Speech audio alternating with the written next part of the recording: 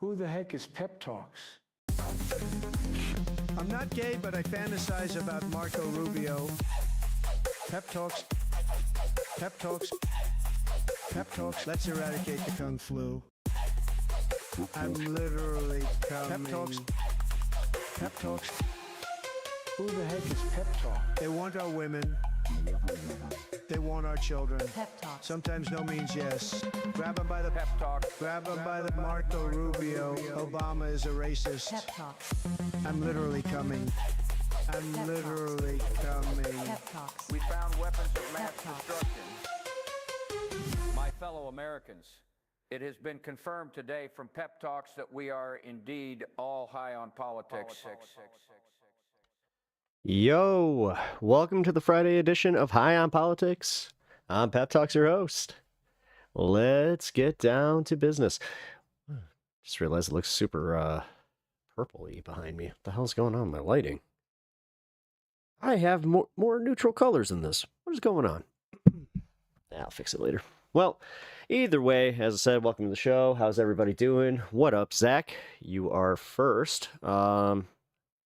How's everything going with you?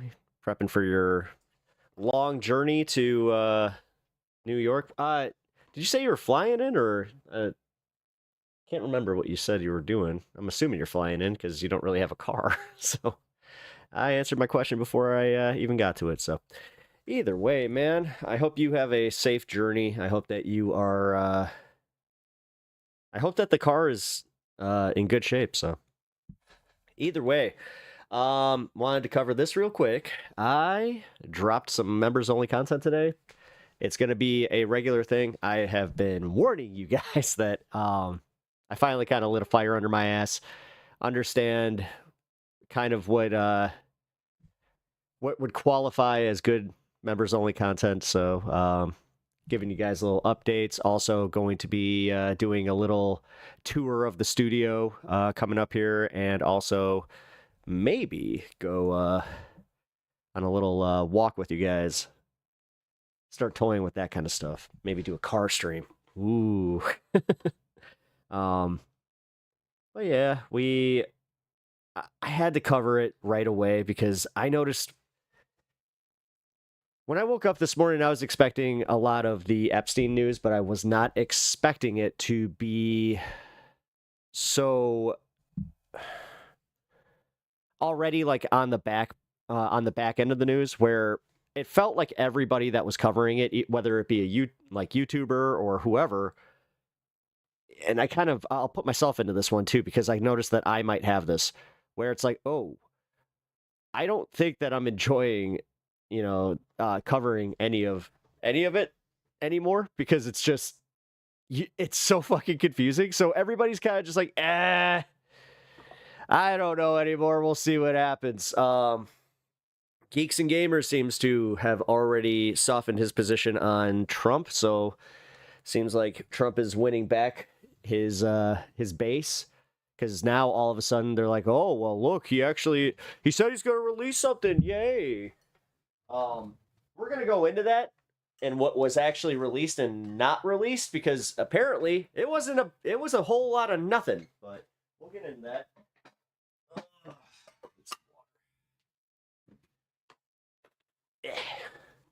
Did you see he signed a crypto bill? Yeah. I saw that, Congress held it up and then they signed it into law, $9 billion crypto bill or some shit. Whatever, man. At this point, I'm actually kind of tired of fighting against all of it. At this point, if it doesn't actually affect me, or like the people, like, as far as the immigration policies and stuff like that, I don't know if I want to focus on shit like that, because realistically, the crypto boat doesn't affect me in the slightest, and I don't give a shit. What up, Anna? How you doing? Hope you're doing well. Did you catch the show yesterday? It was a pretty good show, if I do say so myself. We had some pretty good discussions. We are, I think that we're at a good point here where, like we were talking about earlier, we're bringing in a lot of people. I'm here. Don't know if I'm good right now, but I'm here. Oh, Oh, you didn't see yesterday? Okay, no worries. At a BG3 game. Ah. Nice, nice, nice. Hell yeah. That must have been a nice little day, just going game. What up? Try plugging it in. How are you? Welcome, welcome. You are the first chatter over on YouTube today. You know what to do. Hit that like button, all that stuff. Go into all the anti-ice action tomorrow. Yeah. We're probably gonna hit 2 tomorrow, so look out for those.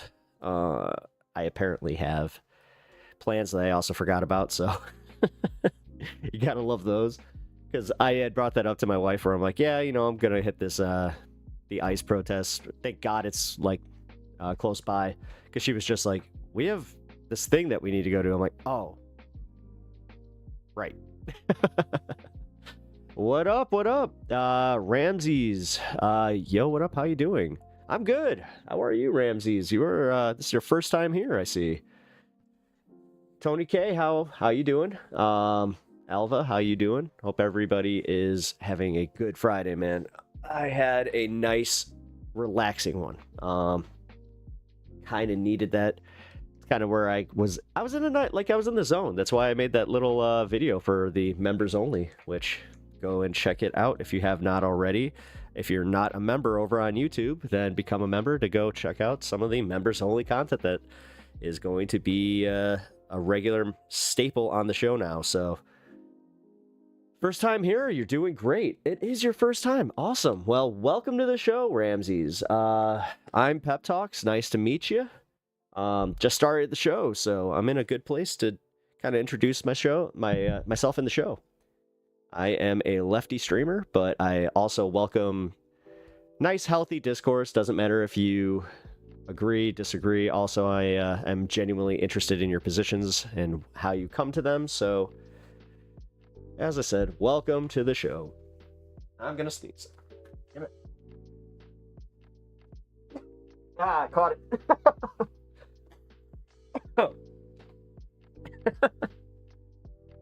That's success when you catch a sneeze where you're just like, oh, hold on.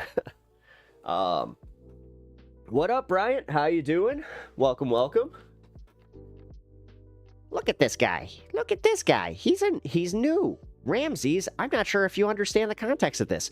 See, I have this thing where you can redeem Tim Pepper. I'm Tim Pepper. Nice to meet you. I'm not sure if you understand the joke, though. Do you know who Tim Pool is? He's my hero. He's my hero. Unlike this asshole.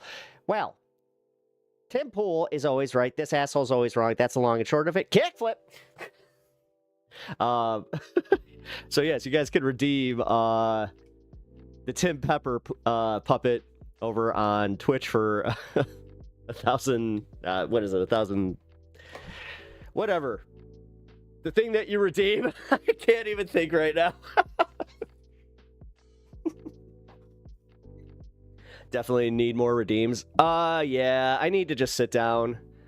Maybe take a day on Sunday or Monday and just go through all that stuff, because I have a few things that I have set up. I just need to go reformat them, because, for instance, like my channel badges, I don't know why Twitch does this. So they already have a pain in the ass process where if you want to like make your own emotes, you have to resize them like to very specific sizes that are not standard by any means. So yeah, like, thank God they have programs that just do it automatically. But here's the thing. This program I was using does not size them for that. So now I have to go and find a new one to go and resize the images so I can have badges and then also do some more redemptions. Somebody was like, you need more puppets. And I'm just like, I'm not sure if I don't want to be known as the puppet guy. Listen, if there's one type of comedy I never wanted to do was puppet comedy. Hell, I wasn't even trying to be the impression guy. That just kind of happened. Twitch emote resizes always messes up the quality. I don't get it. Like, the thing is, I don't understand when you should theoretically just be able to upload any image and just have it reformatted to whatever the hell they're doing. Even YouTube has that, and YouTube is behind on everything. So, I don't know. Kind of is frustrating. It's almost like it's a purposeful oversight Like, I don't know. I also don't know how that necessarily works and how the redemptions work.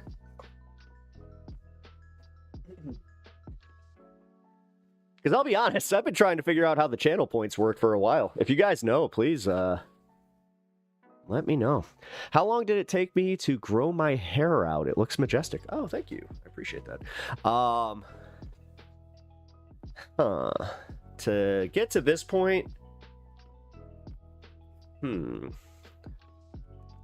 because I started from short hair when I was about 25, like 24, 25. Oh no, shit. I was even younger than that. Because I had like the hockey flow for a long time, and then I just kept growing my hair just because. Oh, that's actually kind of what happened. I ended up having like a flow off, which I know it sounds weird, but it's a thing in hockey where you like try to grow your hair like and have like the sickest flow from underneath your helmet. So yeah. But I'd say it took me about 4 years to get it to like this length. I mean, I've had it for over a decade, so. Yeah, we're going to be taking a smoke break here in a minute. 24, 25, so young, extremely young. Yes, so young. So young. Oh, thank you for the 1 bit, Nova Rider. I really appreciate that. I'm rich. I'm rich, guys. I'm retiring. It's time. I got 1 bit. Let's go. Woo! I wish I'm that young again. Man, I'm a there. I hope you felt that. I hope that you actually kind of felt like a little... What was that? Ow. Oh, it kind of hurt. Yeah, that was me. all this distance, but it was still felt. Now, if you don't know, this whippersnapper in chat talking about 24, 25. God. The fact that was 14 years ago. That was 14 years ago for me. That's insane. Like, I really... I don't like doing that because when I hear other people doing it, get off my digital lawn. Oh my God. Speaking of get off my lawn. So, I saw something really funny today. I was just out, kind of minding my own business, de-weeding some stuff in the, like the front garden area that I have. And there's this little kid. He can't be older than 10 years old. He's got one of those mini bikes, right? And he's just riding up and down on the sidewalk, mind you. And I'm annoyed because I'm just like, come on, man. Like, where's your dad? And I'm thinking nothing of it. And then I just hear... This lady's walking her dog and starts shouting at this kid, just like, and she's doing the thing where she's like, yeah. And I just hear, where's your father? And I just kind of did this thing where, and I wasn't even thinking. I went like this. I just pointed to the house, and she just went, let's go. And she just walked right to the house. I was like, oh, damn it, I narked. Yeah, she called the cops and everything. Cops came, talked to the kid. I guess, I mean, to be fair, he is a problem. I call him Pudgy Rider, which is a little mean, but you should see him. He is definitely quite funny because it's one of those bikes that's really small. And he's overgrowing it, and I'm not sure if he's entirely aware of it, but it does make it look a little bit funnier for me. But you weaponized a Karen against a poor kid. I know it was an accident. It really was. But also, to be fair, Anna, this little shit was riding a not a dirt bike, but like one of those mini motorcycles up and down a sidewalk. Like, I don't know. I was a little conflicted because, trust me, I had that moment where I'm like, oh, didn't want to ruin his fun entirely.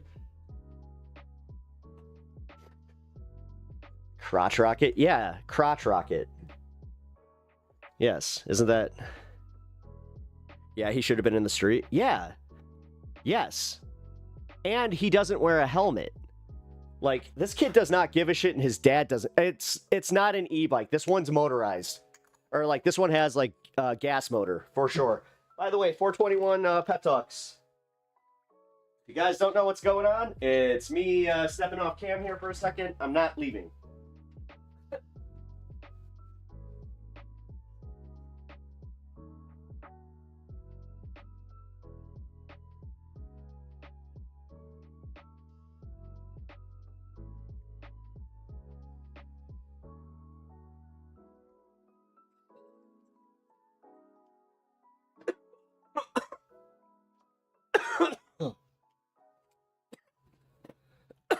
Imagine if I pointed at the wrong house. That would have been funny.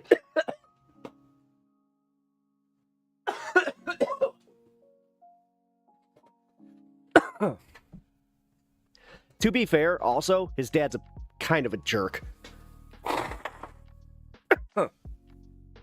I've had moments with that guy.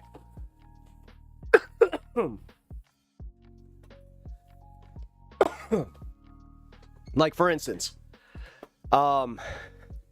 I really try not to be the old man in my neighborhood. I really try. But, like, I don't have, like, a gate or anything in my front yard. So, occasionally what'll happen is, like, kids will come, like, I don't care if they're riding their bikes or doing any of that, like, stuff. But if they're riding their bikes in my yard, which has happened multiple times, that does kind of get me to go,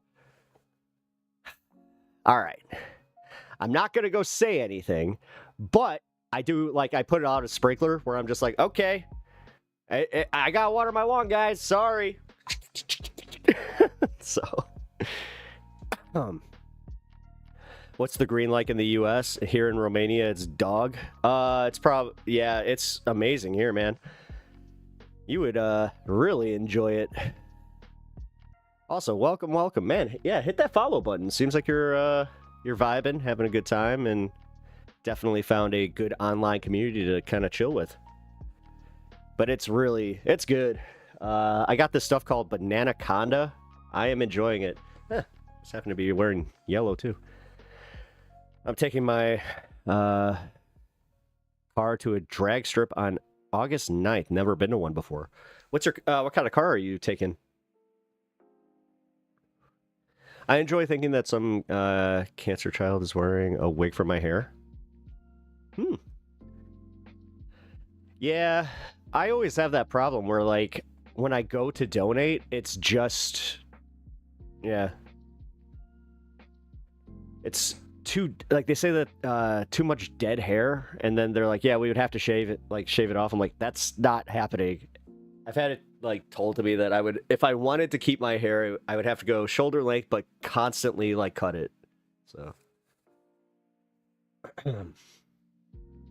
2024 Toyota Corolla LE. You're taking it to a track. Why? Wait a minute. Oh, okay. I mean, it's gonna be interesting. Definitely take a video of that. I wanted to, actually, that'd be really funny if you actually, like, smoke somebody. It's just like, dude puts in a bunch of money and work into his car, and you're just like, I'm here with my dad, Toyota. Let's go. I got the LE Luxury Edition. Yeah. Heated seats, baby! Man, I wish I was riding around in a bike like that when I was little. Yeah, I had, like, a dirt bike when I was 10. I was like 10 or 11. I convinced my dad to let me get a dirt bike. And then I sold that and bought a snowmobile instead. Because I like snowmobiles better. They're just more fun. Ew, snow. I mean, I love snow. That's honestly why I haven't moved. In Canada, it is legal for children to ride a bike on the sidewalk, but not adults. It's kind of the same thing here. Like, we have pretty set rules, but, like, for instance, where I live, we have, like, strict ordinances because we have a lot of, mixed use. So you have a lot of people just, taking walks and taking their dogs for a walk, and it's always being used. And that's why I kind of get where that old lady was. Well, old lady, she couldn't have been more, shit. I got to be careful. She could not have been like more than 10 years older than me. But the way she was reacting, which that was wild. Give me 1 second.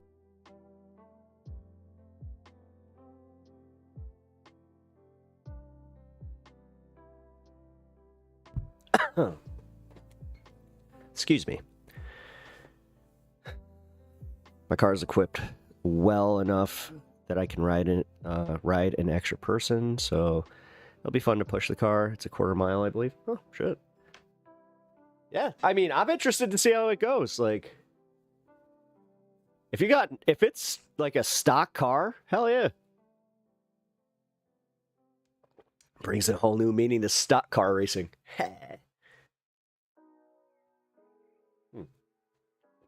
Actually does it, or is that just what it was?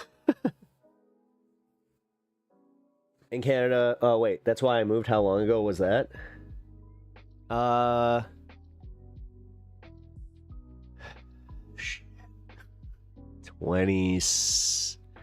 24 years ago? Holy shit. That just broke my brain.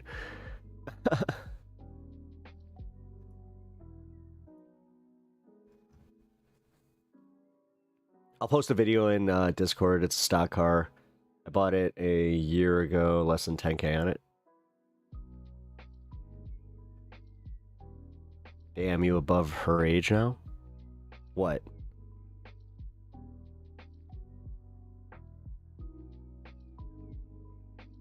Wait, her age? Who? Wait, I'm confused. What are you talking about now? Because I also just saw that I missed a comment from Jeffrey Epstein. Letter is manufactured as an insurance policy. Jeff? I knew it! I knew it! I tried growing out my hair, but unfortunately it's wavy and curly at some points. Kenzie! 6 months! Wow, Oh, thank you. months. Thanks for all you do. Oh, Victory thank hand you, emoji, Ken. Black heart emoji. Transgender flag emoji. That's awesome. Thank you so much. And yes, congrats on the 6 months. That's awesome. I'm so pumped about you guys like being here with me for this long, and it's finally happening, man. I've officially been doing this for a little bit, past that point. Think I'm doing okay. What said is allegedly the FBI has been told to flag Epstein records and that mentioned Trump. Oh, really? Interesting.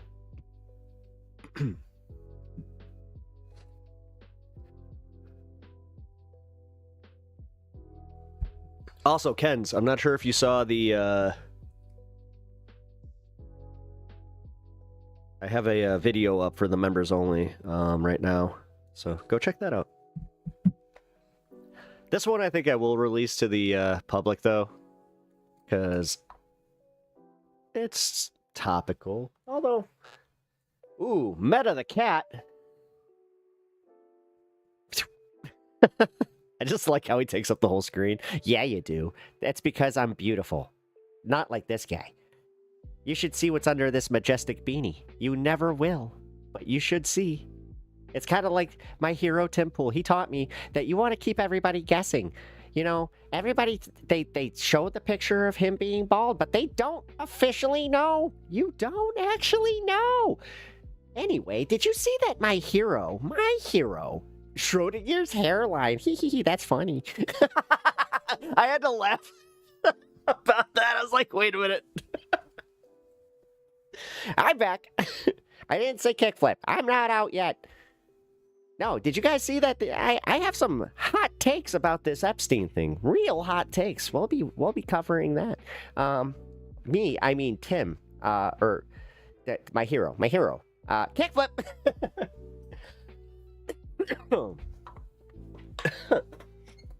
I lost that one. I'll admit it. Schrodinger's kickflip now.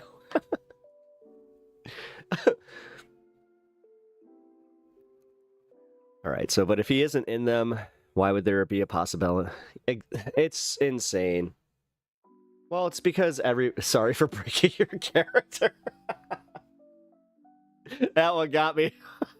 I was like, when you're watching like an SNL bit and you see him break, which, you know, Lorne Michaels sucks. Like, I understand that you don't want him always doing that, but the hard rule of it, where it's like he won't invite people back for it,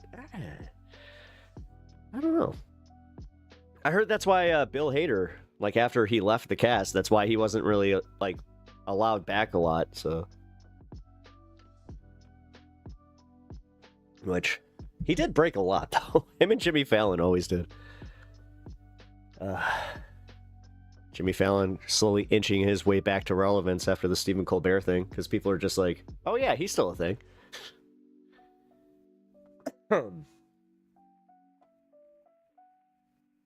Yeah, this whole news cycle has been crazy. All right, I actually want some of your guys' opinions on this, because I've been toying with this all day. Do you think that we're getting a little bit of a false narrative from YouTube, and have I been playing into it? Because for since Monday, we have essentially watched the mainstream media go from, oh, you know what? They're not going to let this go. They're not going to let this go, to it's, again, Friday now. Not even a full week. And they're already going, he has full support. New polls show that, you know, Republicans actually support him even more, which makes sense.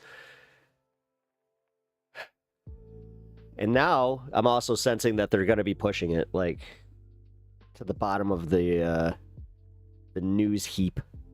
So, and algorithmically, they are punishing anybody that puts Epstein in their titles. I had 2 videos that got flagged, where they just like gave me like limited ads, and then I just changed the title, like taking his name out of it. Immediately they gave me the all clear. I was just like, oh, that's fantastic, cool. So now he's part of the if you put Israel or Palestine in your title, same thing. So by the way, guys, if you ever have that as a critique, just know that's why I don't do it, because they will not let me even monetize my stream if I do that. So can't let that happen. Maybe critically. That's what I've been doing. And also today's title, I have to say, is kind of cryptic for 2 reasons. So I titled it, "What the fuck is happening?" Or WTF is happening, you know, keep it TOS. Because, yeah, what is happening? This is why I'm asking you guys. I'm at this point where I'm like, I don't know what to say anymore. I know I'm the streamer. I should probably have, like, a better, or just a more locked in opinion about this, but I don't even know where to formulate one, because it's just, it's like, what even matters anymore? They broke me. I need to reevaluate everything. As far as this, Trump had messaged content creators to stop talking about Epstein. Yeah. I think the search for the actual truth is on the situation could be dangerous, perhaps. Yeah. Yeah, the thing is, like, you got conspiracy theorists that have gone hardcore doubling down, but now you're seeing them do the same thing where they're like, I'm not sure how far I want to push this, though. It's like, wait, what changed? What changed? Darn Meep State confusing. Yeah. The Meep State broke me. Just, if anybody ever asks what happened, you know, what was it? What was there a certain day that Pep Talks broke? Just be like, it was the day the Meep State won. I think it's pretty simple. What is it? Please break it down. I'm losing objectivity. I think that I am realizing that I might watch too much content when I'm off. Yesterday, I definitely had that problem. I hate to admit it. It was pretty much all day. Man, my allergies are killing me today.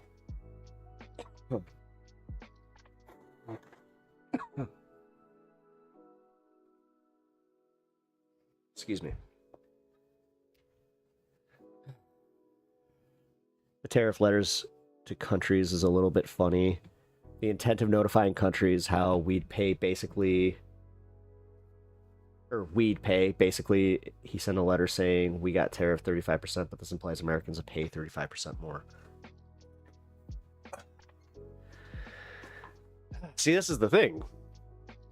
I can't even focus on the tariff news because that's even confusing. See, I have to be completely real with you guys, man. I don't know how much of it is a bubble anymore, because watching certain things and watching certain reporting, you would think, oh, like the inflation news. The inflation and the unemployment news are two of the big ones, where the left was reporting that we had lost jobs, but technically we gained them because of the federal sector, which to their detriment, they didn't say that. So now I have people in my life coming up to me going, oh yeah, you know, I heard the opposite. And then when I look it up, the numbers and the news is showing that they're technically right. And it's like, no, I look like an asshole. It makes me look like a fucking propagandist asshole. And that's not what I'm trying to do here, people. And like I said, the inflation numbers was another one. Like, I don't understand where inflation went up. Okay. But then they're saying, well, in other sectors, it's actually down enough, so it offsets it. It's like, and this is coming from private economists. This isn't coming from, like, Trump land. So, I don't know. That's another thing. I'll cover that, but yeah, back to the Epstein thing. Trump in the files and he's covering it. Trump's in the files and he's covering it up. It's why he wanted Matt Gaetz as AG the first time around, because he wanted someone who he had dirt on to destroy the files that had dirt on him. He's trying to release something to satisfy his followers, but nothing that would incriminate him. Ah. Okay, so the theory that he's going to throw somebody that he knows under the bus, because I was listening to another AG actually, and he brought up that the only thing that could really satiate these people at this point is going to be if he incriminates somebody that he knows and he was friends with, as well as Democrats, because they even said if it's all just Democrats, they're not going to even buy that anymore. Because the cover-up is too deep now. Pam Bondi really fucked up, guys. I just gotta say, like, that was a fun miscalculation to watch happen. You know what? Right back. Ugh.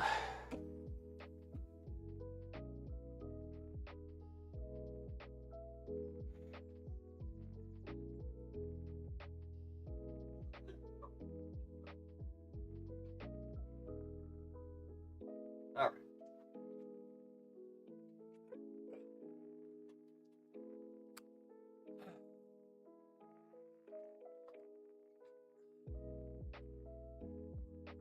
It's here, so.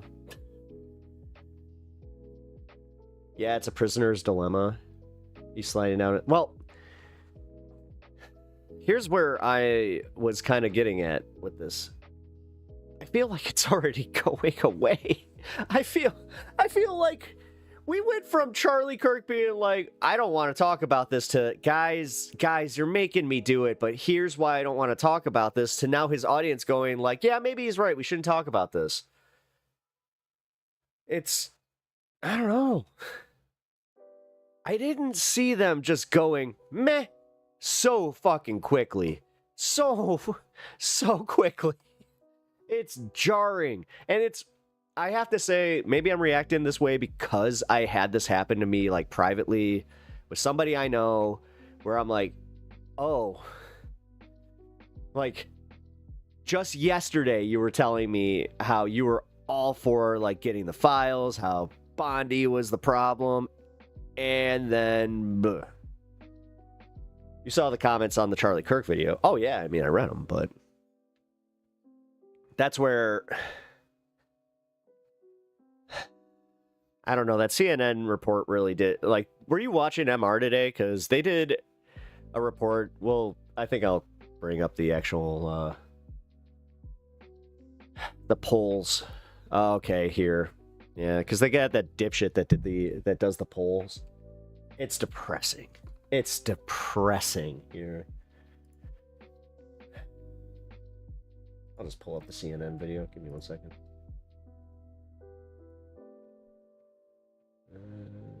Poll show.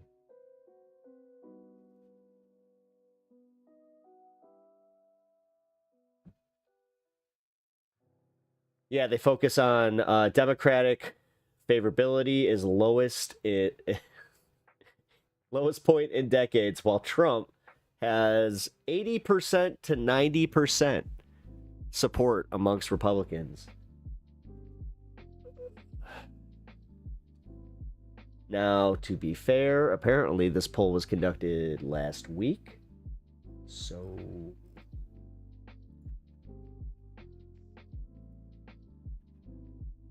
Can't find the video of it. I can only find... Oh, wait a minute. Am I misremembering? Did Sam just read it? I hate when that happens. Hold on, give me 1 sec. Because I know he did it like right at the beginning of the show, so it's... The Majority Report with Sam C. Ah, thanks for the $5 super chat. Triplug and Jiden $5. Maga's got Stockholm Syndrome and don't like yelled at by Daddy. Maga. Please Daddy Trump, please love me, I'll be good and not ask about the files. Alright, here we go. Line is real. Yes, in right. real Who life. knew? No, I Who didn't. I want to get into The prior poll, 87% approval. Yeah, see... this dork. Honestly, the more I see these guys, they fucking, like, they really piss me off. Like the other guy, was his Steve Konacki?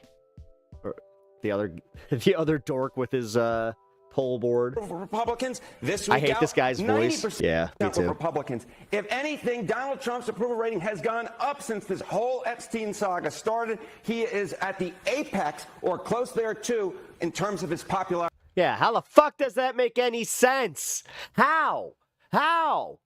Don't believe my lying ears, don't believe my lying eyes. Well, my lying ears and eyes are lying to me, or apparently they're lying to me. Right now, I'm very conflicted about this because I'm seeing it online and in my real life that people are pissed off at him. They are not very happy. But what the actual... with Republican voters, Sorry. Epstein files, complaints, or not. You just proved that not everything online is real. Yes, in right. real Who life. Who knew? 2% is within the margin of error. Pause Is there it for any 1 reason that second. you can- Oh, yeah, I understand that, but still. Pause it for 1 second. That's incidentally not what it proves. It just Yeah, but, like, just look at the way he was glazing, though. proves that there might be other people besides Republicans online. But nevertheless, let's The just keep margin going. of- There's but the margin of error is 6. Like, I don't understand the framing of. I'm not saying that Trump's supporters are going to abandon him. I'm not saying that, but it's a very odd framing when it's both of the. And maybe that's where I'm bad at this, where it's like, as far as expecting them to abandon him, because I realistically don't expect that, but why else am I so mad These if I are didn't have a within the little margin bit of of that error in to me, where I'm frame just his- like, well, what the fuck are you doing? Increase his support. well, let's put it this way. I mean, if the poll had said he's losing 3 points a poll, we wouldn't be talking about it now. But let's keep playing this. Complaints, or not. You just proved that not everything online is real. Yes, in right. real Who life. knew? No, I didn't. Ew. Amazing. Wait a minute. but you're talking about polls that don't actually represent the majority of the country because those can be skewed like that, especially with the way that you do it. Twitter and X are not reality. Is there any reason that you Like, you do realize that they're not just randomly shooting these out to like somebody watching their videos or any of that, which would be the best way to do that, by the way. But yeah, like they're talking about Rasmussen and a few people that are targeted. Well, of course they're fucking targeted. They're people with landlines. Who has landlines anymore? Seriously. And I'm not trying to be a dick about this, but for real. you can find that this hasn't taken hold and hurt him? Yeah, I mean, on X, all you hear about is the Epstein files. Seniors, thank you. But how about one respondent? One respondent. Yeah, this real. Kodaki, you failed this one. in the real public? Republicans who said the top issue was Epstein case.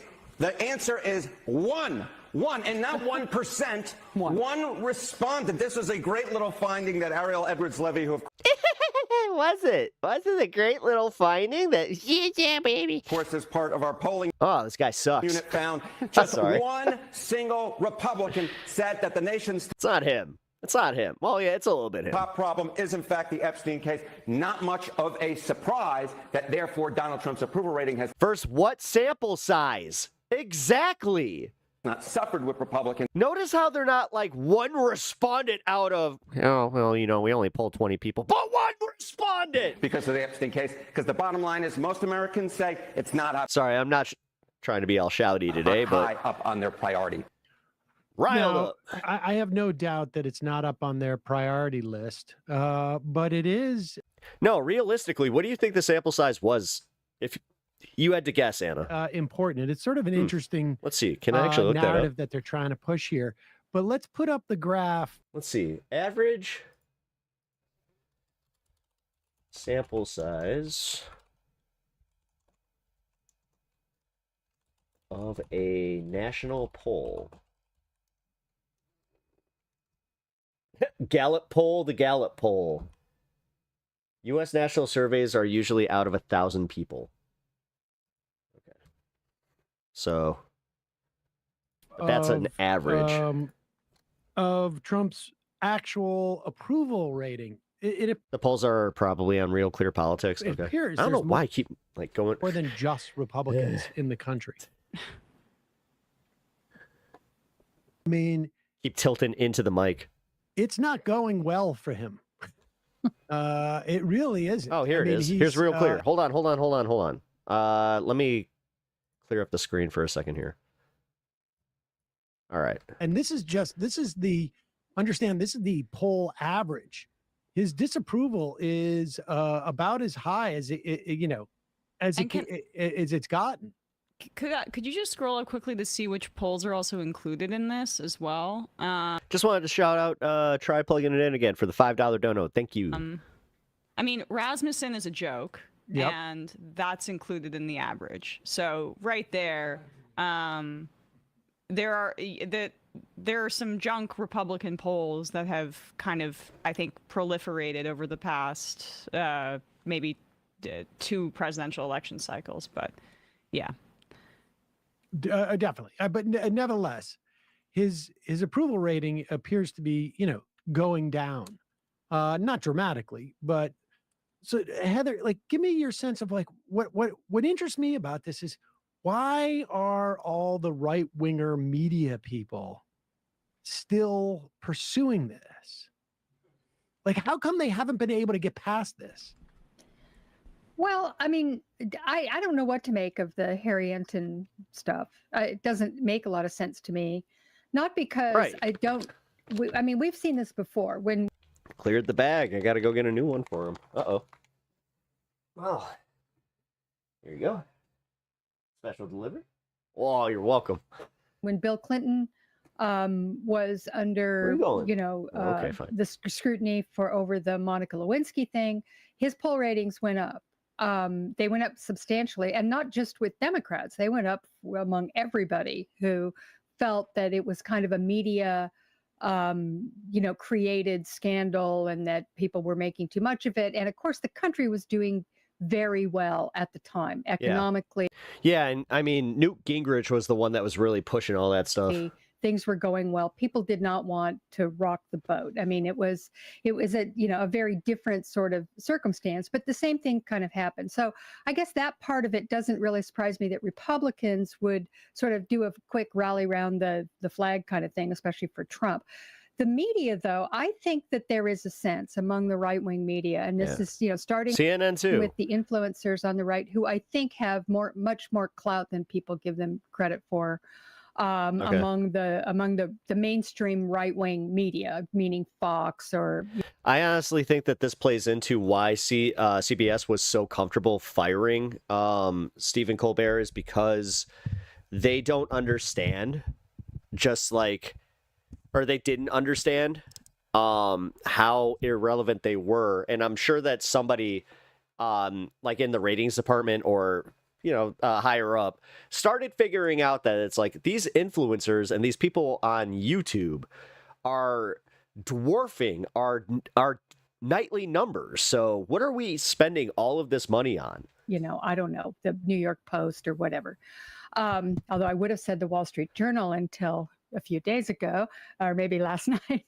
But they know that he's going to go after them now. MAGA movement they are dependent on it. These influencers are dependent on what we think of as the MAGA movement, which is very, very online. It's very, very much concerned with these kind of things. Still love The Late Show. Gonna miss it. And they do care about this. And, we'll see whether or not this kind of emphasis on it. People like Alex Jones, people like Joe Rogan, people like, what's her name, Libs of TikTok or Laura Loomer, or, these kind of people who we look at and go, why is anybody paying attention? Yeah, I have to admit this too. Like I was watching a channel today, More Pegasus, and I'm not shouting him out. Fuck that guy. Like he's one of the most annoying channels I have found in a while. But he was covering the Ethan drama with Legal Mindset. And I just have to say, man, like it was a reminder where I'm like, oh, it was low effort, super like incredibly annoying, also incredibly bad faith. But the guy has almost, I think it was close to 700,000 followers, which is insane. These people, Fire Fist, thank you for becoming a member. Do have a following. Really oh, you were already a member. Look at that. I believe that is a 6-month batch there, my friend. That it seems to me pretty clearly that there are plenty of people who are very worried about that following. And that following is where their money is made. And honestly, that's where I think down in Bongino was this past week. I mean, just Fire Fist has unlocked the to recap. Members only video achievement. Bongino was in the midst of I should make something like that. Whole release by the You watch Pegasus Daily? That guy sucks. That guy has number one, he has an annoying voice that like I just cannot get over. And on top of it, it's like, okay, we get it. You know how to meme. Department of Justice saying that the Epstein files is nothing. We found nothing. Case closed. Let's move on. And Bongino reportedly was very thank you for letting me know. Upset by this. Appreciate now, that, I don't know if that's actually what happened. Because what all of these ex-TV hosts start a podcast. Oh yeah. Read, and I can't remember where I read. Yeah, but Francesca, she pointed this out later in the show. I'll link the fun half for you. Oh wait, I can't do that. Hold on, never mind. Later in the Majority Report, if you guys have access to the fun half, Francesca was talking specifically about how the people that work on Stephen Colbert show and how it's on average around 200 to 400 people, and how this is just devastating for entertainers, writers, and anybody that really works in entertainment. Read this, but I think it may make a little more sense than what people are saying. Was that he was being blamed for leaks that went to the press because they leaked that memo, and he was being blamed for it and got very upset with Pam Bondi, and they had a screaming fight in the White House, and Bongino didn't go to work the next day, and they thought he was going to quit, et cetera, et cetera. Bongino is a creature of this influencer world on the right. That is what he is. That is his life. He misses it. Obviously, he said. Oh, that was one of those sneezes that like kind of gave me like the white light where I was just like, whoa. So he doesn't really like his job. He liked being a podcaster, and he also made a boatload of money doing it. He made a lot of money, and all these people made a lot of money doing it. Having this thing out there, this is going straight directly to their financial bottom line, is this Epstein thing. They made money on it to begin with. They will make money. They will lose money if it disappears. There's a whole lot of incentives there for them to, be at least.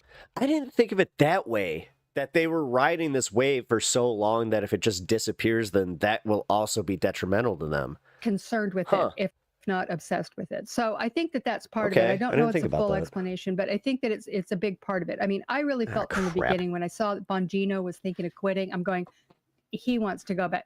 He's preserving his ability to make a lot of money. And he doesn't want to be caught up in some cover up of, Epstein.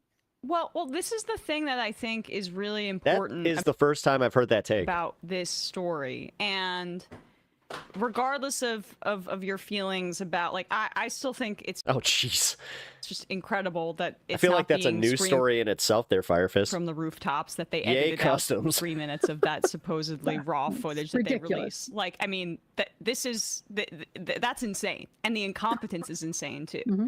But what it hits at is the Democrats for Trump for the past 10 years have enabled this narrative of Trump being an outsider who is combating the elites. That's how he won in 2016. The deep state, right? And they've continued down that course with the MAGA extremists. You hear this every time from frickin' Hakeem Jeffries on TV, now calling them Republicans, tying him to the establishment. Just choked on my coffee. Of the party. What this does for his base is it makes it look like he's covering up for the amorphous elites that they've been talking about him combating. And so I am skeptical that this is not going to actually hurt him, at least a little bit. I am too.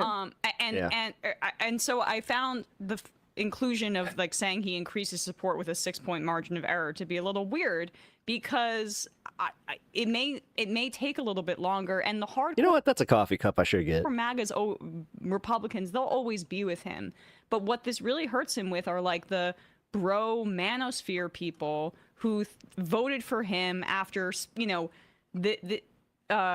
Lorenz. I think that Sam's having the same problem with the allergies today, because, like, I can just not breathe. Did this, and he's doing the same thing where it's like, piece about how in the aftermath of the pandemic, 2020 on, there wasn't this divide between the online world and the traditional political world that used to exist.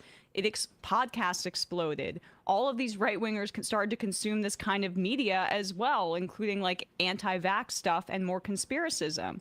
And that's where I think this could cause an issue for him, is in this new media ecosystem. Well, there's no doubt. And I think also, I mean, keep in mind, there was some fraying around the edges before the Epstein thing happened in that manosphere group. There was Joe Rogan was complaining about the immigration thing, saying, hey, I didn't know they were going to do that. They weren't going to go after guys working at, as gardeners and at Home Depot. True. I thought it was going to be the worst of the worst. This guy, what's his name? Adam Schultz? Is it Adam Schultz? Andrew, sorry. Yeah, Andrew Schultz. I mean, he was kind of going on and showing some skepticism and kind of going, you know what, this isn't really what I thought it was going to be. So then along comes the Epstein thing, and it's exactly what you said, Emma. They had they had based everything on this idea of him being the guy who was going to clean up this cabal of whatever among the Epstein, and there's a direct line between QAnon and Epstein. Obviously, it's about this international pedophile cabal. Yeah. That's why they're honestly, that's why you got the hardcore ones that will not let this go. When Epstein came along, all those QAnon people went, Eureka, there it is. The proof. Here's the big pedophile. And he was flying around with Clinton and had, Ehud Barak and the Mossad. This was a perfect conspiracy theory for them to latch onto. So, there's that Starman. That kind of hardcore there among the MAGA faithful, that actually for them, this is it. I mean, I think Glenn Beck called it the Rosetta Stone of the MAGA movement. Was the Epstein files. I mean, he's not necessarily wrong. And that's why I was on board with it, like, not disappearing so quickly. As I said, that's a personal fear of mine, I guess, is, and this is just my personal perception, I have to say that, like, this is just the way that I was being fed the algorithm today, and CNN and that poll came out. I don't know. We got some more content that kind of points the other way, though, so I'm not going to freak out.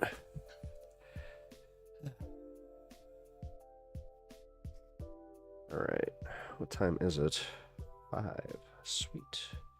That means let's get this going.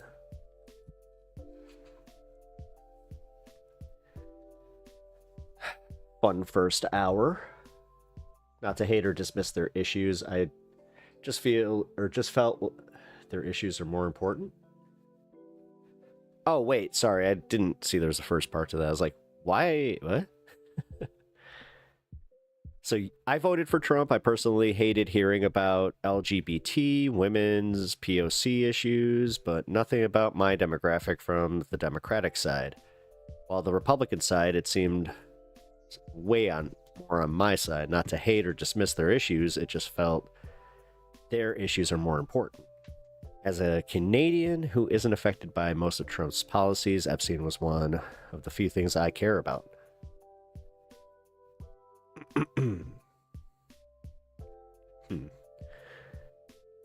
That's how two rich men's parties divided us. Well, yeah.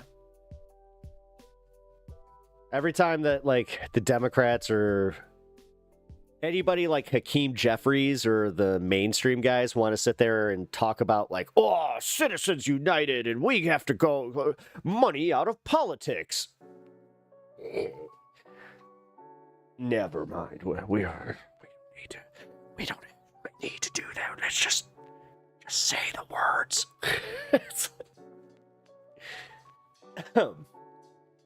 And then AOC or like Bernie Sanders comes out and they're just like, we need to take like Bernie Sanders especially, we need to get the money out of politics. And they're just like, Bernie, he's just being Bernie. Come on, guys. I mean, you know, he says the same stuff. Come on, guys. Come on.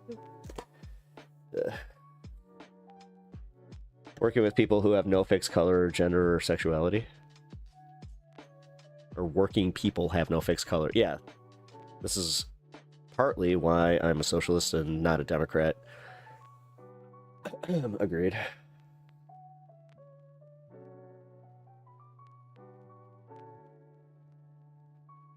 Gas prices don't have anything to do with our president, and the fact that we're still doing this thing where it's political capital, while everybody simultaneously knows that he cannot control the prices of oil. He can only do policies that can increase the prices of oil, or lead to, you know, more production, or like policies can lead to that directly, but not the actual man and the decision, like just to arbitrarily say, I want the price of oil down. Like trust me, if he could do that, then it would be at $1.98 because he would want to look good, but it's not and never was.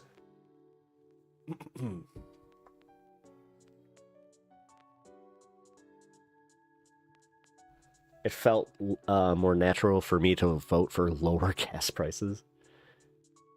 Did you see gas prices on the No Kings Day? Yeah, exactly. It's just...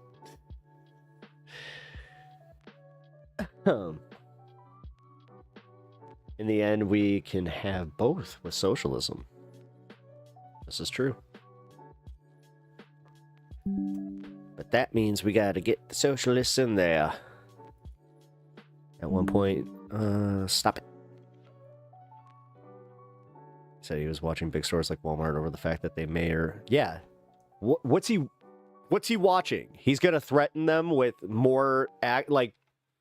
Dude, you understand that at that point, like... So he's admitting that they have enough to actually, like, not, you know, trickle down the cost to us. Meanwhile, they still are. Like, trust me, I have seen my grocery bill go up. So that's enough for me to just anecdotally go like, That is,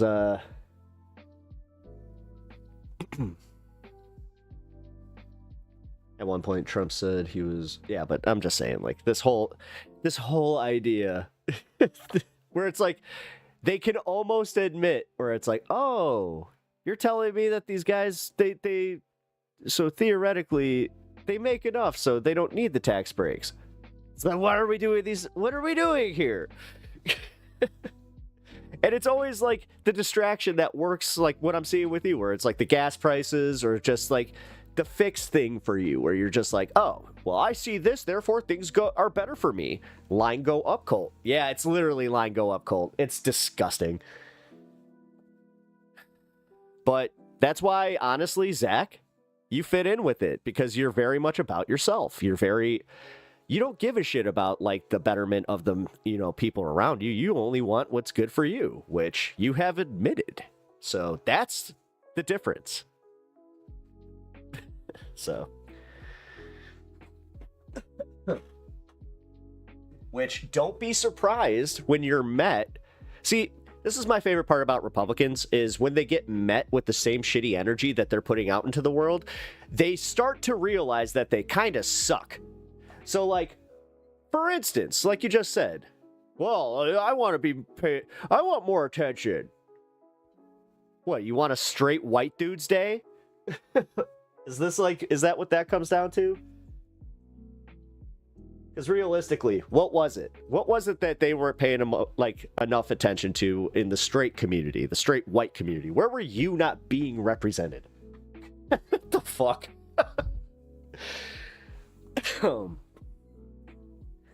What's good for me and my family? See?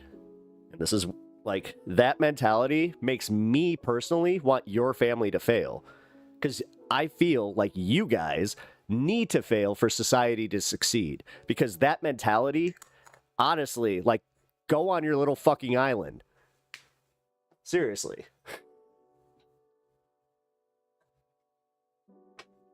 That's also my biggest thing is notice how you guys don't, like, that side doesn't have enough convictions to just not pay taxes, to just formulate their own little communities where they do whatever the fuck they want. Like, you guys just don't do anything you actually believe in.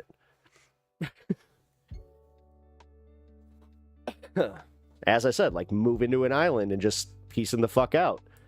You guys want to be like that. You don't want to be part of a social, like, you don't want to be part of the, like, the party and want to be part of the actual system. Fine. The attention we have gotten is past hundreds of years of planetary dominance or domination. As I said before, I'm planning to. Oh yeah, your cabin in the woods idea. I mean, have fun, man.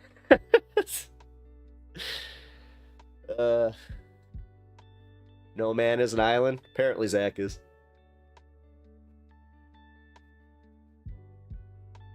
I'm all for it, man.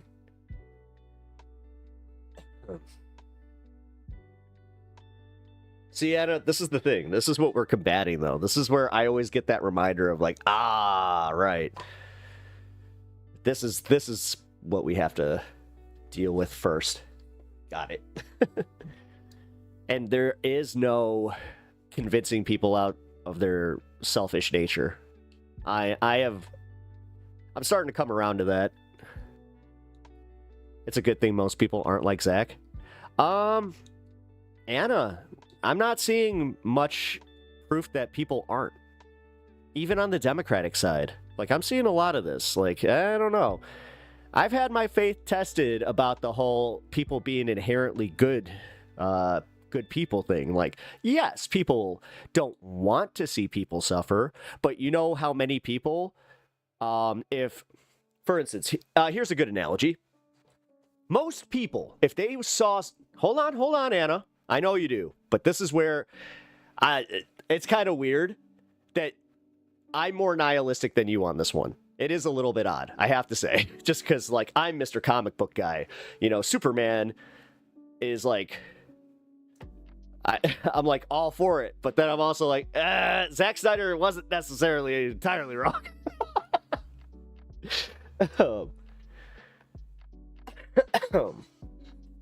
I have just been proven wrong that more people in our society would gladly they'll say something if they see somebody getting beaten, or like say like there's a crime happening right in front of them, but you'd pull like a curtain and put them behind a curtain, they won't say shit.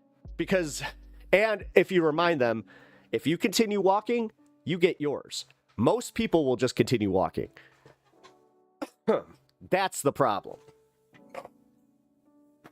And not admitting that's being part of the problem. Am I wrong?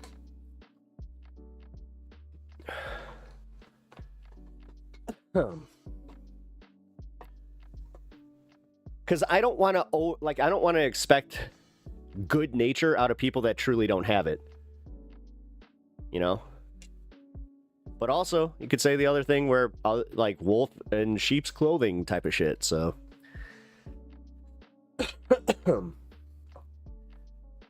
That's bad. Men's mental health should be cared for, but as a member of the LGBT community, I care and can tell you we would all care if you cared about us and brought that issue to us.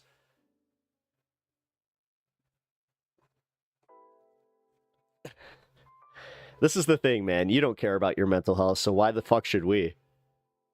Like, let's be real here, man. Like, you're one of, like, these bootstrap motherfuckers. Like, nah, dude, I don't like this. Because you want everything without giving anything. This is why I have this attitude towards that. That's insane. You've admitted that you don't. You've admitted that you're like, oh, you know what? I could pull myself up by my bootstraps and everybody else should. Because I did. No, dude, now you want... No, see, this is the thing, dude. Now you want the sympathy. Now you want people to care about you. Now you want the benefit of community. You don't get both. Sorry. I pay a lot more in taxes than most, no? It's almost like you get it. It's like you're almost there. We all pay more taxes than most rich people, yes. Oh my god. Sorry, I'm shouty today. I need to smoke. I need to calm down. I'm getting riled up. These allergy pills. Actually, you know what? Took that new Benadryl that's it's got like a I'm not sure if it's caffeine. It feels like a little bit like a caffeine pill, I'm gonna be honest. Because it's making me like kind of wired, man, but it is definitely having the opposite effect of most Benadryl, where I'm just like, whoa, I'm like really awake. It's suspicious that most Republicans voted no to release the Epstein files, and now they're planning to release some of the stuff. Yeah, exactly.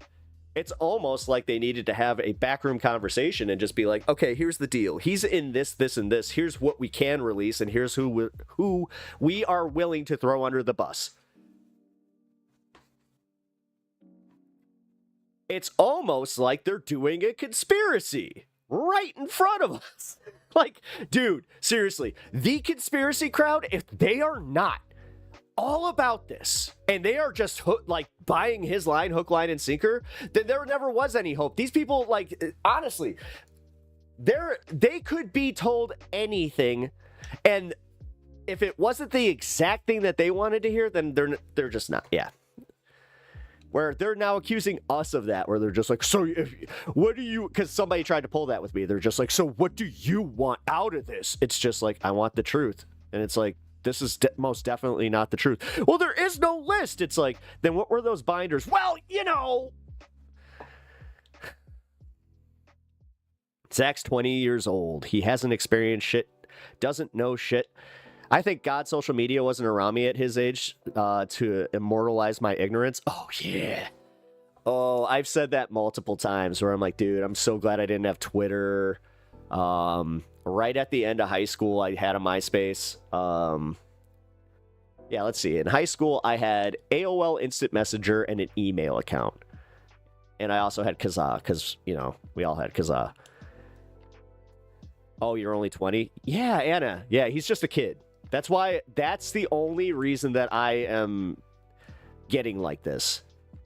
No. He's like, that's why I get really angry when he has a little bit of like the just buying hook, line, and sinker into the like the gas thing. We all change over time.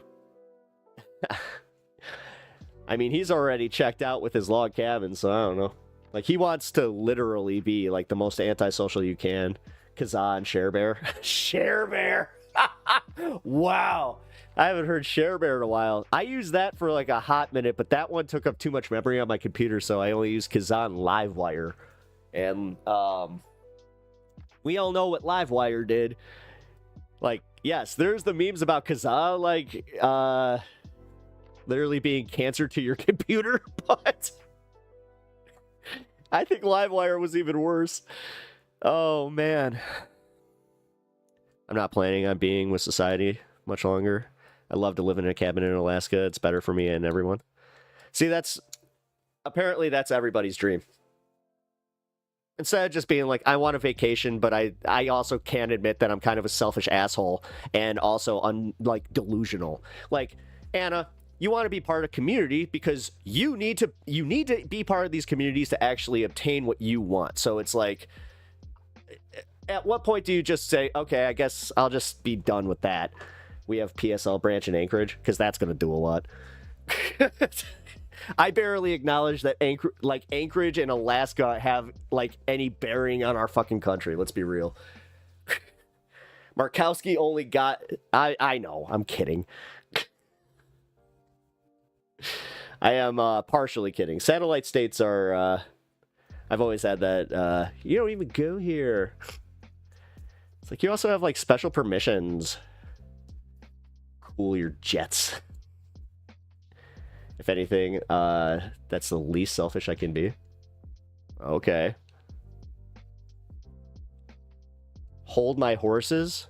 Well, I got 4 of them, so they're getting a little restless. I can only hold them for a little bit before they start pulling me in all directions, and we all know how that goes. Asking to isolate and tear yourself away from this society is selfish.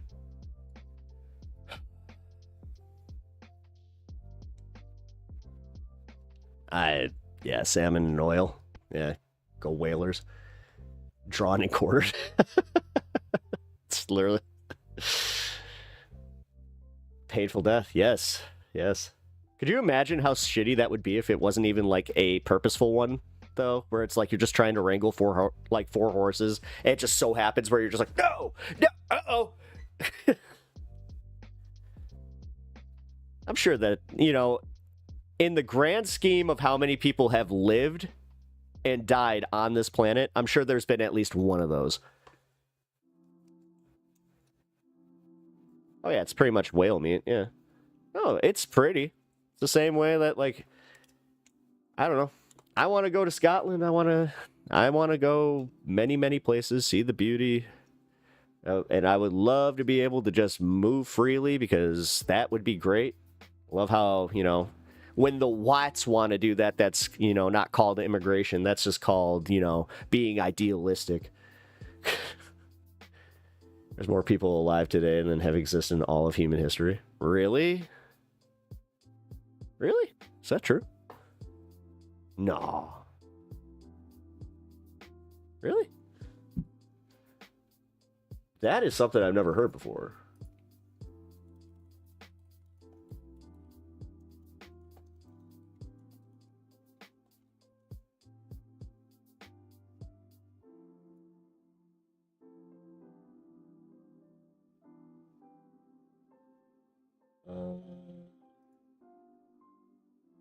Fact or fiction? Living people outnumber the dead, from Scientific America. Has swelled so much that people alive today outnumber those who have ever lived, says a factoid whose root stretches back to the 1970s. Some version of this widely circulated rumor have claimed that 75% of all people born are currently alive. Yet, despite a quadrupling of the population in the past century, the people alive today is still dwarfed by the people who have ever lived. In 2002, Carl Hub, for most of human history, population grew slowly, if at all. calculate how many people have ever lived. Hub followed a minimalist approach, beginning with 2 people in 50,000 BC, his Adam and Eve. To calculate this, he estimated that slightly over 106 billion people have ever been born. Of those people alive today, comprise only 6%, nowhere near the 75%. For this myth ever to be valid, there would have to be more than 100 billion people living on Earth. How cozy. It just doesn't seem plausible. Today, more than 6.5 billion people are walking the Earth, according to the United Nations. Recently, the population has increased by about 1.2%, down from the peak in the 1960s. Huh. Interesting. I'm getting fact-checked, damn. Is that bad?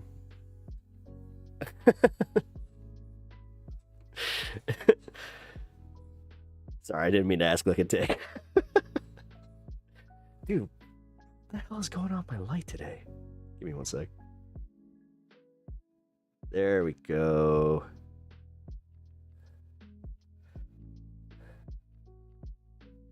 There we go. Let's get this a little bit more blue. Perfect. More people have died or will ever exist than will ever exist at once altogether. Yes. Yeah, that's why I was very skeptical about that, I'll be honest. No, I didn't say... No, I know. Honestly, I was just kind of like having fun with the fact check there. Because it was just legitimately something I had never heard, so... Not trying to step on your toes. So evolution shows that as we go back in time, we have more and more ancestors. Self-efficient anyways. If I wanted to, I could buy a house in 6 months and continue working until something happens, or I get a specific phone call, or I live in a cabin anywhere where more people have died. Excuse me.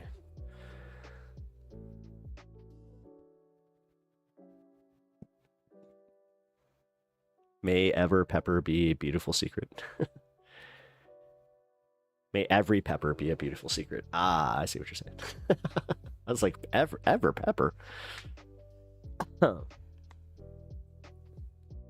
Ooh.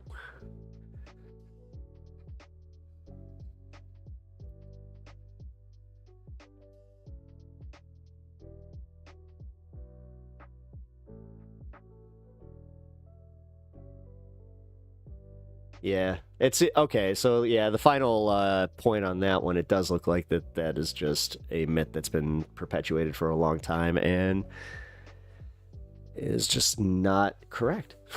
So cool. Moving on.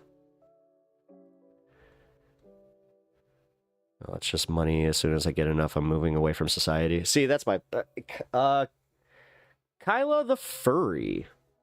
Hello. Like, are you actually, like, is that your thing? I mean, I don't judge. Wash your damn costumes. That's all I gotta say. Smelled a few of those at Comic-Con. Holy crap. Yes, that's your thing. Oh, cool.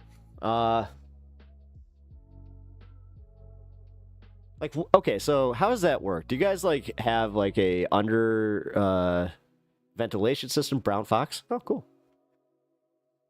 Well, I'm happy for you. I'm happy that you find happiness. See how easy it is, guys? I don't have to necessarily understand it. It's not my thing. But I don't care. Let them have your fun. You're not hurting me. You're not hurting anybody else. And I just made my peace with the one thing that I think is a little bit like, okay, I have to make my peace here. I have been around enough Comic-Cons where I have had to stand, either in front of or next to a person in a furry costume where you're just like, oh my. Like, okay. I thought my hockey gear smelled bad. Which... That's kind of what I equate it to, where it's just like, it kind of smells like a goalie bag, but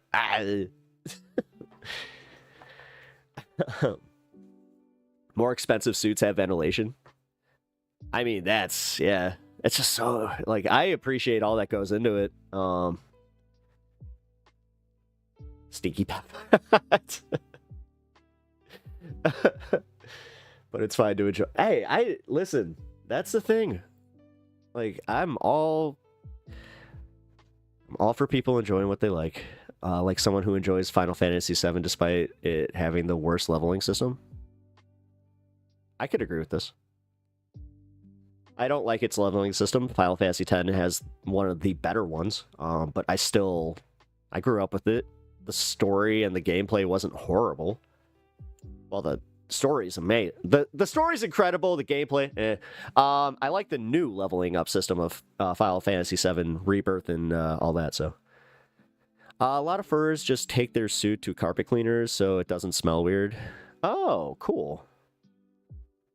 So I'm just getting unlucky with ones that they literally just keep it wherever they keep it and just never wash it and just put it on for whatever occasion they're going. Yeah. Crap. That would be my luck where it's just like, well, that's a bad example. I don't like 8s. 8s was bad. 9, yeah, again, they didn't really find their footing until 10, in my opinion. But at the same time, that's also when we had Kingdom Hearts come out, and then we all went, why couldn't we have this sooner? But I digress. There will be gross people everywhere. Yeah, I mean, okay, so I will, for some reason, never forget where I was for this. We were at C2E2. I was standing next to the, oh my God, it was the Brandon Sanderson booth. It's his book booth. I think it's called Dragon Age or something like that. Not Dragon Age. Oh, fuck, what's it called? Dragon something. But I was standing there waiting for my friend to buy his books, and there was this guy that just like, he walked between me and my wife, which was already kind of rude because we were standing together and we were not blocking a walkway. So he like brushes past us, but then he stops in front of us, and it was so, like, his BO was so bad that me and my wife like looked at each other and we both stepped back and then away. We were just like, oh God. Like, it left an impression on me. Kingdom Hearts came out at a perfect time. It really did. Kingdom Hearts is such a good game. It's one of my favorite games of all time. I just started a new campaign. I got to the Tarzan level, and then I stopped. Dude, navigating up that tree is such a pain in the ass. When in time have humans perished the quickest? Good question. That is actually a pretty good question. That's interesting. When you walk away, you won't hear me say.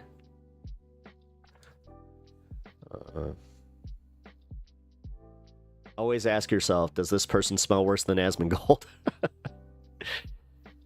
Is it funny that, like, the few times that I've gotten compared to that guy specifically, I wonder what it is. What could it be?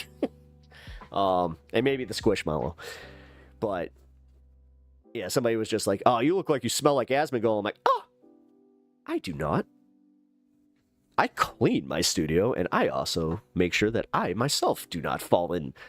I could actually never do that. Like, I've always had to think about BO. Like, I had an unfortunate situation when I was like in 5th grade where, and you know what? This actually speaks to having not only a good friend, but a good, like, well, she was my girlfriend who I found out like just through hanging out, where she just like came out, like I was the first person she ever came out to. I was just like, oh, so we're just like buds then. Cool. But yeah, she, after that point just kind of said, yeah, I gotta tell you something. You need deodorant. And I was like, what? She was just like, yeah, you need to like wear deodorant more regularly. You're at that point. And I was just like, you saying I stink? She's like, oh yes, you stink. I'm like, so I was like, I will never let that happen again. You clearly own an air fryer. Hey, What's wrong with my air fryer? Hey, I have a front load air fryer. Technically, it's also a toaster oven. So, hey, I feel like that was a personal attack. I like my air fryer. It's okay. I don't air fry all my food.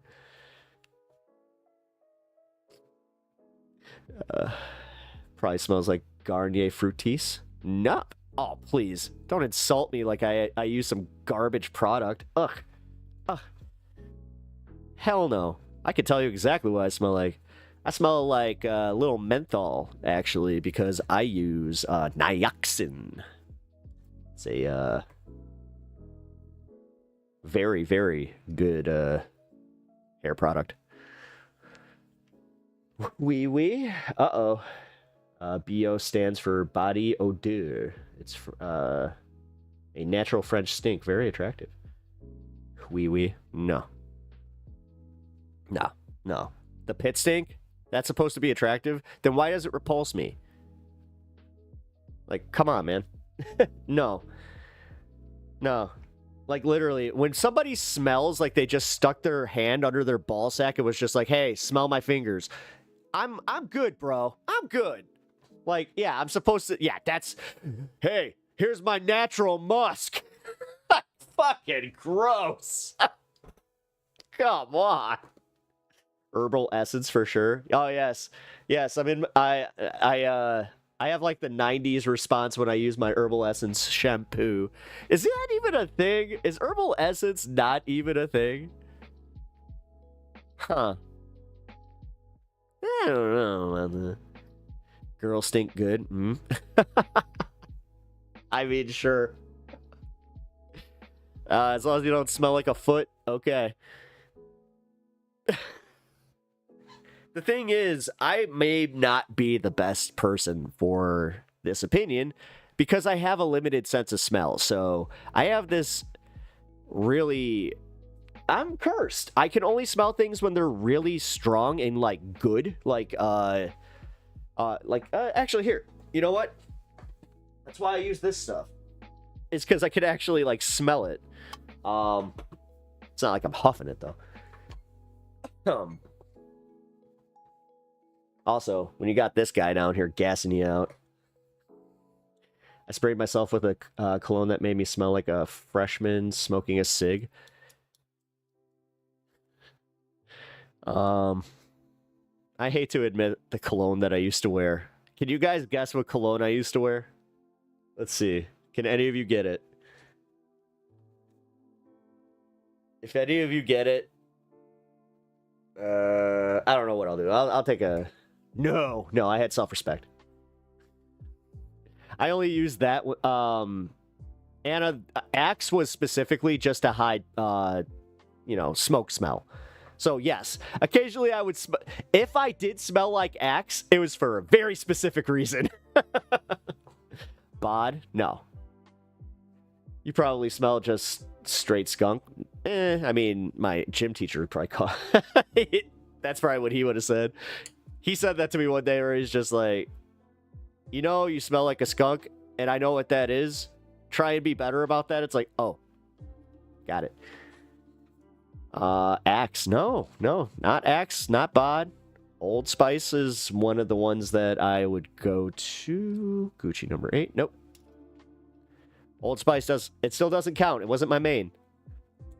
So many attractive people don't wear deodorant. Why? Either they don't smell it or they just don't care, but they smell badly. Yeah. I have run into that where I'm just like, oh. But like, I don't know. I guess some people are into that. I happen to not be. And again, maybe it's because I have a broken sense of smell, so. One of them, weird ass SpongeBob deodorants. No. All right, you guys aren't getting it. Oh no, getting closer though, Tony. Getting closer. You're all right. Now you're starting to hit it. Like, wait. It's not this one, but there was another store that was... Come on. I'm pretty much just telling you at this point. Polo is definitely early aughts. Yeah. Polo, I didn't like Polo. I got gifted Polo once. I still think I have that same bottle because I was just like, ugh, that's not for me. God, what was the green one with a leaf? I got gifted that too. Tommy H. I used to wear Tommy H. That was like my starter, Tony, so I'll give you that. But again, it wasn't my main. Had an awkward situation once during a hookup where I had to say no midway. Yeah. Yeah. I'm confused. What was the question? What was the cologne that I wore in high school? Yeah, you got it. Slugworth got it. Slugworth got it. Slugworth got it. Anytime I smell that, I'm just like, it smells like me in high school. I wore Abercrombie. Yeah, who knew? You know what my favorite part about this store, I don't want to, it's Aeropostale, but I don't like giving them a free plug. Maybe I should actually, because they actually have a real, all right, fuck it, I'll just let it go. So Aero, to this day, still has the policy, like this sweater, if anything happens to it, I could take it in and just say, hey, I need a new sweater. They will give me a new sweater. So. UGG perfume. Is that a thing? Is there an UGG perfume? Because then I would definitely smell it, at least. I'd be like, let's see what you got. Yeah, I wore Abercrombie, and honestly, I hate to say it, to this day, I still keep a bottle, and you know what? If I go on a date night, it's important to the person that likes it. See? And occasionally, she actually just says, she's like, okay. Smells like we need to, one of my favorite ones she ever said was, it smells like we need to go on a burn cruise. I was like, let's do it. We haven't done that in a while. But when you're an adult, you're just like, clam bacon? What are we doing? This is stupid. We're gonna get in trouble. I like to think that the last thing that went through his head, other than was how the hell Virginia Guffrey ever got the best of him.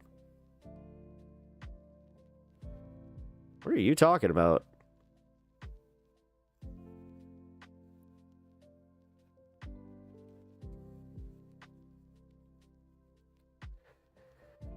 Reminds me of a joke.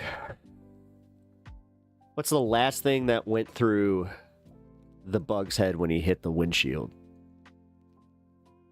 His asshole. Dude, my uncle told me that when I was like 8.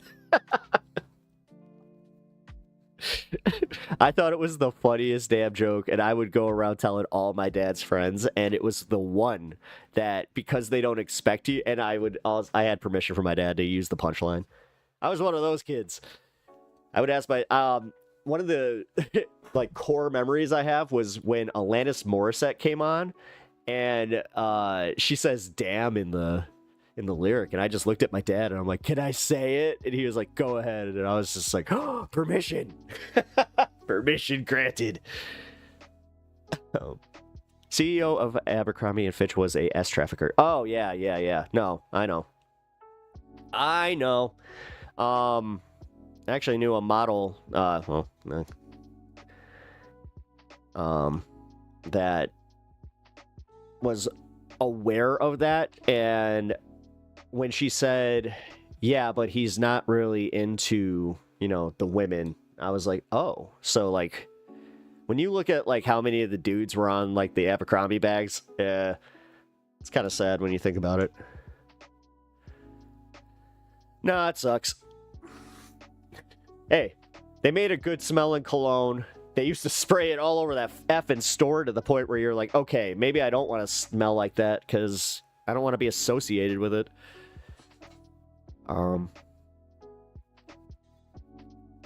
No, there's another one that I like. It's the Kenneth Cole. It's the new Kenneth Cole. Fuck, I forgot the name of the actual cologne. But it's the first one that I smelled in years where I was like, okay, I kind of dig. Women are attracted to men with herb scents. Reminds me, men of food of various such nots.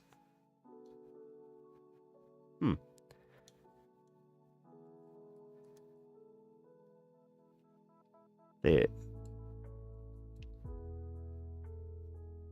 bug needs to go to a hospital.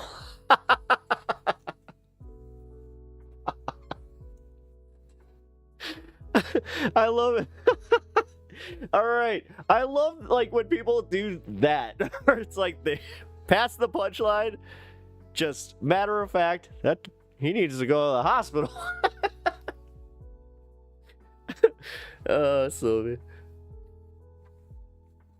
at the wait,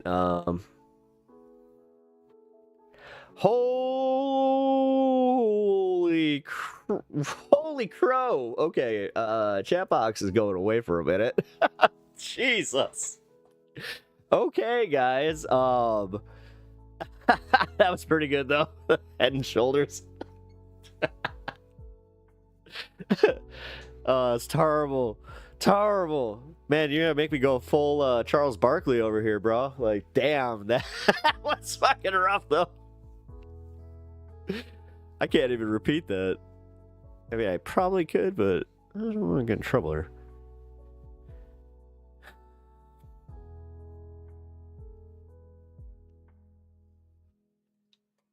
Yeah, I grew up with, let's see. Yeah, smelling Virginia Slims. So that was always like when I smell a Virginia Slim to this day, I'm just like, God, do they even make those anymore? It's take a gallon of sweet tea and pour it out, and it becomes empty. Yeah, ha ha ha ha ha ha ha ha. I got one for you. Take this one to your kid. Ask him why there's no gambling in Africa. There's too many cheetahs.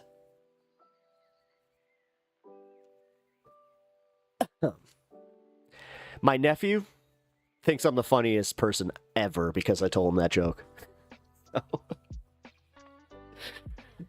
It's one of my favorite things. He'll when I see him, he'll just randomly, too many cheetahs.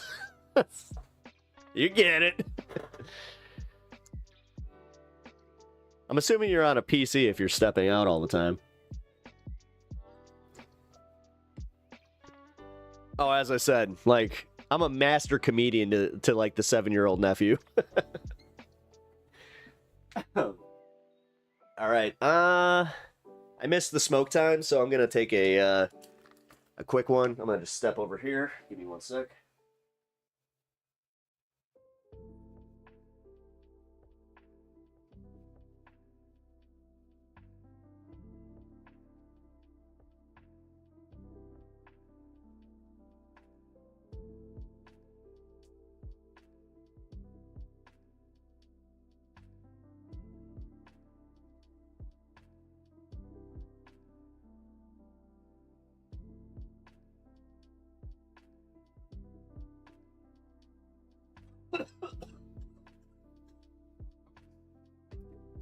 Much.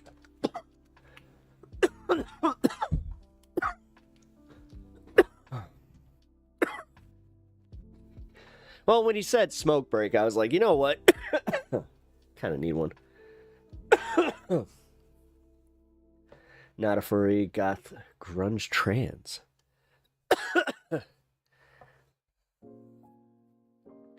You know, I'm gonna break a rule. I usually don't ask a lady her age just because my my mother taught me well, but what age range are you in, Anna? I never actually like really got that.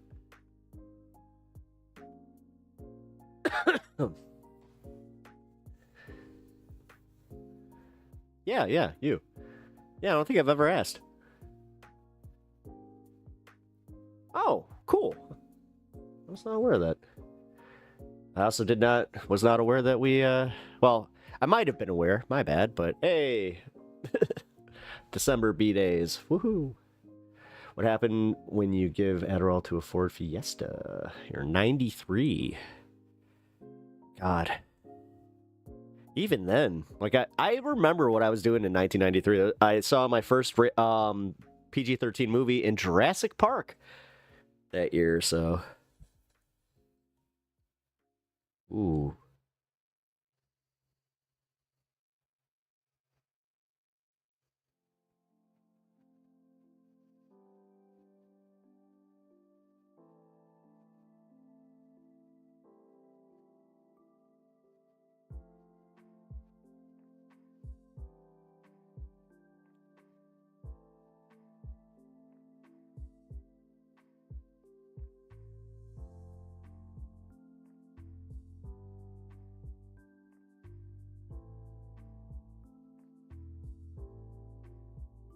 Give me one sec. Cool.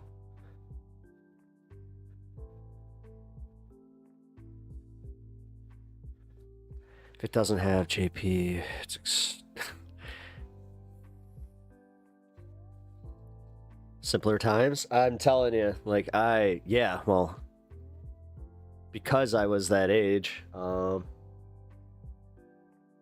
I saw Toy Story right around the same time. When did Toy Story come out? Was that 94 or 95?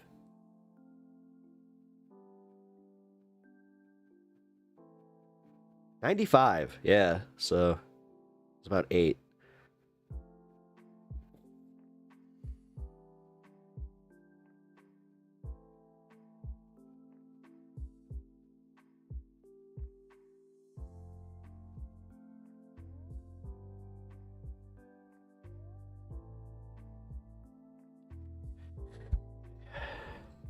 As you know, I'm younger than... That's crazy to me. I know I need to stop saying that, but it realistically is. Like, maybe it's because I don't have kids that I just... It all, like, meshed together. So it's like, oh, holy shit. Like, just a whole decade is just gone. It's like, what happened? I don't feel like I'm that old.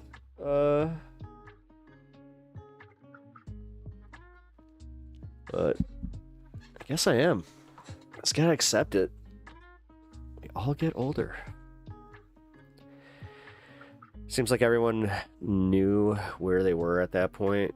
Where were you? How did you find out? I was in freshman year of high school. I was in Spanish class. Second period. Like, we didn't even start second period because I remember we were in the hallway and there was already like murmurs of something like going on and all the adults were acting really weird. And I remember watching my my principal like wheel the announcement TV because like they only brought that out when there was a big thing going on. And yeah, that's how we found out. I went to a private Christian school, so we like had a chapel. So they like put the TV right where like the podium for our pastor would be. And yeah, my mom came and got me because she was number one. She didn't know what was happening. I wasn't the only one that like they gave us the option just to go home. And when I got home, the second tower got hit. We watched it happen as we were walking into the living room. When you have kids, you stop measuring your progress and start measuring theirs. That makes sense. That makes a lot of sense. No, and that's the thing. That's where like being a parent sound like the stuff like that sounds awesome, but I don't know, man. Like let's put it this way. I'm one of those guys that if it were to ever happen to me, I would not be like, oh no! But I would also just kind of be like, I would have like the internal, just like, oh. But that's why I take steps. Make sure that does not happen.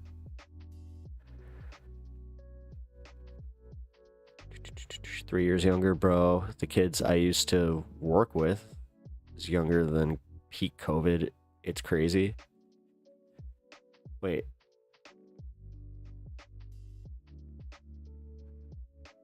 Kids you work with 3 years younger than you. You are 20. When I was in first grade, I got home and saw it happen on TV. You didn't understand what was going on. Oh, geez. Had a pregnancy scare once. Yeah, I was almost a Republican congressional staffer once. No shit. I could see that, like, yeah, in Florida. Wow, that's crazy. I was at an international school in the Netherlands, so we got the next day after 9/11 off, so me and my friends got drunk in the woods. But you're American, right, Dave? Is that the reason they did that?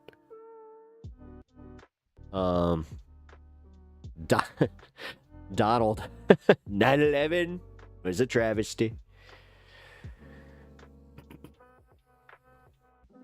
They didn't give me enough attention. I was down there. I was saying, look, I mean, the fact that he is on record the day after for being down there and get it when he got interviewed about 9/11, he is on record going, I guess my building's the biggest in New York now.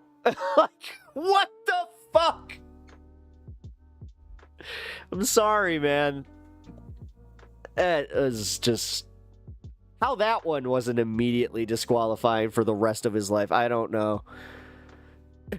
But I would have ended up an anti-trans MAGA chud. That, yeah, because like, especially if you had like the strong denial. That's why I know it's like not exactly a hot take anymore, just to be like, okay, usually the people that are screaming about like the gays are, yeah, there's usually something up there. It's like, God, just dude, admit it. Just live your life. What are you doing? Again, why can't people just hit that like button, y'all? Yes, hit that like button. I appreciate that. Thank you, Starman. He nailed it. Hit that like button. It helps me out a lot. Like a lot, especially as a small streamer. So if you're having fun here, you kind of dig the vibe.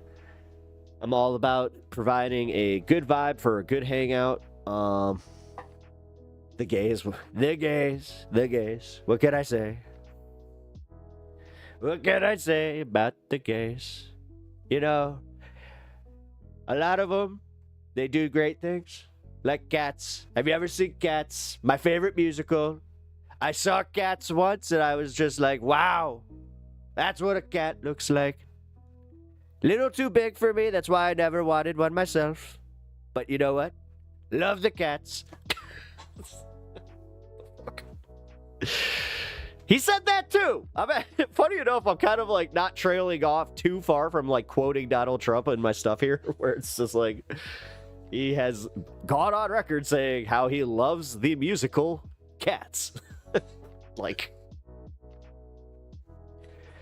I don't know, man. What happened to the dudes back in the day?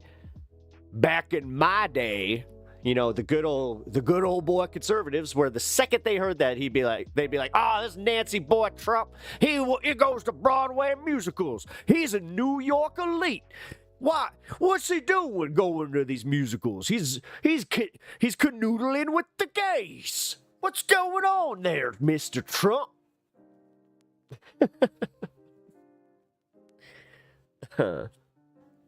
Until thankfully not a dad. Well, yeah, thank you. Well, I don't know, man.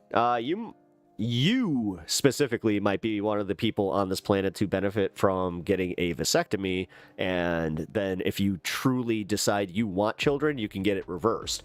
That, and don't give me the, well, it's harder to have kids after you get one, and, yeah, if you got healthy stuff now, then you can have that frozen. Like, I am so sick of the men who are just afraid of the snip, who are just like, oh, I don't want to be uncomfortable when I sit down. Like,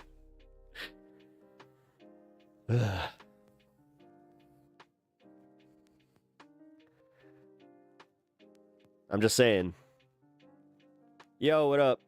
Go to the opera with a trucker hat, then you're allowed. Not sending their best. And some are good people, I assume. They're not sending their best. I was expecting RuPaul, and you know what? I was very disappointed. Very disappointed. I thought that they had some flair. Turns out, I was just talking to this guy, then he tells me, we're talking about that. I bring up how hot this one girl is, and he just looks at me and he's just like, I'm gay, Donald, and I'm just like, oh, well, you didn't do anything that would make me know, you know, like, come on, you guys got to be a little more obvious. Oh, fucking, I wish that these weren't too far off from the man. Oh, jeez. Like, realistically, on a scale from 1 to 10, I think that, you know, as far as the impression and what comes out of my mouth, I'm like, yeah, I'm riding that 8, 9 scale. We live in the Twilight Zone. We really do. We really do. God, I was just watching the one where it predicted AI. Because it predicted how it was the one about the demon box or the devil box, where the devil box would give everybody their answers. So they relied on asking the devil box, and then one day the devil box just doesn't answer any more questions. So people go crazy. It's a good episode. I'd be an amazing dad. I wouldn't let my kid raise themselves like I did. I'm always confused by this, how it's like people that want to disappear from society, but then they're like, I'd be a good dad. It's just like, okay. I don't know, man. Good for you. Good for you. I'm happy for you. At some point, as I've seen on Angry Ginger and Pep Talks on the same show collaboration, imagine Angry Ginger and Long Hair Ginger taking down the system. But I'm not ginger. I'm very, very Slavic, but I don't know, man. I mean, I'll still, you know, high five and, you know, let's do this. I'm all for it. No, man, I was watching them the other day. Finally got to tune in. Just because I do this, I don't really get to see many other people's streams. So when I do, I enjoy it. Yeah, I just hope everything's going well with everybody, because the entertainment space is taking a little bit of a hit. Guys like, you know, Hassan and Vosh have even started mentioning like how they're taking hits. It's like, okay,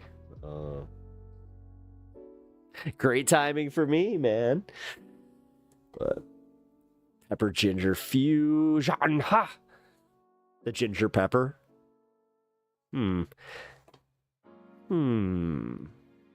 What would we call a collab show? Off to a 2-hour service. Sean, I could use that.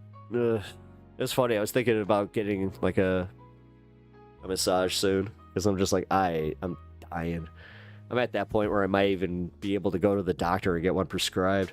I've had that one time before where I went in there with such a bad knot that they were just like, here, You need to see a professional massage therapist. That was fun. You ever been to a cactus? No, you haven't. You're lying, dog face. What? Okay. What up, Joe? Oh, Biden. Oh, it's Joe Biden. That was the one funny thing to come from that. Joe Biden. Maybe it lost its luster. Damn it. It got ruined by the same crowd that was just like the Kamabla or whatever, or Mob. We need you to be Mamala. That was it. We need you to be Mamala. Was asking about Hassan and Vosh. Yeah, they were talking about how like there's been a little bit of a fall off of like streaming revenue. Which I don't think it's from like the donation side. I think it's from the payment side from ad rev and having their stuff challenged. Because like I could be a lot more open about this as a smaller creator because I see it in real time. I don't even have to speculate. Yeah, they're going after things like, you know, with Epstein in the title. They're going after anything that's registered as politics on Twitch. So, I've literally seen it. That's why I am registered with as just chat. Wow, my brain just did that thing where it's like, nope, you don't get to say words. A just chat. But yeah, YouTube is starting to do the same thing. If you do news and politics, you automatically get put into a certain ad category. So like, it kind of sucks. And YouTube is not like Twitch. I have to register as a news and politics channel if I'm covering this stuff. Like they're very sensitive about that kind of stuff. So that's a real quote of mine. Look it up. Did he actually say that for real? You ever been to a cactus? Oh, wait, okay. I gotta get my Joe Biden. All right. It's been a while since I see Joe.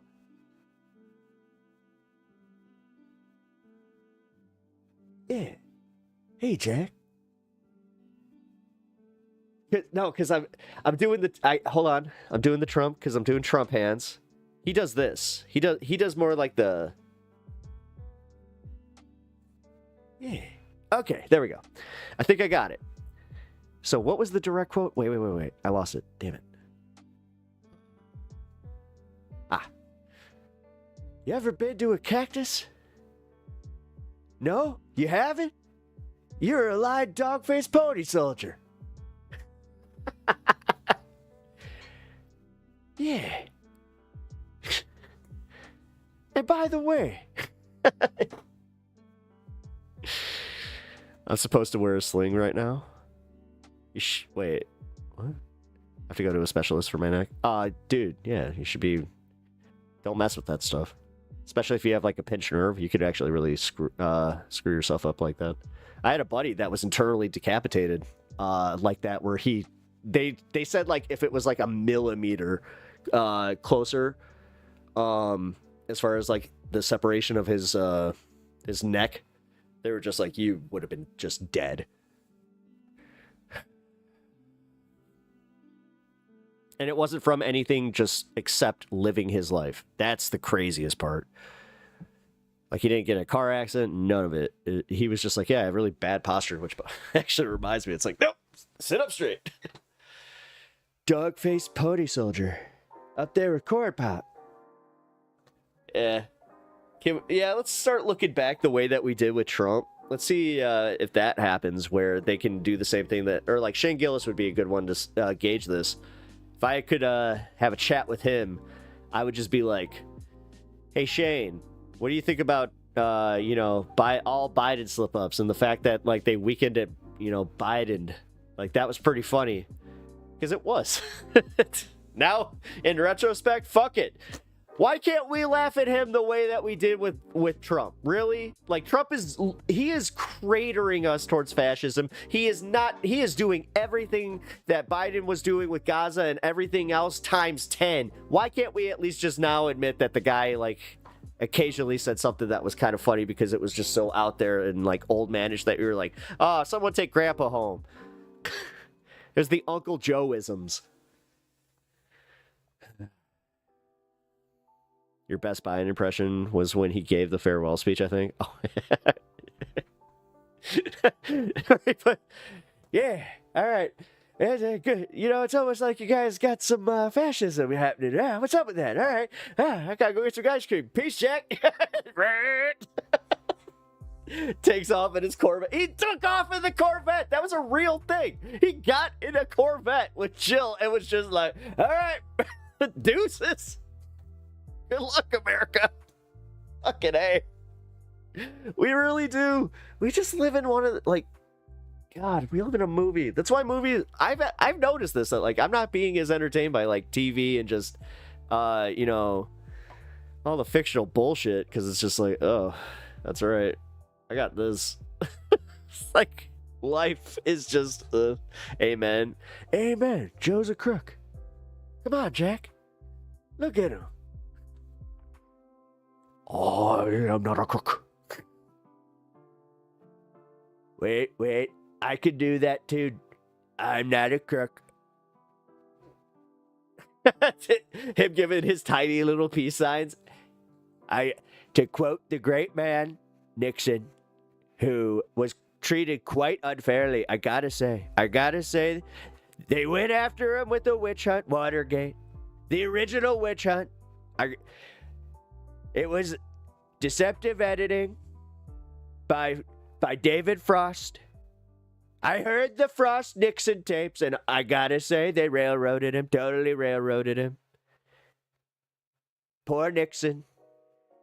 But LBJ, you know, he's got BJ in the name. I always gave that a little bit of a hee-hee. Me and Jeffrey, Jeremy. We used to kind of nudge each other. My best friend, Jeremy. Where was I going with this? See, Jack? He doesn't remember things either. They're both just standing there going like... That would be funny. Can we just have that? Where it's like a lava lamp of just Biden and Trump standing on stage, just both going... Life is strange. Something funky going on. Yeah, 1984. Dude. Orwell couldn't predict how stupid things were gonna be. That's my favorite part about that. 1984 should be 1980, duh. Like, it was bad, man. Like, the way that all this happened, and I hate using idiocracy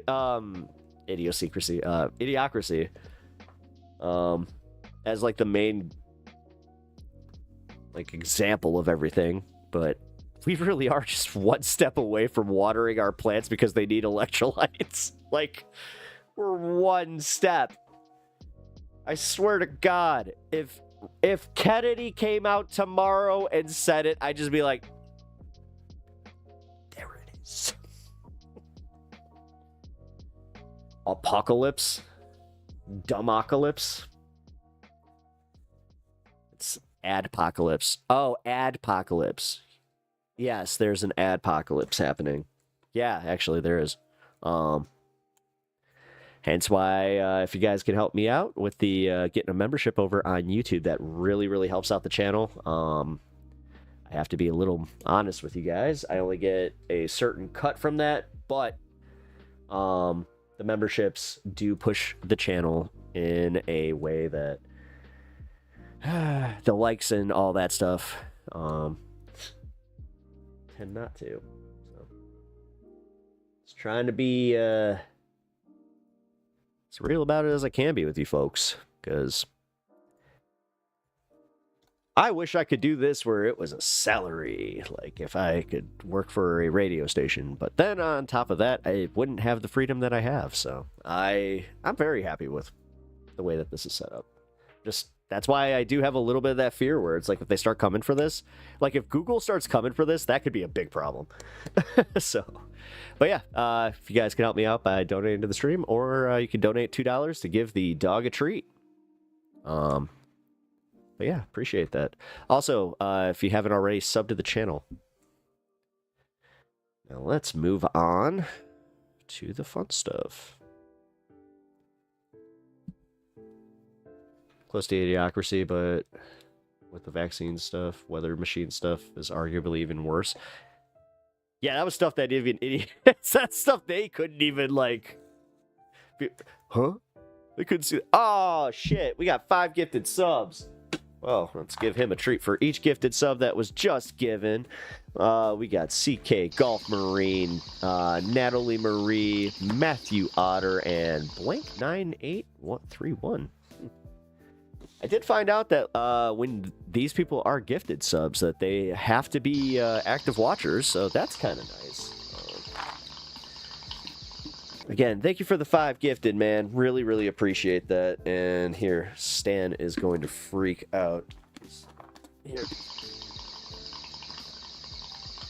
Let's toss him a little. Yep. 1, 2. All right. 2, 3. 1, 2, 3. All right. 1, 2, 3. And 1, 2, 3. All right. Let's see. Did it actually like here? I love the fact that this is like, all right, cool. My delay makes it so like on my playback I can kind of see it's like, did he get it? All right, like you guys can see it. Perfect. Again, thank you for the 5 gifted, man. I really, really appreciate that. And also you guys can thank try plugging it in. Man, that is the most IT joke that I've heard in a name. Yeah, no, seriously, that was no more. He's doing the thing. He's like, wait, your hands are moving. Aw, you're a good boy. What's up, dude? Did you just... No. He did not just give me the slow blink. No, the slow blink actually means he loves me, so it just, he gives it in such a way that it looks like he's judging me, so. You're not judging. No. Good job, bud.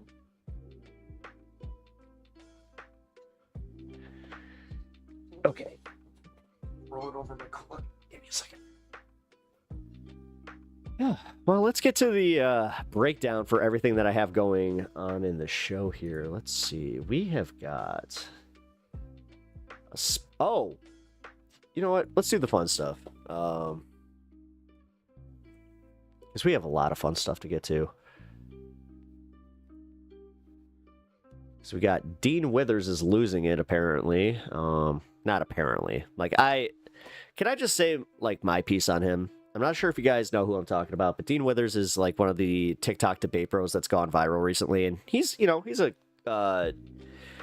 good at what he does, but there's times where immediately he starts like shouting into this, like the mic, and then he's also said some extreme shit that just makes me go, man, you're not doing anybody any favors on the left, or like for yourself even. Like he just comes across as a totally unlikable douche, which you know, that's where Parker does not really fall into that. Parker, at least, no matter what happens, and also you got to have a special type of personality to do those types of debates like all the time. I have to admit that, where it's like, I don't have that in me. That's a lot. That's a lot, man. But if they got the personality for it, then cool. But that's where I would argue that Dean doesn't really have the temperament to necessarily always do it, because it seems like he allows a lot of these guys to get under his skin. And yeah, he said some stuff about CPS to a guy that it really did just kind of get to the point where I'm like, man, if this is how you're going to engage, like with the people that debate you, it does kind of make me start like going, oh, it's always going to the extreme, and then just being like, you can't raise a child like that. It's like, what? So yeah, we'll go through that. But first off, we have this zero hedge debate that I wanted to watch of Laura Loomer versus Dave Smith. Oh, shit. Wait, is this marked? It's age restricted. Damn it. Never mind. Never mind. That sucks. Well, it's Laura Loomer. That's why it has to. Yeah. So they didn't cut any of it. I guess that's cool, but. Ugh. All right. Never mind. I'm going to have to go through and clip it and just edit the sections that I want to watch, because I don't want to even toy with that at all. So that ain't happening. Alrighty. Moving on. Oh, here. We got some reactions to Trump and the Epstein thing. Coffeezilla broke his promise. So here, Laura Loomer looks effing scary. She really does. I don't understand it either. She's like, she wasn't that bad. Like, I'm just trying to be fair here. She wasn't that bad looking. And like, when I found out that like she was only in her, like she just turned 30 or something like that, I was like, what?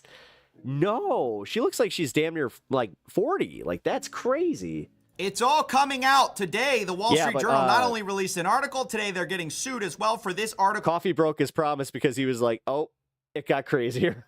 About Donald Trump's connection to Jeffrey Epstein.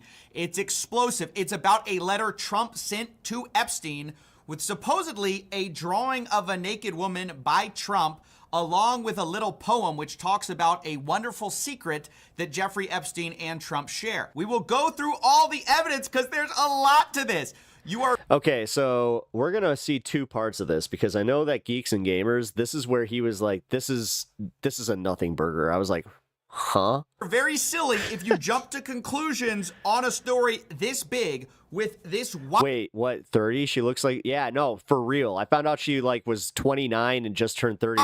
Of implications. Let's see. Let's set the stage, because we're going to take our time going through this. The president's behavior during the run-up to this Epstein file leak has been absolutely 32. strange. She's 32. Still talking about Jeffrey Epstein? It's pretty boring stuff. It's Okay. sorted, but it's boring. You don't want to affect people's lives if it's phony stuff in there, because there's a lot of phony stuff. You know, these You're files still talking about Epstein? Like, were made up by Comey. Happy West Coast coming up. Even his supporters are like, well, why is he acting this way? It's so weird. All of a sudden it goes from the files exist to they don't exist to they're a hoax actually, and there's a bunch of phony stuff in there. And before they started like shifting, that's what was being said to me, where they were just like, the one thing, because I don't hear this often from them, is I have to give you some credit there, because I don't understand why he would lie about this. I'm just like, okay. And then literally This next day, article, it's like, if true, explains a lot of the strange behavior. And we don't know if there's more that's going to come out, if this is all there is. But I'm going to go through the main allegation, and I will call it an allegation because Trump is definitely going to sue over this. He's already said as much. So here's basically the story. Supposedly, Ghislaine Maxwell collected letters from Trump and dozens of Epstein's associates for a 2003 birthday album. It was for his 50th birthday. Pages from the leather-bound album, assembled before Epstein was first arrested, are among the documents examined by the Department of Justice officials. So there are birthday letters to Epstein that supposedly have been seen by the DOJ. They have them in their files. And the one from Trump supposedly has a naked woman, which appears to be hand-drawn with a heavy marker. And the future president's signature is a squiggly Donald below her waist. The Wall Street Journal goes on to say it's not clear how the letter with Trump's signature was prepared. Inside the outline of the naked woman was a typewritten note styled as an imaginary conversation between Trump and Epstein. Voiceover. There's more to life than having everything. Donald. Yes, there is, but I won't tell you what it is. Jeffrey. Nor will I, since I also know what it is. Donald. We have certain things in common, Jeffrey. Oh, shit. Yes, we My do, bad. come to think of it. Enigmas never age. Have you noticed that? As a matter of fact, it was clear to me the last time I saw you. And the final line is, a pal is a Creepy. Like, this is just wonderful thing. This is a theoretical conversation he would have with Jeffrey that he's writing like a love letter to himself. Like, Happy birthday, and may every day be another wonderful secret. Obviously, that is an insane thing to write. yes. To what later would be found out to be one of the world's most prolific. Let's be real, though. If this was Bill Clinton, MAGA'd be losing their shit. They would be like, got him. But there's also two lines Am in I there wrong? which are horrendous. One, enigmas never age. That's just a strange I want Trump to sue because discovery phase. I think that's what AOC is doing. line. It's a very incriminating sounding line. We don't know what it means exactly. Elites write birthday cards differently. Yeah. And then also we see, may every day be another wonderful secret. Of course, this all written inside the outline of It's weird. a naked woman. Kind of tells you what secret they may be talking about there. Now we're going to go over Trump's response, and then, of course, all the evidence, all the denials, what you may want to know before making up your mind. Like I said, I find it funny that he signed his name as pubic hair. this is not a story where you're going to want to snap It's true. If I have to hear it, you guys do too. to judgment. Even now, I'm still, I think there's And we still all a know lot how he signs his name, so, you know. we need to He must love the 70s. see. 70s, But I good era, good I era. want to go over Trump's response. He gave an interview with the Journal on Tuesday evening, and he denied writing the letter or drawing the picture. Quote, this is not me. This is a fake thing. It's a fake Wall Street Journal story. I never wrote a picture in my life. I don't draw pictures of women, he said. It's not my language. It's not my words. He told the Journal he was preparing to file a lawsuit if it published the article. I'm going to sue the Wall Street Journal just like I sued everyone else. What do we Do it. Do make it. of this? Before we jump into the evidence, Do it. before we jump into all the reactions, both public and of the people involved, let's just talk about what this could mean. The denial puts Trump in a very particular position, because if it later comes out and turns out to be true, it's worth saying the Wall Meta. Street Journal did not publish a photo of the letter, which everyone's been asking for. There are a lot of reasons not to publish it. Maybe your source didn't allow it, but that's a huge part that could come out that changes the whole landscape of this, right? If it comes out, it's very devastating because you wouldn't lie about something like this if you thought it was no big deal, right? The denial actually implies a lot of bad things about what the letter could mean. If you weren't worried about a story like this, if you thought the letter was nothing, you wouldn't deny it. You would just give no comment. Thank you. It's more of the you're still talking. Like it falls into that. Like it falls into the panic. Like certainly wouldn't give an it's interview. almost So now we're too obvious at this point. God damn it. going to talk about the reactions. Like I was at this point earlier today because the news cycle being what it is, it does become like a lot, and the way that I cover this. But this is where I should ask you guys. Are you guys having the same thing where you're getting a little Epstein burnout, but you don't want to because you don't want to let this go? It's like you feel like they're just throwing all of this at us just so we kind of like forget of the people. Because I had that theory where I'm like, and that's like the most conspiratorial I'll get, where it's like, they're doing this on purpose. They want us. They're doing this on purpose. They want us to. They're throwing anything at us. They want to overwhelm us. Because it's worth saying, Trump is not the only letter mentioned in here. And I think that's really important because in a story like this, you want to look to what could be corroborating evidence. So Alan Dershowitz is cited in the piece having written a letter that included a Oops, all headlines. mock-up of a Vanity Unfair magazine with mock headlines of who was Jack the Ripper? Was it Jeffrey Epstein? Allen, a former lawyer for Epstein, does not deny this. He says, it's been a long time, and I don't recall the content of what I may have written. Lex Wexner also supposedly had a letter in there. He declined to comment. Supposedly his letter was, I wanted to get you what you want, so here it is. After the text was a line drawing of what appeared to be a woman's breast. And then we have a former... That's another good question. If we are powerless to make a difference, then why do they want us to move on so quickly? Assistant who was not cited. Another good question. Who sent Jeffrey a letter. Oh, Jeffrey of Jeffrey, everyone loves you. Fun in the sun, fun just for fun.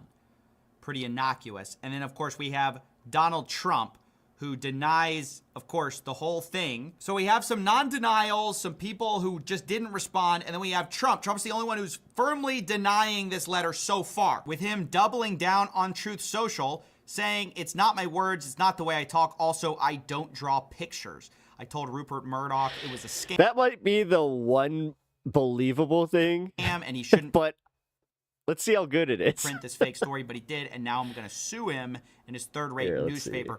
Now, a couple comments quick on that. One, the Wall Street Journal is not a third-rate newspaper. It's also not a super left-leaning newspaper. Not that that should matter in journalism, but I know people's media literacy, that stuff kind of does kind of tip off their signals. It's unlikely they're going to publish something they know they're going to get sued for. Trump said he doesn't draw. Here's 4 drawings that he's done. He did one in New York. He liked his buildings. He likes to do scribble buildings, and he likes to put his look. He loves to scribble. Look. Scribble. So many scribbles. It's the way I do things. I hate that that's not actually that bad. I mean, it's very rudimentary, but like if he put more work into it, that's again not the worst. Scribbles. Actually, no, this proves it. I'm sorry. This does prove that he could very, very easily have drawn what he would perceive as like the naked lady, you know. Look, Jeffrey, you get it? You get what I'm doing with my signature? Come on, Jeffrey. It's hilarious. Come on, Jeffrey. Unless they Laugh, have Jeffrey. something. And so here's where I want to talk about a little bit of the circumstantial stuff. So Trump obviously states, I don't draw pictures. That one's not his. He just signed it. Turns out, too much stuff going on to sit in any one spot. Howdy, gang. What up, Golf Marine? Also, welcome to the membership club. You can try plugging it in for that. Kind of not true. So in a book called Never Give Up, Trump wrote, each year... You can check out my members-only content that I just posted today, bro. I donate an autographed doodle to the Doodle for Hunger auction at Tavern on the Green. It's a great event. And sure enough, publicly you can there it is. Find several doodles that Donald Trump has done. Most of these that are of one, skylines, I gotta say, not a bad doodle. architecture. None of these are of women. Still, it's strange to say I don't draw pictures when you very clearly draw pictures and they that was actually that's I hate this, but that is not the worst. God, he draws cars like a little kid, though. Marker. Why? Don't put the people in. He could have just left the buildings, and that could have been like enough of a okay. Which is what you were accused of drawing them in. Now, none of that Hitler was an artist too. I was just about to say that. You beat me to means it. anything, but it just reminds me a little bit of the Prince Andrew denial. I don't know if you guys remember the sweat denial. A big part of the interview with Prince Andrew was the denial that he couldn't have done anything bad because he couldn't sweat. So this supposedly falsified Virginia Giuffre's whole story. I have a peculiar medical condition, which is that I don't sweat, or I didn't sweat at the time. So yeah, that was kind of this claim, like, hey, this couldn't be true because I don't do X, but actually we see that Prince Andrew actually does sweat. And in the same way, that's what the fuck. It's not perfect proof, but you really shouldn't say you don't draw pictures when being accused of drawing thick black marker pictures when you definitely again, and it's all with a Sharpie. I could totally see this. draw pictures sometimes. I mean, it's just I see and it. it's public. I mean that's just kind of just an obvious, devastating hole in your whole argument. Now, again, I've got to say, I'd like to see his ability today. this is just it is curious. the basics. We do not have the letter, okay? I'm relying on the Wall Street Journal's reporting on this, and we're corroborating with different pieces of public evidence. Ultimately, wait, when you gift memberships, you don't get one? Wait a minute, really? We need to see if this was actually in I thought that was like you were the first one, and then it went after that. Oh, the shit. Epstein files. But there are some other stuff, too, that we can look to corroborate this story. So we can look at the bookbinder.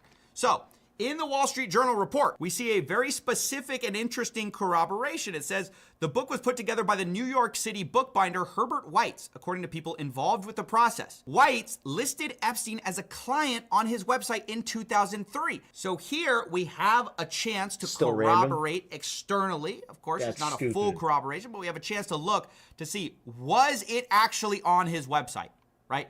So if we go to the archive, we see in 2003 at whitescoleman.com, we see a client list. That's my bad. And we see Jeffrey Epstein is listed on it with a different spelling of Jeffrey, I should note. And this says people for whom we have bound up books and albums. This is another piece of circumstantial evidence that makes it hard to believe it's just fully made up. Now, you can believe something in the middle. You can believe that the letter exists and the Wall Street Journal saw it and somebody invented it, right? Like there are a lot of options here. No, but the thing is, are the Wall Street Journal and New York Times, because they're also doing this in tandem, setting up for this lawsuit where they're like, go ahead, do it. But the idea, like, this kind of feels like they've already got like the case lined up, you know, like they got the lawyers, they know exactly what he's gonna do. Like this seems. I don't want to say it. I don't want to say it. The Wall Street Journal is just fully Admiral inventing Akbar this story. said it They're best. releasing something with literally no evidence. They're just fabricating it all, but citing all these different people, citing third-party stuff that you can fact-check publicly. That's a piece of evidence to think about. Now, we're going to talk about the public reactions to this. We have Caroline Levitt, the press secretary, saying the Wall Street Journal published a hatchet job with a fake birthday letter that's supposedly from 2003. This is like the Steele dossier that kickstarted the Russia hoax all over again. The Wall Street Journal refused to show us the letter and conceded they don't even have it in their possession when we asked them to verify the alleged document they're basing their entire fake story on. Then you have Dan Walken saying the amount of people who think publications, the scope of the Wall Street Journal, just put explosive stuff out about a public figure without well-established authentication procedures and running it through a team of lawyers know literally nothing about journalism. Charlie Kirk says this is not how Trump talks at all. I don't believe it, referring to the actual letter's contents.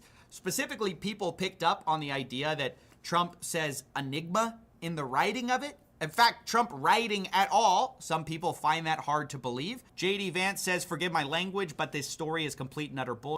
The Wall Street Journal should be ashamed of publishing it. Where's the letter? Would you be shocked to learn they never showed it to us before publishing it? Does anyone honestly believe this sounds like Donald Trump? Of course, then you have a response to that where somebody says, Carson's an enigma to me. This is clearly debunking the idea that the word enigma is not in Trump's vocabulary. Now, Carson's an enigma to me.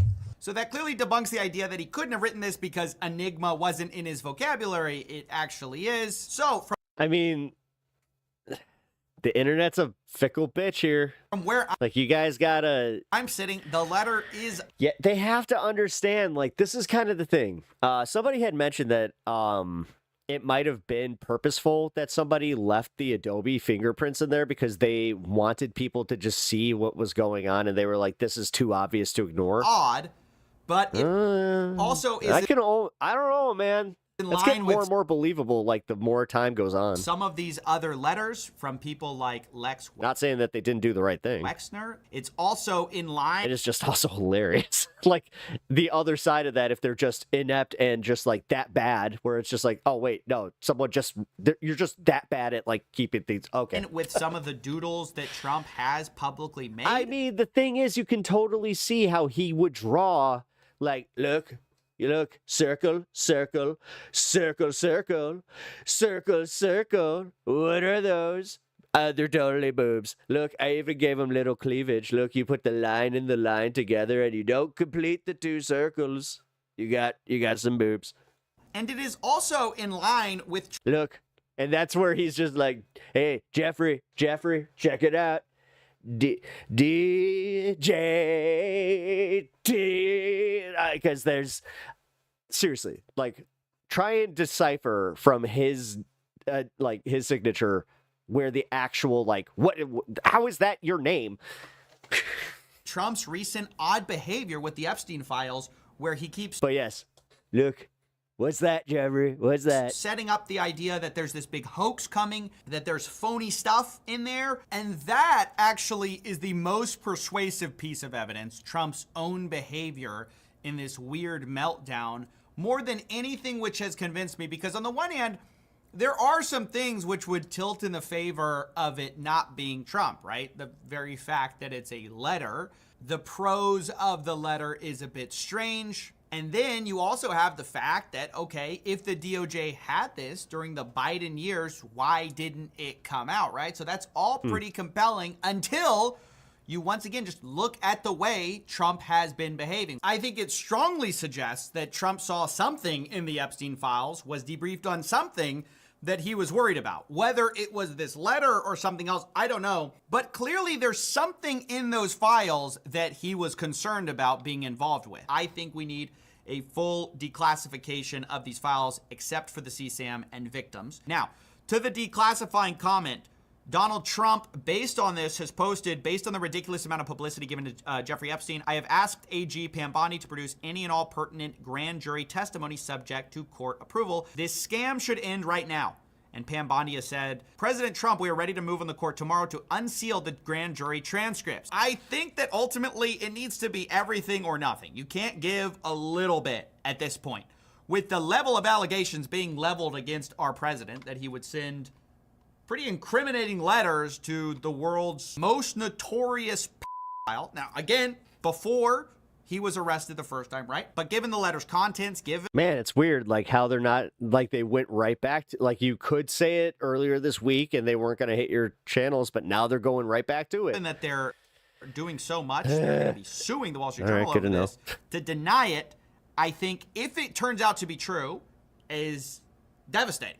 I mean, totally devastating and horrific, and no one should defend it if it's true. And that's what we need to find out at this point. So I think the answer is clearly that, yes, I would love the Wall Street Journal to release this photo if they have it in their possession, if they can release it from their source. And I would love for the DOJ to declassify the actual relevant pieces of this whole thing, because the absolutely central piece of evidence in this whole story are these letters, which are in a leather-bound album and supposedly in the DOJ's possession. That's clearly not going to be a grand jury transcript.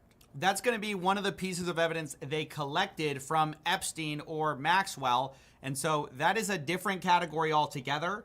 So I think given that, it's hard to see this as anything other than a distraction from what is actually relevant here, which is, does this album exist? Yes or no? Show us the evidence, right? Show us the physical evidence.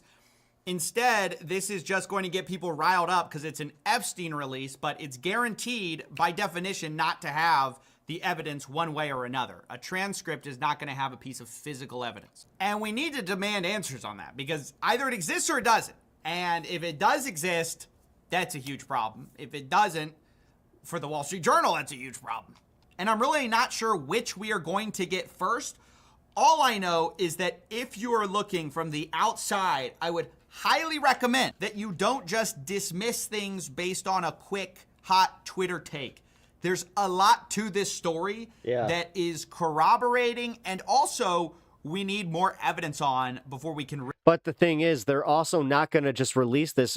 This is what he's not saying. In the atmosphere that we're in now with Donald Trump being so litigious, and like the way that he has gone after Paramount and other platforms, that, like I said, this seems like they were ready for it. Like, this one seems targeted, but also like they're ready to go to war, like sue us. Like, they're daring him to do it. Really make up their mind. I see a lot of people have just in that case, that's already written it off as completely true, or completely false. Hell yeah, we just reached 20%. I think they're not thinking through the We're gonna get to that goal, guys. We're gonna implications of if Man. this is true, how really crazy Uni. I wonder if she's listening, it because would she better be be if ready. we live in that world. And then also the Ready to people get who are that, dismissing it as those false braids. right away. Oh, by the way, we're gonna be going through that one more time.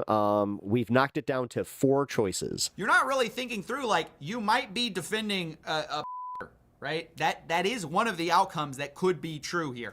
We don't know. And again, even if it is true, we You don't understand, bro. Trump's like a biblical figure, and he gets unlimited passes until Jesus gets back to take over. It is written in Alabama graffiti spray paint. don't know what is meant by things like, may every day be another wonderful secret. Jeffrey Epstein is apparently in the chat, people. When calling Jeffrey Epstein. I knew it. I saw that nose conspiracy. Like, I saw the pictures, and they were just like, look at the nose. Look at the nose. The nose always knows. In a pal, we wouldn't know what that meant, but yeah, it's just stunning. So this report, you absolutely have to watch it. We're gonna have a lot more in the coming Why do I have a feeling that it's like, hi, Kirk? days to try to validate it or falsify it, and we'll see which one happens first. And yeah, that's pretty much all I'm prepared to say at this moment. He notice how he's like, that's the last time I'm talking about this. I think he knows now, where he's like, guys, this isn't going away, and I'm not gonna stop, because I think that he knows if he just stops now, then he would be accused also of being like, oh, so did he get a hold of you? Which would be kind of funny. I called CoffeeZilla. CoffeeZilla, he's taken down many people. He's the sole reason I had to pardon some of those crypto bros, which is actually true. Like, I'm not too far off on that one. There's specifically 2 of them. I'll take an assist from Rupert Murdoch in this case. I mean, he's threatening Murdoch too, so that's why I kind of do think, I'm like, there's something to this. There's something to this where, again, it's showing how he's panicking. And it's weird. I have to say, it's a little weird that he's panicking the way he is. Or it's like, bro, it's so obvious. But, hey. I'll take the what's the whole adage, or the old adage, don't look a gift horse in the mouth? That's it. All right, here, I already had this pulled up.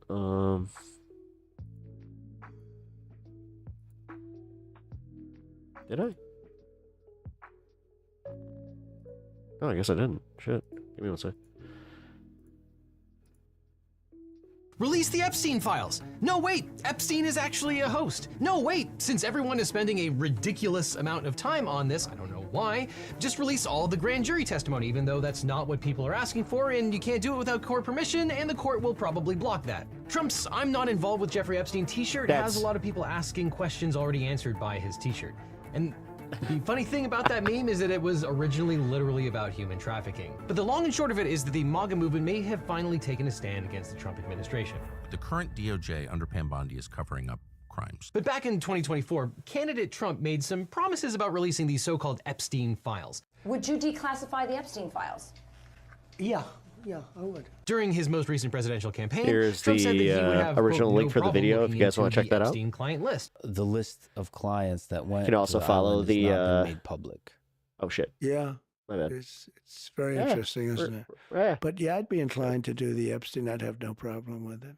Then Attorney General Man, he did not sound good in that interview. Pam Bondi told everyone that Epstein's legendary client list The political noose is getting tighter. was right there on her desk. Waka waka. It wasn't. Pam Bondi released a 2-page memo saying that actually Epstein did just kill himself. There's no secret client list, and there are no more documents that are going to be released. And everyone believed her, and that was the end of the story. No, I'm just kidding. Trump supporters weren't having it at all. Even Trump. Oh my god, dude. Okay, so I have only been privy to like Geeks and Gamers, Charlie Kirk's comment section, and Ben Shapiro's comment section. This is really funny how many more people are just like, nah, but you know who is it? Trump's reliable buddies over Fox News aren't buying the Don't narrative. you fucking say it. What is more deep state than covering up He for doesn't know what he speaks of. And Trump took to Truth Social to post a long screed proclaiming how great Bondi is and telling everyone to, quote, not waste time and energy on Jeffrey Epstein, somebody that nobody cares about. Except that a whole bunch of people care a whole lot about Epstein. Make some noise if you care about the Jeffrey Epstein scandal. Raise your hand if it matters a lot to you. Raise your hand. When they're not even focusing on the audience and all you see is Mystery Science Theater, like, yeah. So every hand of 7,000 people. And now we live in a world where Congress's resident Jewish space laser enthusiast Marjorie Taylor Greene and Silicon Valley progressive Ro Khanna might finally agree on something. And meanwhile, while all this was playing out in the media, the Trump Department of Justice finally acted on Ghislaine That's a weird sentence to hear. Maxwell's plea for the Supreme Court to overturn her conviction after months of delay. Oh, and now Donald Trump is threatening to sue, quote, the ass off of Rupert Murdoch. He's furious because the Wall Street Journal published a story last night about Trump sending Jeffrey Epstein a handwritten birthday card in 2003 where Trump hand drew sketches of a naked woman and then made his signature mimic pubic hair, and which Trump ends the letter with, quote, happy birthday and may every day be another wonderful secret. Wonderful secret. Yeah, So that is just... Suffice to say, there is a lot going on here, both in the media, in the government, and in the courts. And a lot of suspicious timing with how the Trump administration is playing this. We're all meep state puppets. And baffling statements from Trump himself. So as the MAGA world implodes, let's take a step back and talk about how we got here, what the Epstein files actually are, and what they are not. And make no mistake about it, apart from all of the fabricated conspiracy theories, the Epstein saga does point to an actual real-life conspiracy that spits in the face of anyone who cares about equal justice and the rule of law in this country. But from the very beginning, everything that... Oh, I'm gonna have to get a beaker. Oh, that's what I should do. I should get a beaker puppet. Jeffrey Epstein reeked of corruption. In 1996, Maria Farmer, an artist in her mid-20s, reported to the NYPD and the FBI that Epstein and his associate, British socialite Ghislaine Maxwell, had violently sexually assaulted her while she was visiting his property in upstate New York. Farmer claims that she also warned the FBI that Epstein and Maxwell had committed multiple serious sex crimes against girls, including her minor sister, insane. that Epstein stole nude and partially nude photos of 2 of her minor sisters, and that he possessed child pornography. Apparently, you can get a screen-accurate beaker puppet for $700. But neither law... That's actually not that bad when you think about it. Enforcement agency followed up on Farmer's complaint. And nearly a decade later, in March of 2005, a woman reported to the Palm Beach police that her 14-year-old stepdaughter had been molested by a wealthy man. In subsequent police interviews, the girl confirmed that she had been recruited by a female classmate, also an undergrad, who had done sexual favors for Epstein in exchange for money. That classmate apparently took the 14-year-old complainant to Epstein's house, where his staff escorted her to his bedroom. Epstein appeared in nothing but a towel and told her to undress and then massage him, and during that massage, he sexually abused her. Now, the unnamed complainant came from a rough background. The underage They won't let my Charlie Kirk comments stay up. Classmate who recruited her had recently been sexually assaulted before she met Epstein, and this would become a pattern for Epstein. I just urge folks to visit Charlie and spam it. He preyed on girls from poor, violent, and troubled backgrounds, sexually abused them in exchange for money, and then paid them to recruit similarly troubled girls for him to abuse. Now, when Palm Beach detective Joe Ricari began conducting witness interviews, Epstein was quickly tipped off by one of the potential witnesses. Epstein then hired his own private investigators who sought out victims and witnesses, often before they were even contacted by the police. Detective Ricari still managed to identify 17 victims, all in the 14 to 20 age range, all of which recounted a similar fact pattern of the original 14-year-old victim. Recruitment by another girl or woman, ostensibly to give Epstein massages in exchange for money, being told to undress, and then being sexually assaulted or groped, being paid for the massage and sexual interaction, and being offered compensation to find future victims. Now, based on the overwhelming testimony, Detective Ricari provided the state's attorney's office with probable cause affidavit drafts for felony sexual offenses for Epstein and 2 of... That's why this one's not going away. There's just so much evidence. I mean, he was locked up. His female recruiters. And again, State's Attorney Barry Kreischer, though, declined to talk to any victims or parents and decided that 17 witnesses just wasn't enough to make a case. So Kreischer offered Epstein a sweet plea deal. When Epstein rejected that, Kreischer made the highly unusual choice to take the matter to a grand jury. Typically, a state's attorney would simply charge and arrest the accused. But during the grand jury proceedings, the prosecutor, Lana Belahovic, invited only 2 victims to testify before the grand jury, and it appears that Belahovic actively undermined her own witnesses by peppering the girls with questions about unsavory social media posts and even accusing a 15-year-old victim of being a prostitute. Now, the state's attorney's office was also in close communication with Epstein's defense attorneys. And in fact, it was Epstein's attorneys who provided the prosecutors with the underage girls' questionable social media posts, which the prosecutors then used to bully their own underage witnesses. And in the end, the grand jury returned only a single charge: felony solicitation of prostitution, which said nothing about the girls being underage. Now, if you're infuriated by this, you're not the only one. Detective Ricari's boss, Palm Beach Police Chief Michael Ryder, one of the few good guys in this sordid story, was also furious enough at the state's attorney's actions that he sent a scathing letter to Kreischer stating, quote, "After giving this much thought and consideration, I must urge you to examine the unusual course that your office's handling of this matter has taken and consider if good and sufficient reason exists to require your disqualification from the prosecution of these cases." Detective Ricari also took the extraordinary step of going to the FBI to ask them to prosecute the case, since the state's attorney had done such a poor job. But the feds agreed to launch their own investigation. One can only speculate that this was because they already had a file on the guy from 1996 and probably wanted to save face, but we'll never know. But the FBI's reinvestigation turned up evidence of additional victims, including 34 confirmed minors. And the victims reported the same fact pattern of massages and sexual Yeah, now, I'm wondering if they're nervous too. abuse. The feds found Like anybody that was associated, because pictures of many of Epstein's victims in his house, as well as plenty of other corroborating evidence. like you just said, so many of these people need to be held accountable for that. Like if they were also part of the trafficking. Tying him to numerous. Although, do you think that that was part of the plea deal with them? Was that they would also turn? I mean, there has to be so much of that, because this investigation was going from what 2008? Underage victims. I think it was 2008 or 2003, but And armed with this mountain of evidence, the feds sharpened their lawyers' war axes and offered Epstein a slap on the wrist plea deal that should have made national headlines as a travesty of justice, but it did not. Now, back in 2007, we didn't have the tools we have today to get a bird's eye view of how the Epstein slap on the wrist spread throughout the media and public sentiment. At best, a Google trend history reveals that the search term Jeffrey Epstein peaked at 100 searches and was mostly confined to users in New York. But when you use modern technology, you can see the massive political earthquake over Epstein in real time. We can see that there have been 372 stories about Epstein in the last 3 he's using months, ground with news, 46% of the baby. coverage coming from right-leaning sources. Oh, he's using the Versus 24% coming from the center, and Okay, so we get an option on what layout we want. I like this one. 30% I coming might change from the mine. left. And if you take a closer look at specific stories like the reporting from Wired that revealed editing in the security camera video of the night Dark mode. What are you doing? that Epstein died, you see a fascinating breakdown of how attitudes across political divides are rapidly changing. This story was only covered by about 50 sources, with 40% of the coverage coming from the right. On the left, sources mostly frame the missing footage as critical minutes that point to a larger cover-up and possible conspiracy. On the right, sources largely agreed with the left that the missing footage was critical, and were even more likely to embrace the yet unverified as of this recording claims that there exists even more missing footage. And in the center, sources typically focused on the problematic nature of the missing footage, but were not as likely to point to a cover-up. Now, headlines and coverage vary greatly depending on the source, which is why I use today's sponsor, Ground News. The Nobel Peace Center called Ground News an excellent way to stay informed, avoid echo chambers, and expand your worldview. They've been a longtime supporter of this channel and independent journalism at large.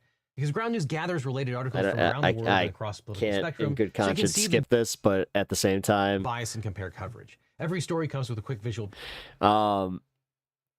breakdown of the political bias, factuality, and I'm in a really tight spot here because technically this is the reason, like, so what he's doing here in the script that he's using and the QR code, all of it, like, good on ownership him. of the source reporting, all backed by ratings from 3 That's why independent they are not exactly too great. news monitoring organizations. Now, one of my favorite parts is their bias comparison feature. But the thing is, I have a different tactic, and I've been told that they don't mind it. They just said, just don't, like, keep it clean. Which highlights so, yeah, literally, it's kind of like what this script says, but it's true though. Like, it cuts through algorithms, and it makes my news consumption so much easier for me. Big difference, because I can just see where, like, it's all coming from, and then I can kind of choose where to go from there. Is in reporting across the political It's spectrum. awesome. And I also love their blind spot feed, which shows you stories that are underreported by either side. And the blind spot feed legitimately is freaking awesome. The political spectrum. Like, I love.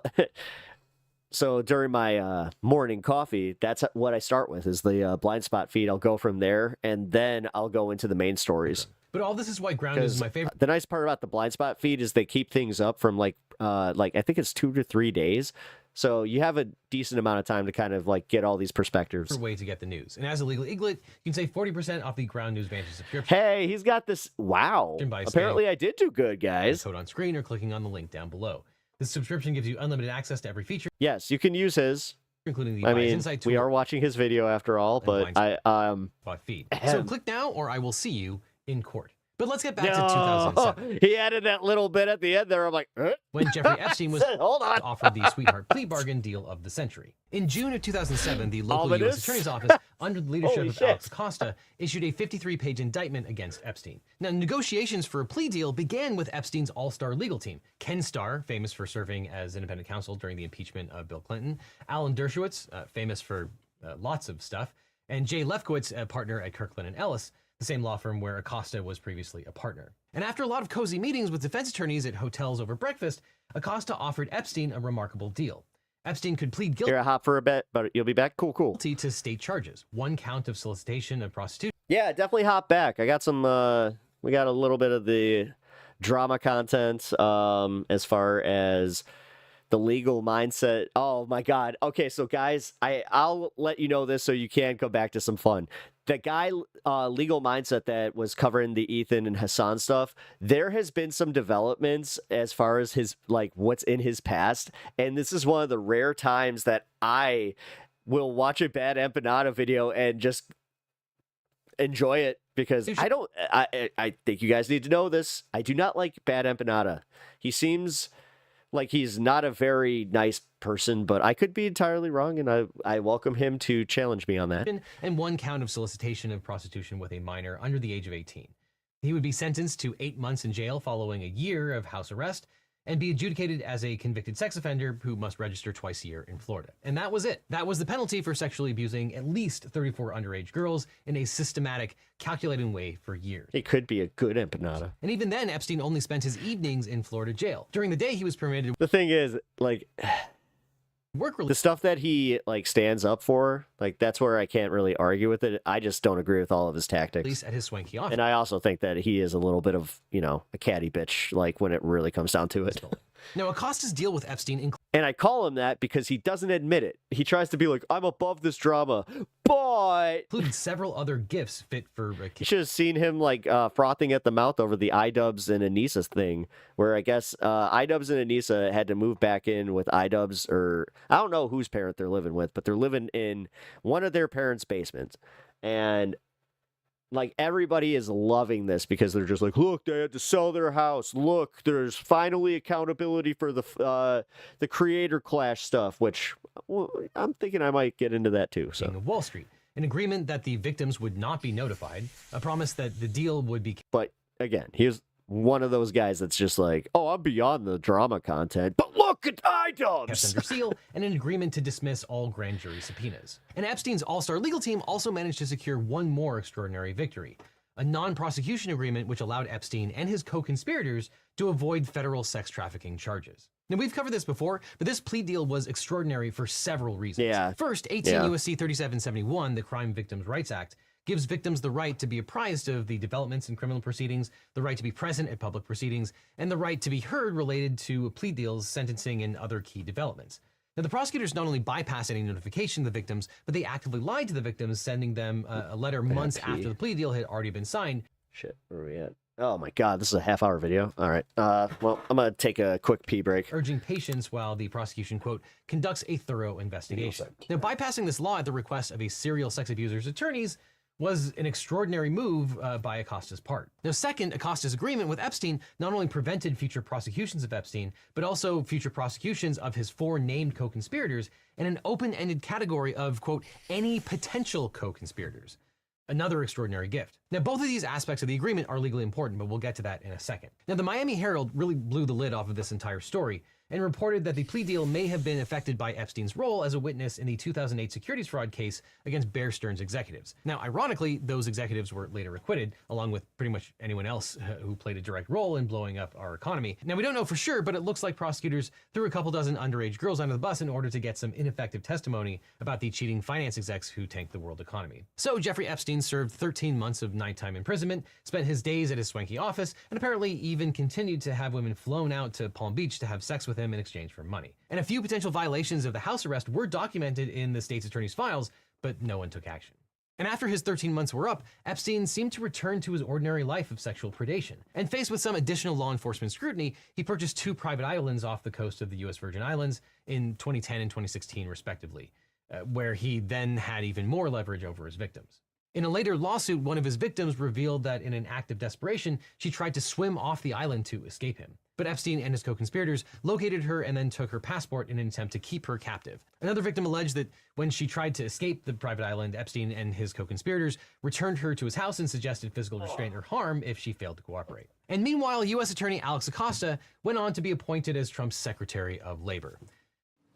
On behalf of the President of the United States, it's my honor to welcome you all today to the office of the Vice President here at the White House complex for a very important moment. The nice part about having the delay that I have on YouTube is being able to just kind of, as I said, peek over on my other screen and just go, oh, that's what I missed. Okay, cool. In the life of this administration and our national life, as I administer the oath of office to the 27th Secretary of Labor for the United States of America, Alexander Acosta. And all the bad guys lived happily ever after.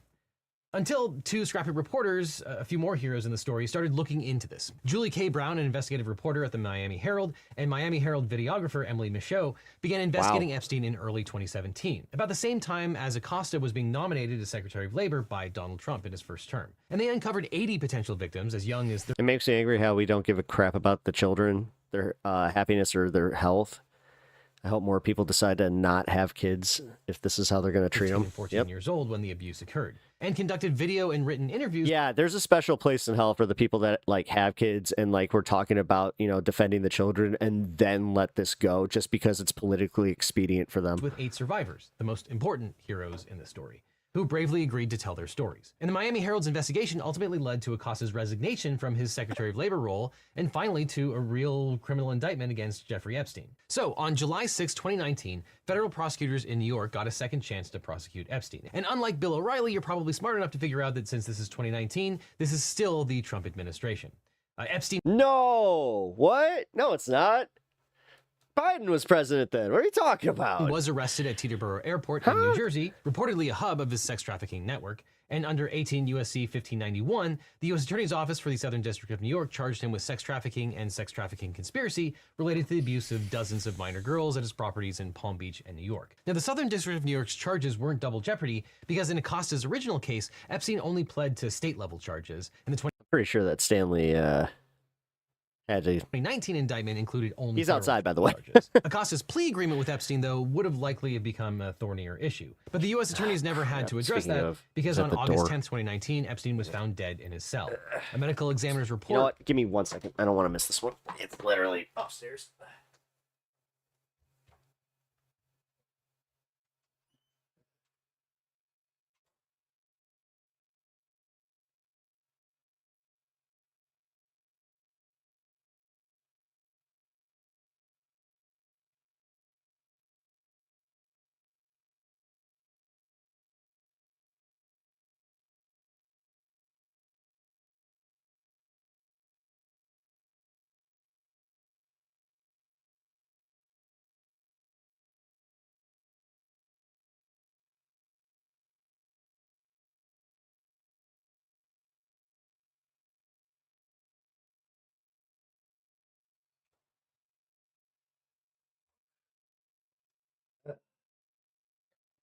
Neighbor let their dog out right as I was calling him in.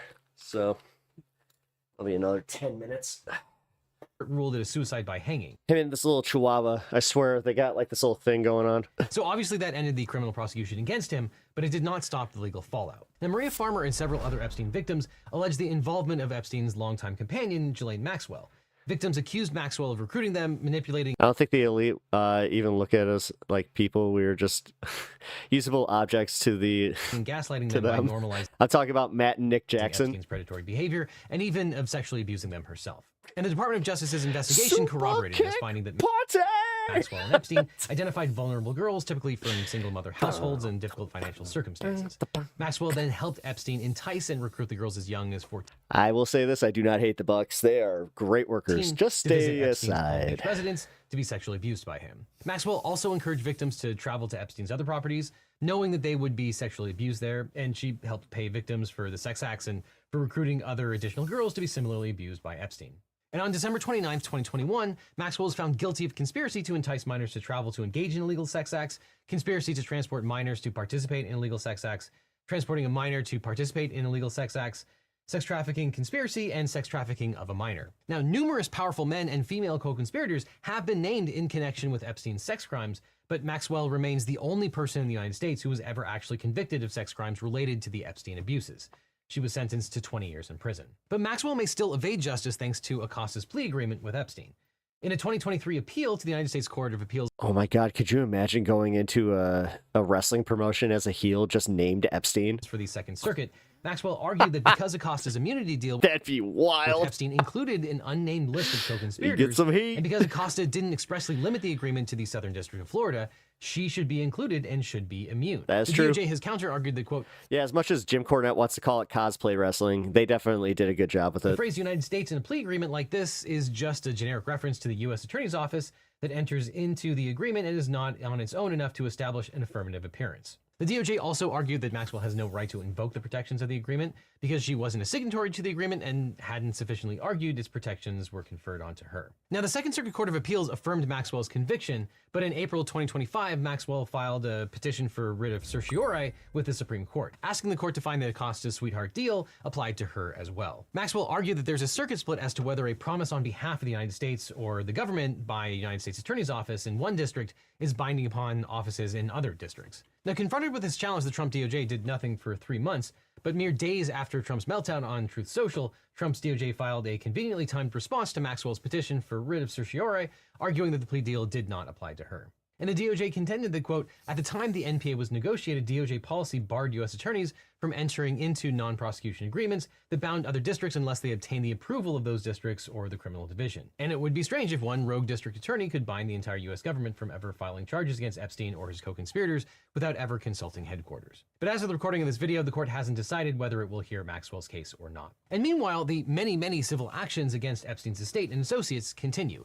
And for everyone out there hungry for names to be named, well, we have some good news. Thanks to how our justice system works, lots of names have been named in the civil cases. These are the true Epstein files, and we've gone through them so you don't have to. One of the bravest and most vocal survivors was Virginia Roberts Giuffre. Giuffre was involved as a pseudonymous plaintiff in one of the first batch of civil lawsuits against Epstein in 2009. In 2011, she revealed her identity as a survivor of abuse by Epstein and Maxwell. And she went on to file several lawsuits, including one against England's Prince Andrew for sexual abuse when she was 16 and 17, which resulted in an undisclosed settlement. In depositions and public statements, Giuffre has claimed many times that Maxwell recruited and groomed her for sexual abuse. Maxwell vehemently denied this and publicly called Giuffre a liar, and in response, Giuffre filed a defamation lawsuit against Maxwell. The case settled in 2017, but the case generated reams of documents, including depositions, pictures, communications, and a vast trove of other evidence. These and other documentary evidence generated in other civil and criminal cases are the real Epstein files. And in early 2024, the court in Giuffre versus Maxwell ordered the unsealing of many of these documents. These documents had previously been sealed to protect the identities of many of Epstein's victims who still have not publicly identified themselves. Many of the documents contain not just names, but also identifying information about people's backgrounds, personal details that could have been used to re-identify victims. And court documents are often sealed in cases involving sexual abuse, especially the sexual abuse of minors, because the documents can contain exceptionally private and troubling details, which, especially in a post-internet world, could affect the victim's safety. Indeed, in their depositions, several of Epstein's victims said that after their identities became public, they feared for their safety. Yeah, but the documents in the Giuffre case were unsealed. Also, look at the ones that were just speculated on that people were going after during Trump's first term. Because there was an exceptionally that strong was a public thing interest too. in the case, and because Giuffre herself had argued that they should be unsealed. Maxwell's legal team argued vehemently against the unsealing of the documents, despite the fact that Maxwell had already been convicted years before. But this highlights a key tension in the case, the balance between the victim's need for privacy and the public's need to hold Epstein's co-conspirators accountable. And this tension is particularly strong in the Epstein case because many of the girls involved were not only victims themselves, but were also paid to recruit future victims. Even still, many redactions were applied to protect the identities of victims who have still never publicly identified themselves and feared for their safety if they were named. And many prominent people were also named in the unsealed documents, but they had all been previously identified as Epstein associates. Giuffre's unsealed deposition detailed several times that Epstein directed her as a minor to have sex with prominent men, including Epstein's attorney, Alan Dershowitz, former Governor Bill Richardson, former Senate Majority Leader George Mitchell, CEO No, I don't think so. Les Wexner, Prince Andrew, MIT scientist Marvin Minsky, hotel company heir Thomas Pritzker, and billionaire Glenn Dubin. And all these men, except Minsky, who died in 2016 before Giuffre's allegations against him were JB. public, have denied these charges and none have been criminally charged. And the accusation against Actually, there you go. There's also part of it. It's like, dude, J.B. Pritzker has been a thorn in Trump's side. How come he hasn't said anything about his dad? Like, another question. Contentious. He and Giuffre both sued each other for defamation, agreeing in 2022 to settle their lawsuits against each other. And immediately after the settlement, Giuffre released a public statement saying that she, quote, may have made a mistake in identifying Mr. Dershowitz, but she later clarified that she, quote, did not and would never exonerate Mr. Dershowitz. The Giuffre's case was one of the many against Epstein and his associates. And companies tied to Epstein, including JP Morgan Chase, Deutsche Bank, and Barclays, have also been sued for turning a blind eye to obvious signs of human trafficking. And Epstein's estate has also paid out several $100 million in settlements to various parties, including victims and the government of the U.S. Virgin Islands. A voluntary victims compensation fund set up by Epstein's estate has paid out more than $120 million to 136 survivors of Epstein's sex trafficking network. And another 52 women filed and privately settled claims outside of the compensation fund. The documents and statements associated with these lawsuits, though, have revealed a plethora of additional information about Epstein and his sex trafficking patterns. One important pattern is that Epstein also often dangled not only money, but his social connections in order to lure his victims into his orbit. And Epstein was quite wealthy and very well connected to CEOs like Les Wexler of Victoria's Secret parent company, L Brands, to politicians like Bill Clinton and Donald Trump, to arts patrons like Eileen Guggenheim, to universities like Harvard and MIT, and even to scientists like Stephen Hawking. And to be clear, many, if not the vast majority of these people, were never involved in Epstein's trafficking operation, but part of his ability to evade capture and his ability to manipulate his victims was based on his long list of powerful friends and acquaintances. Sorry, I've been staring. My dog's at the back door. Give me 1 second. He's literally clawing at it. I'm just like, all right, how much longer is he talking?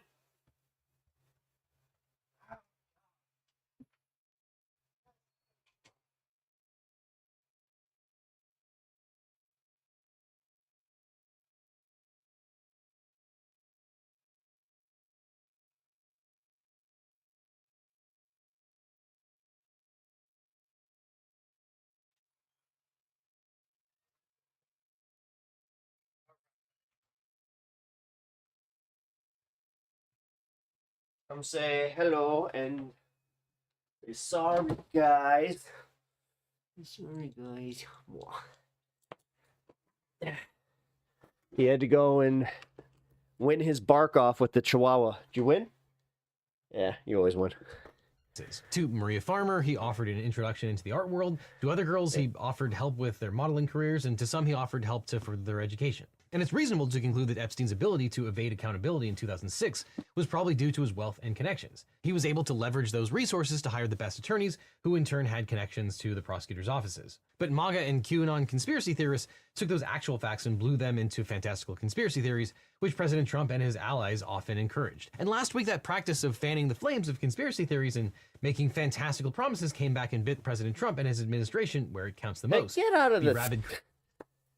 Do not go into the trash after I just give you a treat. That's like as credulity of the MAGA base. Now, since Epstein's death, all manner of wild conspiracy theories have bloomed under the MAGA. As a dog master, I have to say, man, like,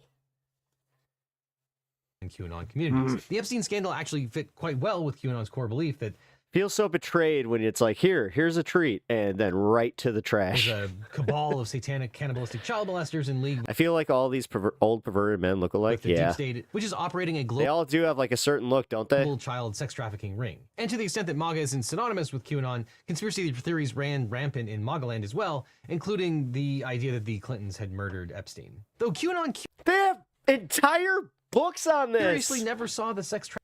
But why is anybody talking about it? That's wild. Trafficking in their own house. Hey, happy 3/11. MAGA figures like Tucker Carlson promoted the idea that Epstein was actually an intelligence asset, possibly of Israel's Mossad. It's extremely obvious to anyone who watches that this guy had direct connections to a foreign government. Now, no one's allowed to say that that foreign government is Israel because we have been right to the feet. He's like, I wasn't doing nothing. Into thinking that that's naughty. And that theory had some nice overlap with anti-Semitic conspiracies because Epstein and Maxwell were also ethnically Jewish. Dan Bongino, now deputy FBI director, has been promoting this conspiracy theory for years. Which Middle Eastern countries they are, I don't know. But this person, who's a very, very good reporter, I mean, aces, right? swore Epstein was either a witting or unwitting intelligence asset, and they may have had his plane wired up, and they're the ones who have all this stuff. And Megyn Kelly just endorsed it again on June 16th. Do you No think wonder- there's any intel community? No wonder he was so embarrassed. Okay, so this is part of the like being in the bubble that we're in. Even with like how much we see of this content, like I didn't know any of that. I'm not going out of my way to listen to an entire Timcast with Dan Bongino, so I wouldn't unless be it's been surprised. clipped by somebody else for other purposes because he said some outrageous shit. Well, I mean, it's possible that that's the reason everything's getting buried. I got this from Mint in the Hindustan Times. That there is some treasure trove, and it's getting buried because. How many people here believe that? Raise your hand. Okay, I'd say about half the hands think that it's being buried because of an Israeli thing. And MAGA figures frequently promoted the idea that Epstein had a list of powerful elite men. That's okay, Automat, I agree. Always liberals for some You reason. handled that well, Meta. That had been involved in the sex trafficking, possibly so that he could blackmail them. And the kernel of truth that likely inspired this conspiracy theory was that one of I Epstein's agree. employees, Alfredo Rodriguez, did once try to sell a notebook with a list of names in it, but that notebook contained the names and contact information about Epstein's victims, not his associates. Rodriguez was later convicted of obstruction of justice and sentenced to federal prison.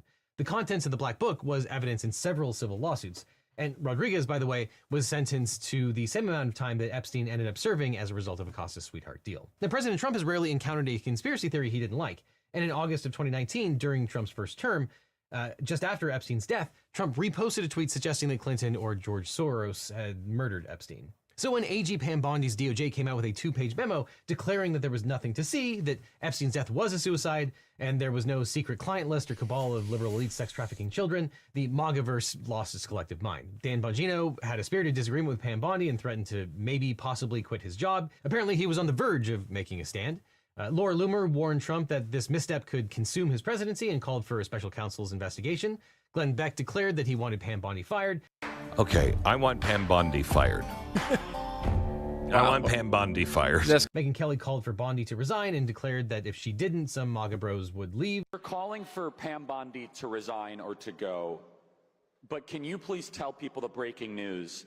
According to reports that you have verified, Kash Patel and Dan Bongino will resign if what does not happen? If she doesn't go. And even House Speaker Mike Johnson. Oh, wow. Okay, so is that just complete horseshit that they were just saying at Turning Point? So said he supported. At some point, the people that hear this, that this is for, they do have to be the ones who are outraged. We cannot continue to just be outraged for these people. I'm not playing that game. The release of the Epstein files. And it seemed that the Democrats were finally happy to find something to do. Senator Ruben Gallego accused President Trump of, quote, hiding the Epstein list.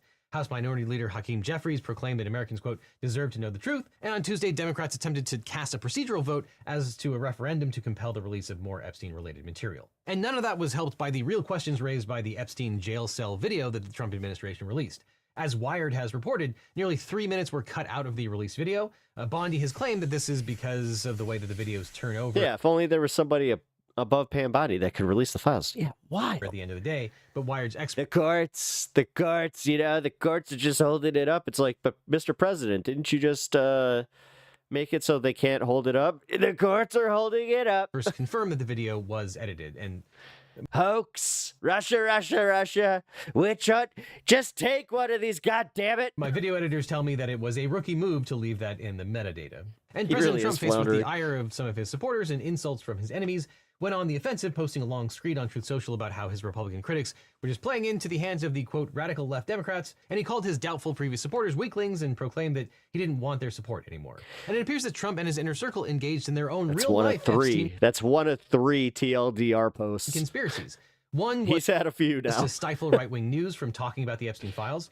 Reports are that Trump and his inner circle tried I feel to like this is all a distraction while they're pulling some kind of Ocean 11 stuff. I heard somebody on CNN talking about that, how like that's like how technically this was planned, and they're just like, yeah, this is because the provisions of the Build Back Better bill and the $9 billion crypto bill, like all of these are going to be so unpopular that they need this to be the focus. Long-arm the press from talking about Epstein. After I heard that, I was like, that is one of the more sensible theories that I've heard that is kind of like dare I say, a conspiracy theory? Which apparently largely worked. And another is that Trump fired Maureen Comey, daughter of James Comey, who had worked at the U.S. Attorney's Office for nearly a decade and helped prosecute both Jeffrey Epstein and Ghislaine Maxwell. I mean, I don't think this really changes anything. We've got plenty of tapes where Trump talks about his friend Jeffrey Epstein and Jeffrey Epstein talks about his friend Donald Trump. But yeah, that looks pretty terrible. But then, late last night, Trump posted, quote, "Based on the ridiculous amount of publicity given to Jeffrey Epstein, I've asked Attorney General Pam Bondi to produce any and all pertinent grand jury testimony, subject to the court approval. This scam perpetrated by the Democrats should end right now." But the thing is, as Congressman and former federal prosecutor Daniel Goldman points out... I thought they were distracting from the flood deaths. That is another thing that hasn't been reported on. Grand jury testimony is both very... Well, I mean, it's been reported on, but it's been buried. Let's be fair. ...specific and isn't what people were asking for and wouldn't be the most relevant documents. And in fact, he tweeted, quote, "Nice try, AG Pam Bondi. What about videos, photographs, and other recordings? What about FBI 302's witness interviews? What about texts and emails? That's where the evidence about Trump and others will be. Grand jury testimony will only relate to Epstein and Maxwell." And in any event, as President Donald Trump cannot order the DOJ to unilaterally release sealed grand jury testimony. In fact, the Federal Rules of Criminal Procedure, Rule 6E3E, states that, quote, "The court may authorize disclosure at a time, in a manner, and subject to any other conditions that it directs of a grand jury matter when, 1, preliminary to or in connection with a judicial proceeding, 2, at the request of a defendant who shows that a ground may exist to dismiss the indictment because of a matter that occurred before the grand jury, 3, at the request of the government when sought by a foreign court or prosecutor, 4, at the request of the government if it shows a matter may disclose a violation of state, Indian, tribal, or foreign criminal law, and 5, at the request of the government if it shows that the matter may disclose a violation of military criminal law." Now, President Trump wanting AG Pam Bondi to release sealed proceedings from a grand jury because of political pressure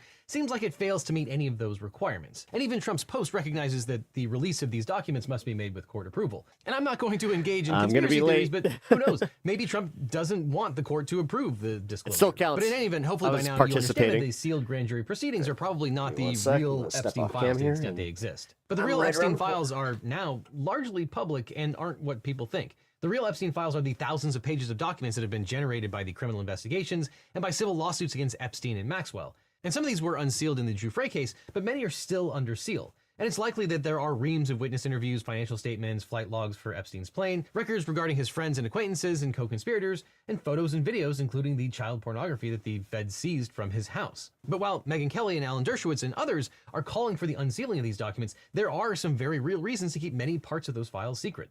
Not to protect the potential perpetrators, but to protect Epstein's hundreds of underage victims. But even if President Trump wanted to unseal these civil court documents, he can't do that unilaterally. The Department of Justice could file a motion in the relevant cases, and the judges could consider them, but because of the privacy and safety concerns, a judge might not necessarily grant the request to unseal. And if Trump were to declassify the federal criminal case files, there would also be legal implications. When the Trump administration released the JFK files, they accidentally disclosed a bunch of social security numbers. Any Epstein files would threaten to disclose even more private details about underage girls, potentially exposing them to yet more traumatic experiences and putting them at risk of harassment or physical violence. And there are laws, including the Privacy Act, which prohibit the government from disclosing private information about individuals without their consent. One important aspect of the Giuffre case is that Giuffre argued in favor of unsealing. She consented to it. It was an empowered choice that she made, which, when you're considering the rights of survivors, is important. So if you're looking for a real scandal in all of this, it's right there in plain sight. The real scandal is the consistent miscarriage of justice that's played out over the past 30 years. Yep. And while hundreds of victims have been identified and numerous powerful men have been implicated... And notice how they're not doing anything about that, because that would mean that we would have to, I don't know, take a hard look at the system that is perpetuating these miscarriages of justice and always being in favor of the rich people. It's almost like the normal person will go, that whole fear I've had about, well, if they could do it to him, they could do it to me. Only one person, Ghislaine Maxwell, has ever been convicted of sex crimes related to Epstein's decades. Well, he'll get out of it, but I'll go to jail. Decades of sexual abuse. And the sweetheart deal from one of Trump's prior cabinet secretaries may end up resulting in her escaping justice too. But all this highlights the massive gap in the justice system, which is one of the reasons I started my law firm, the Eagle Team, and one of the reasons I'm proud to fight for the little guy. Because after I started this channel, every week I get hundreds of comments and emails from... Hell yeah, and I'm glad that he is here for this specific moment. This is, of all the videos that I could ever cover from Legal Eagle, this is probably the most important one. Viewers who are dealing with legal problems. People would email and ask... Because there's so much being lost in this that it comes down to like what he was saying yesterday, where he's just like, the grand jury documents. We got to give the grand. It's like, what? And can you help me find a lawyer? Or... Immediately, just one of those armchair lawyers was just like, that's not how that works. How do I know if this attorney is any good? Because it's not just that legal help is expensive, though. Legal team, get the Eagle team, or the legal team, Eagle team, whatever. Yeah, Legal Eagle. I already linked his video. But I'll link it one more time if you guys want to check out the channel. He does great work. So. Also, guys, welcome to the channel if you are new here. I appreciate you guys stopping by. Hope you are vibing. I'm Pep Talks. Nice to meet you. Feel like I don't introduce myself quite enough. If you cannot tell why I'm coughing, it's because allergies to the wackiness of the world has got me smoking.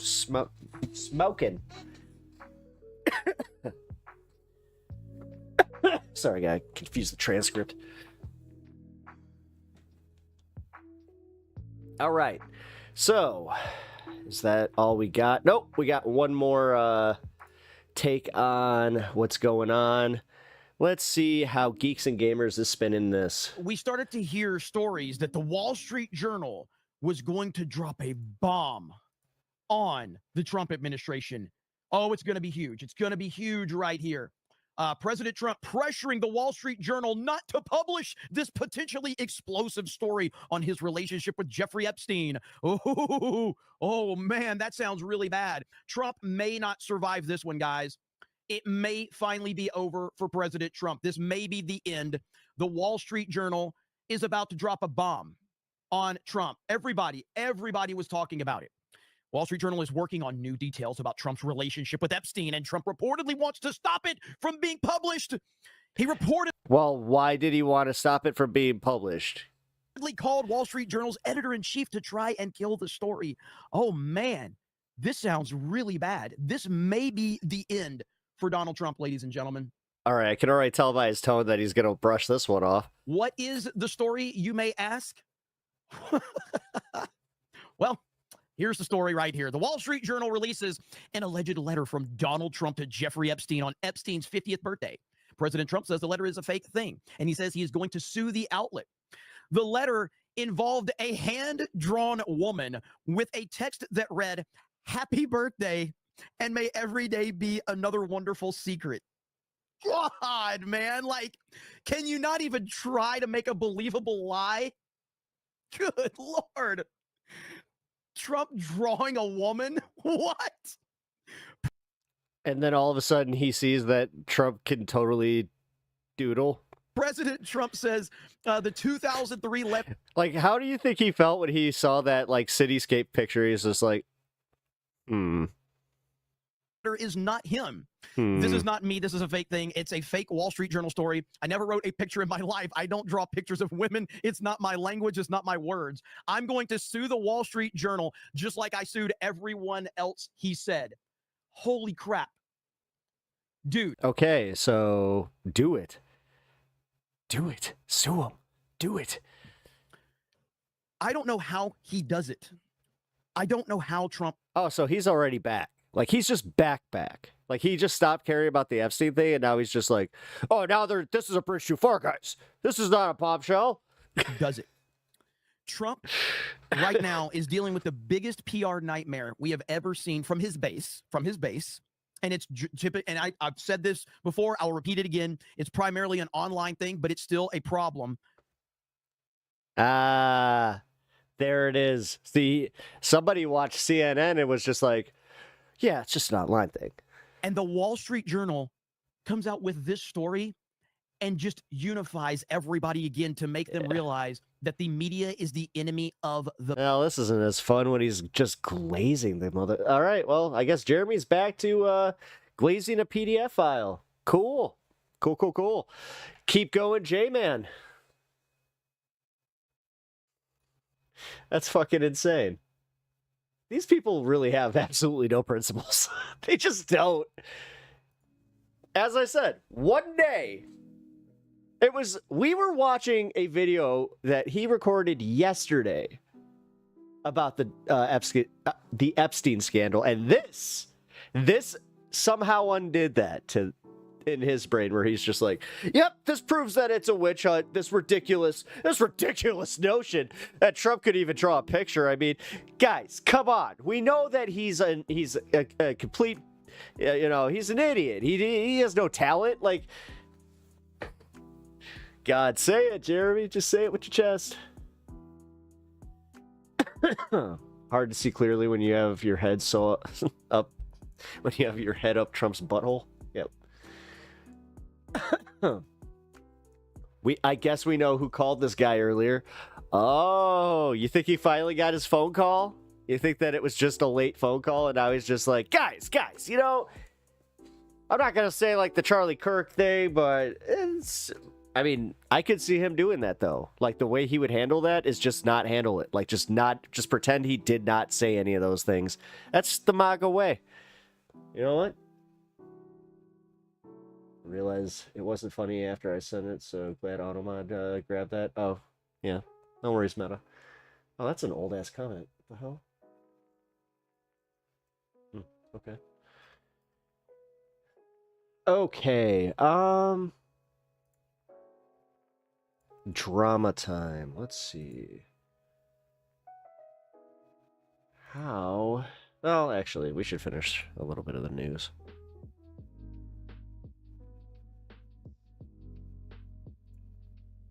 Nah. I think we're good. Justice Department asked court to unseal Jeffrey Epstein grand jury testimony or records. Let's go raw story.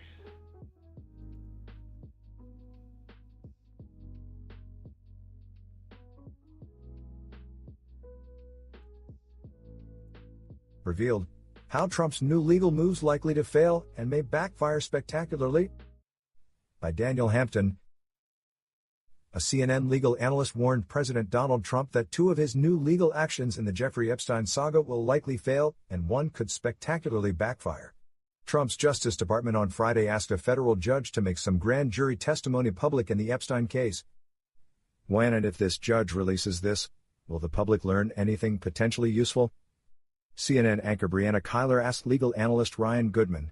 Goodman said in that effort, Trump faces an uphill battle.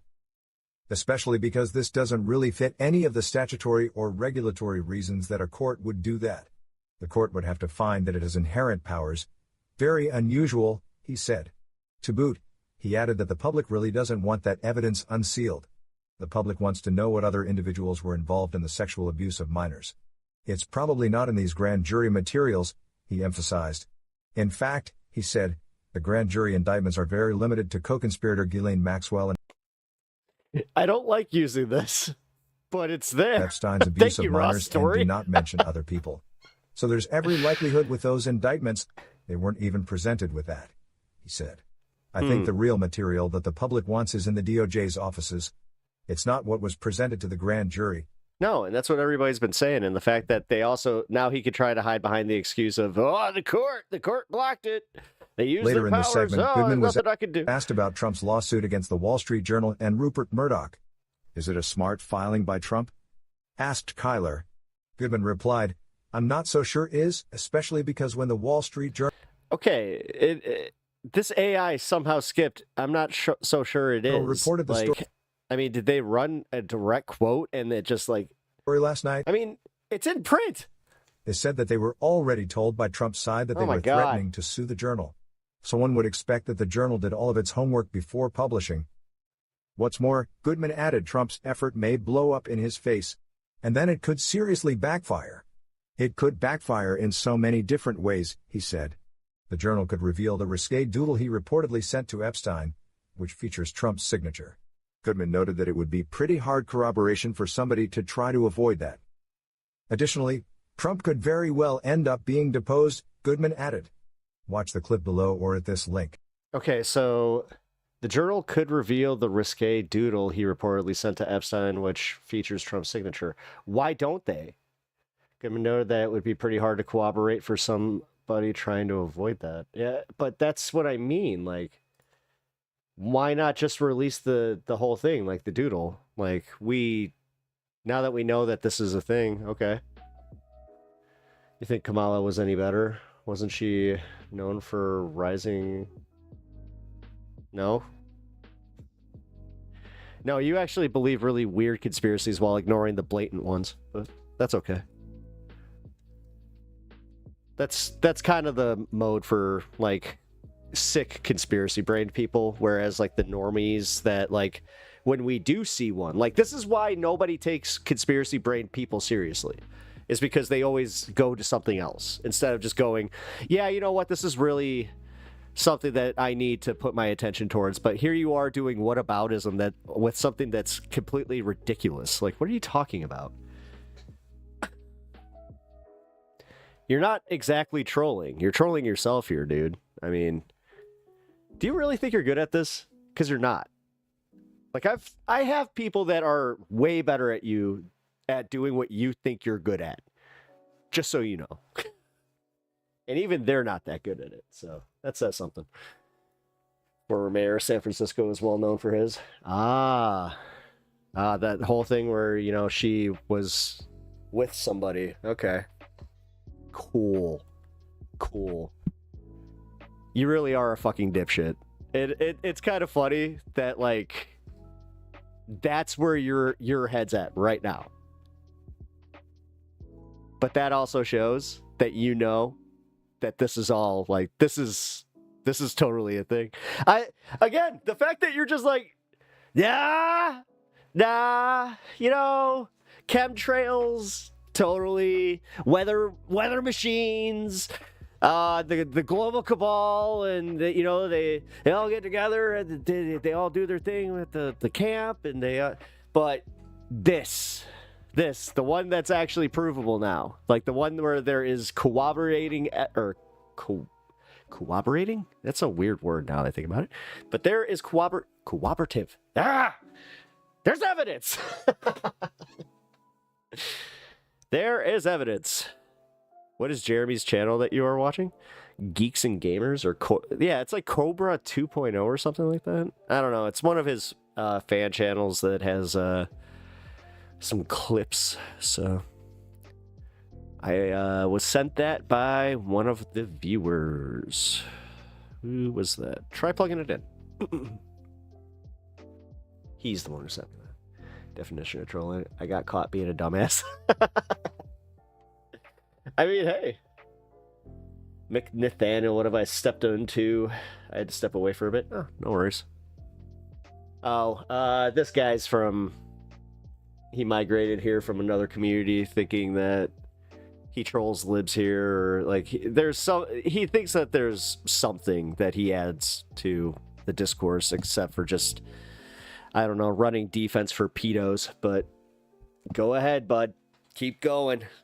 Keep going. Keep ignoring the conspiracy that was, again, the main conspiracy theory. The one that turned out to have some legs, but you're like, nah, I'm gonna focus on the lady who didn't win and has no power. Look, I know about Willie Brown and Kamala. You're actually just a fucking dumbass. God, I want to ban you. I want to ban you just for being stupid. That's the problem with you. You think I'm defending Trump? You would, dude. If you don't see that that's what you're doing right now, you're not doing the contrarian thing. You're just being kind of a what's the term? Asshole. Like, holy shit. And no, I'm just, my tolerance for your stupidity and not just being like, yeah, you know what, this is real bad. Like, had you said that, like, hey, this seems really bad for him. How come he's doing this? Nah, but you had to take it to something that I'm just like, I don't give a fuck. What does that... So here's the thing. Even if I acknowledge what you're saying is true by any means, what does that have to do with this? Huh? What do you disagree with? What the fuck does this have to do with anything? What did your What does your little thing about Willie Brown and Kamala have to do with any of this? What does it add to this? What should I be looking into? Who cares if she even fucked a guy? What does this add? Holy shit. Did you get the new Donkey Kong game? Not yet. I need to go get it.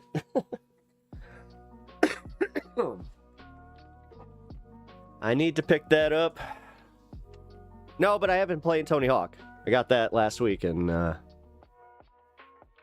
played that. Oh, man. Okay, so I had a situation. Now I want your guys' real opinions on this. Now, if you guys... I'm not sure if you play Mario Kart. So, the new Mario Kart has a hidden final stage where, like, the new Rainbow Road... should have spoiler alerted, but oops. It's there. So, what ended up happening is when I beat the game, I wanted to take time to beat that course, and, like, I have my own way of doing it. But, so... I had some friends over, and one of my friends who is also like big into Mario Kart, she did this thing where while I wasn't even playing, decided, well, I want to play Rainbow Road. So they did the CCs while they were undone by me, and this is somebody that would 1000% know exactly what the fuck they were doing. So, am I being a little bitch for being like, no, I'm really annoyed by that? Because, like, when I went to go play it today, I was like, what the fuck? 50 and 100 were already done. And that's the other insult to injury. Don't even do the actual hard one, the 150cc. No, go and do the fucking one. I'm legitimately pissed about that. Like, it sucks. Like, what the fuck? Yeah, you'd be pissed? Okay, cool. Because honestly, like, I had, like, worked on that entire game. Like, I was doing it very specifically. Not like she even bothered to ask, which 1000%, if you did this to her, she would freak the fuck out. She would have literally been like, you don't respect me? You don't respect, like, you just don't respect me as a person. Because you don't respect my things. You don't respect, like... What I'm doing here?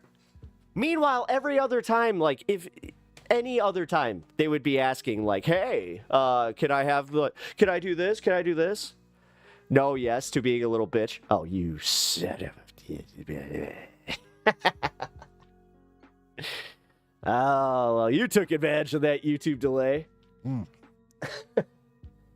I never let her pick out her courses levels again, personally. I'd be pissed. Yeah, no, I was really upset by that. I'm not gonna lie. I'm not gonna lie. I just literally gave my heart out there. And then Kirk is just like, yeah, you're kind of a dork. It's like, all right. Well. No, I know. Doesn't make a difference if you play the track first. Kinda.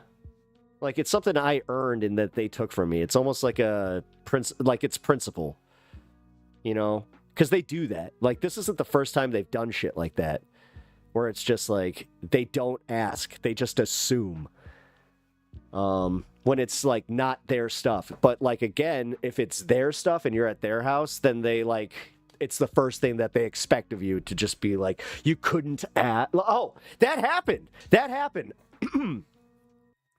Dorky McDorkson. Whatever. Yeah, I'll add to this. I again, open book. I don't give a shit. No, I went to their house for something, and I told them, I'm like, hey, man, there's this WWE event. I want to watch it. And they had multiple TVs. So they had music just playing upstairs. So, because I had asked, and they said, yeah, that's fine. I was like, oh, okay, so I'm going to put it on now. So they come upstairs, and they're just like, what are you doing? I'm like, you said I could watch the wrestling thing. They're just like, you could have asked. So, Like people insist on taking your shoes off, but they bring their dirty shoes into your house. Yes! Yes! Yes! Yes! 10,000%. And they do that. They not only do they do that, it actually happened where they left their shoes here. And so I'm vacuuming and I'm just like, whose shoes are these? And then it clicked with me. I was just like, oh. Yeah, in my living room. So it's like also, oh, okay, cool. Yeah, cool. No, I don't know, man. I've been wrestling with this one. I think I had like a therapeutic moment where like legitimately I got tuned into the fact that it's like, oh, that is a much larger disrespect than then it's not just the game. It has very little to do with the game. Yes, I'm annoyed by it. And yes, I get what you're saying about like, do you really need to be the first one to play it? No. But it's also the fact that I wasn't even fucking there. Like we had like I was participating, but I had handed off the controller for other people to play. They couldn't even wait. Like what the These people are your friends? Yeah. Person, yeah.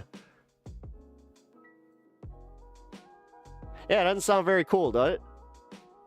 Yeah. Nah, he tolerates some shit, and I don't know. I have realized that this one, it kind of, yeah. It awoken the beast. I think I'm out of water. Oh, no, not.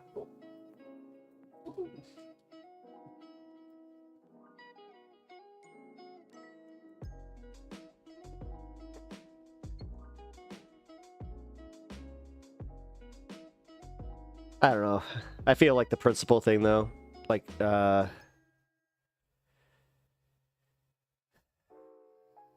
I also have, like, done things on principle where I, like, upon further revelation, I'm just like, that was stupid.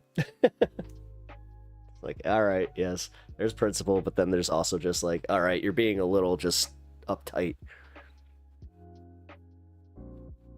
But that's where I guess I need to find balance. I don't know, man.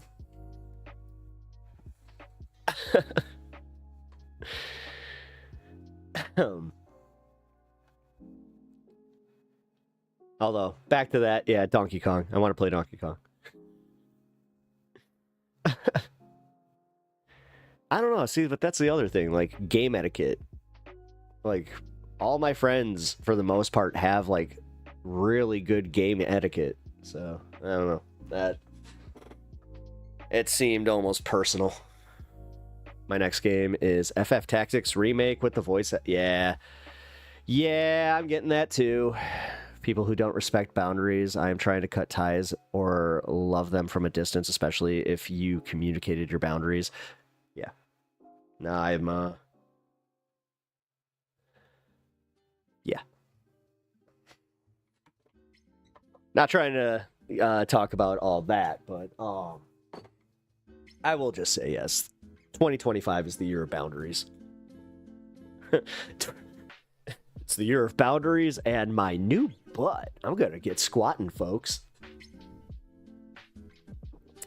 That's a big ass lie. Or a little ass lie. Zing.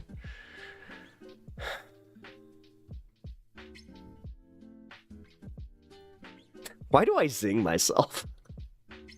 Because I have no confidence. You're not supposed to answer your own questions.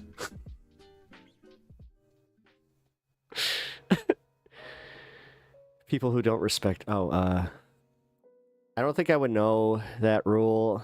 I may have tried racing that track too without knowing that it was a faux pas. Okay, see, all right. I appreciate your take, and that's why... Now I'm calm.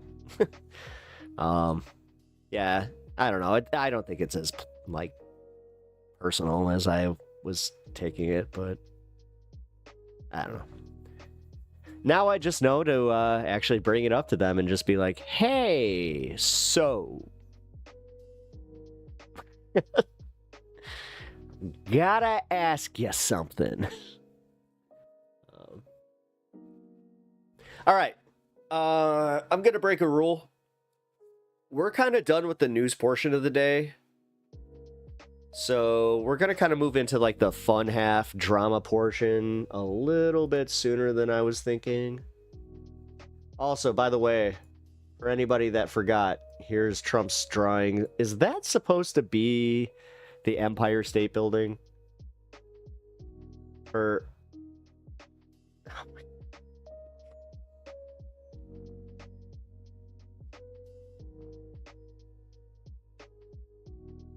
That should be featured in the Shitsonian.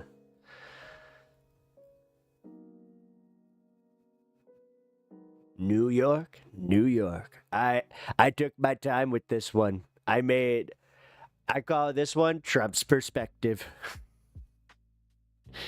Oh, God.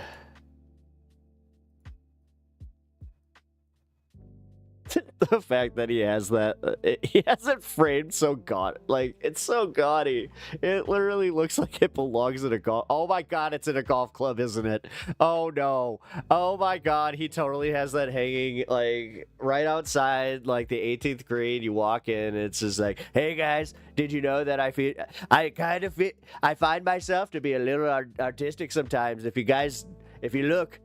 Anytime that I'm feeling a little homesick, I look at that and it reminds me that's my home. That's New York. It's such a good drawing. We didn't talk about Hitler's artwork until he offed himself. You're like, okay, achievement not unlocked yet. We cannot. Wow. Give me a second. What the hell?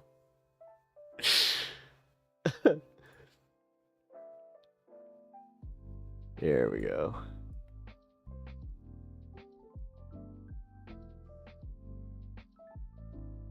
It looks like something I drew in 6th grade. I mean, the thing is, if I was an art teacher, I would say that, but also, like, it's not the worst. Like, dude, I have seen like just straight up not talented people, like people that cannot draw a straight line if their life depended on it. So there is like the thing where it's like, all right, with a little bit of like, if he was taught like some, art classes, he could probably do like some, landscapes. Maybe if he got into some painting, if, he goes into his George Bush retirement phase. Oh God, if only. I know what I want to look I call this one Sex on the Beach. It's not what you think. for now. I hope it's in here. Don't care. Then we're finding it. All right. I'm going to I have to warn you guys. I don't usually do this, but a little bit of a content warning. Because this is Destiny, and I don't know this other guy, the Omni-Liberal. I had never seen him before, and the only reason I am bringing this clip to your guys' attention is because it annoyed me on a special level. Because this guy is smug.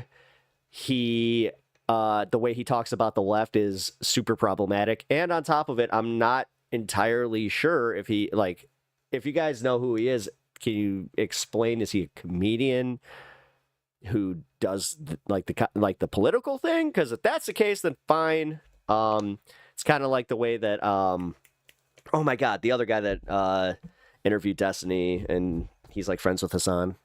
He was on Coomtown. What's his name? Shit. I'm so bad with that lately. But I think you guys know who I'm talking about. But he has like a similar shtick where it's like, the deadpan humor. But I feel like this guy's not, like, he might be trying to do that, but failing miserably. That Trump drawing sold at auction for $29K?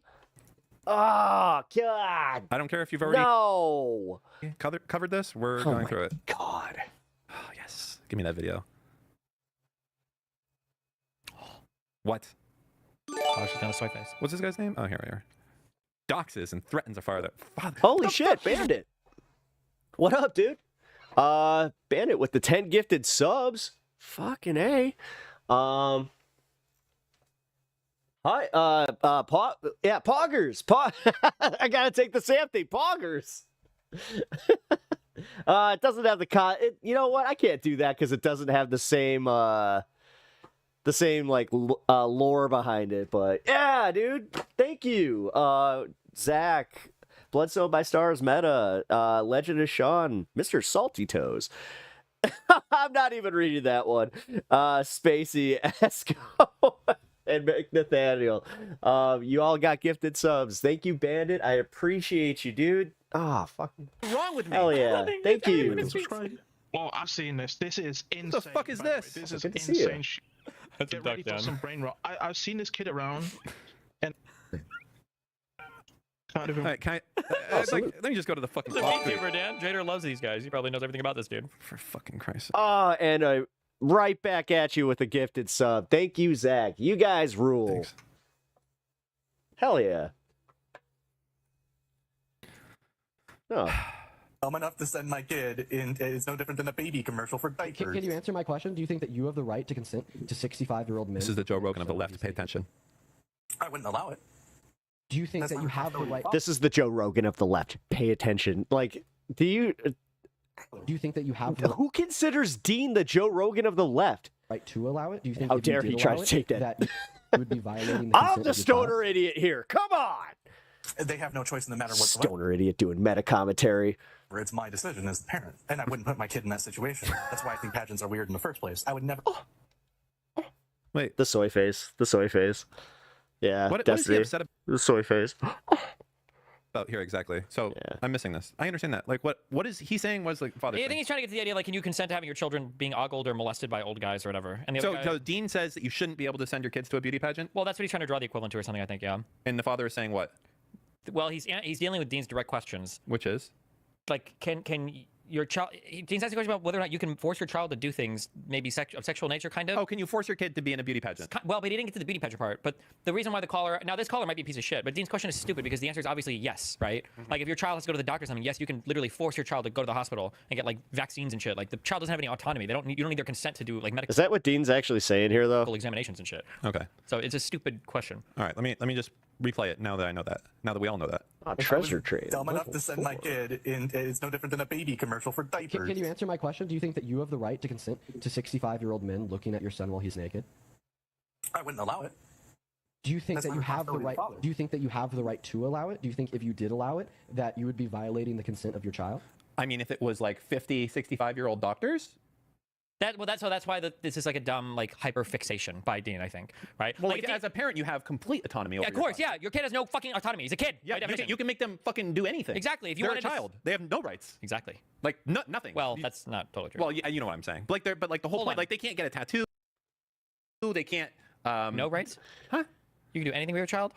Hold on. Why you take it there? Hold on. Well, because you're literally doing the same thing to another guy. Like, this is one thing that I always hate, where they're just like, I'm going to hold this guy to this extremely high standard and only listen to one sentence that he said, and then pause it and go on a long-ass tirade and misspeak myself, but don't hold me to the same standard. How fucking dare you? Wait. What? Do you think you have the right to tell your child that they have to submit to... This guy has, like, a very, like, just... Anything from a 65-year-old man? I don't know. No, I don't. You're not deaning me. That ain't happening. No. I misspoke, actually. I'm known to do that. I take that back. Sorry. Oh. Okay. See? You get the award for the walk back. There you go. That's one of the things that I can do. It's just so easy. Watch that. I Boom. got you. That's fine. See, okay. your attack was like, phew, and I was just like, oh, sorry, I misspoke. Make them do anything. The horrors of that statement. Yeah. Gotcha. You were sending them to get grapes. Not sending them to get... I don't even remember what I said. I got bad memory as well. Okay. Sorry if I said that I misspoke. Let's continue.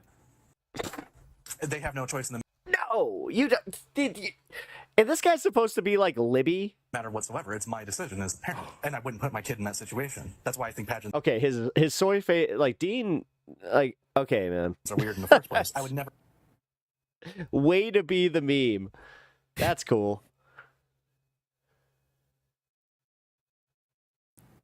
Oh, he's just real. So who did he pause? I think he kicked it from the call or something. This is well. He's just like he holds it there too, like so performative, right? Yeah, this is just. Yeah, I mean it really pause. is. Like there are times where pause. Like there are times in debates where I've been like mind fucked. I think the last one I can remember, I think I paused, but when I was debating Leela and the other woman about abortion, and I was doing like a ship with theses, and I was like, hold on, if you were to switch somebody's head with somebody else's head, would that be the same person? And I think one of them said yes, and I was like, I didn't have a response. I was like, what?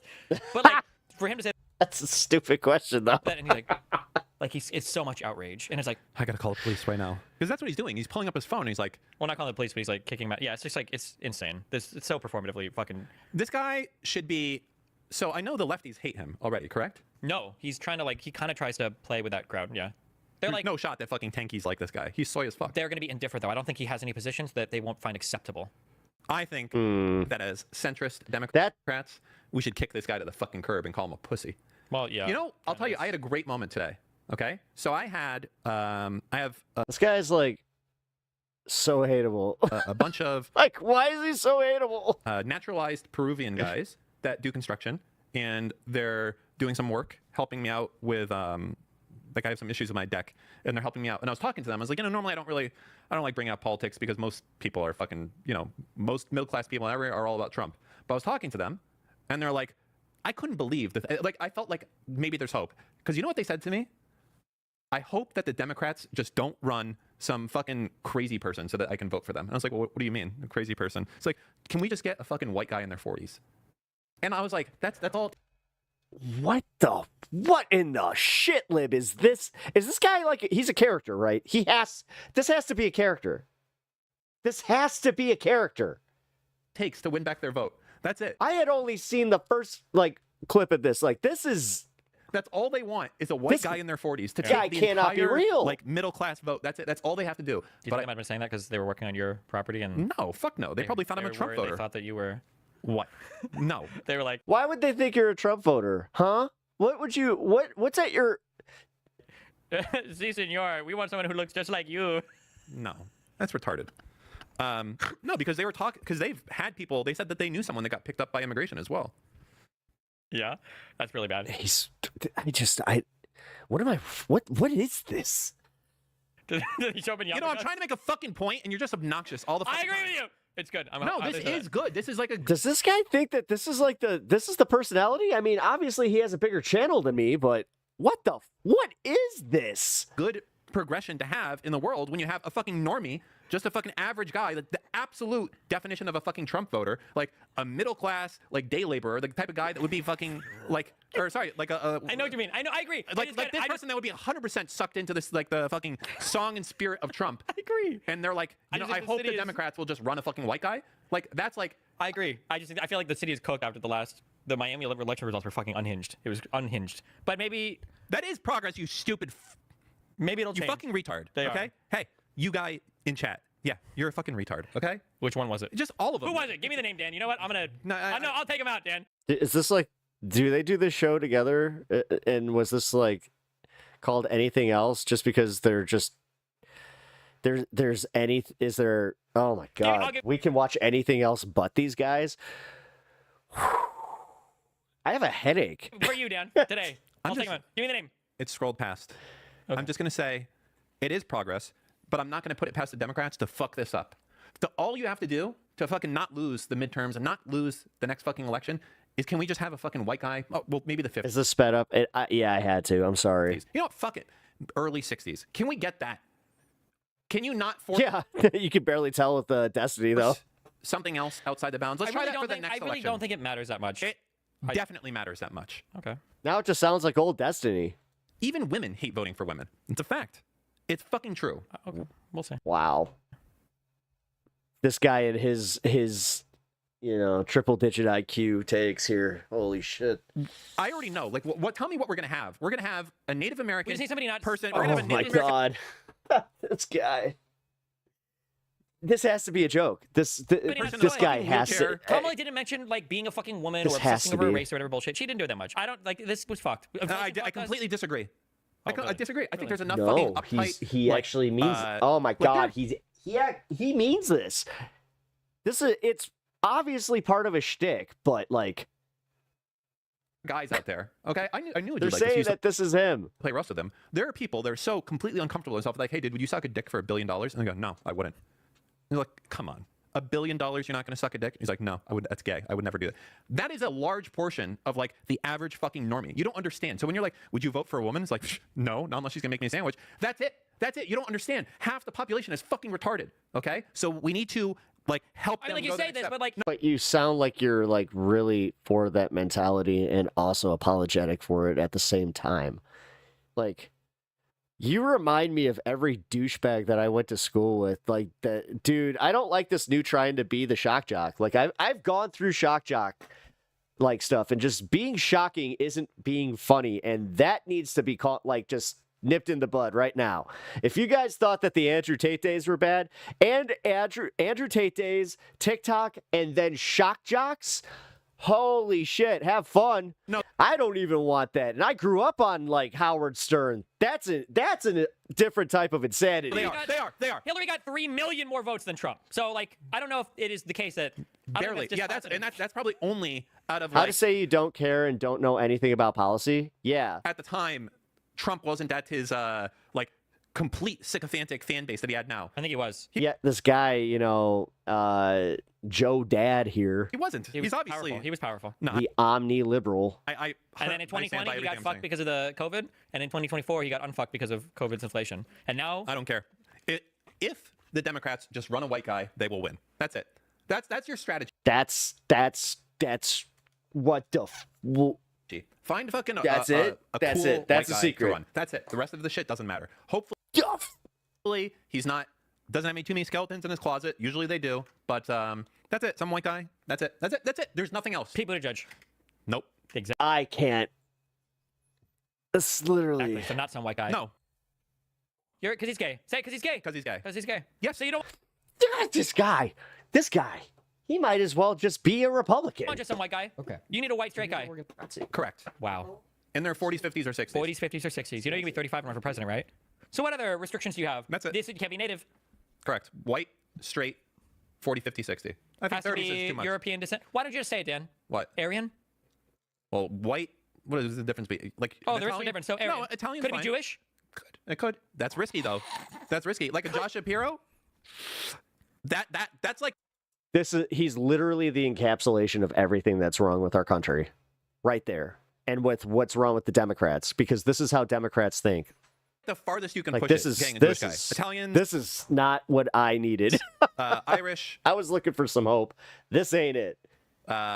English. You want a hot take? I feel like it's not gonna be that hot, but I'm gonna give you a real hot take. You know what? I'm gonna say right now. No Jews. I'm gonna give you the hottest take. No Jews. I'm sorry. Do you know Sorry, who would have a better chance of winning between a black woman? You know what the most unelectable? And I felt this. I don't know where this energy comes from, but I feel this. Hold on, let me think. More unelectable than a black woman? Well, I mean, I know some answers. Huh? Without being a memer.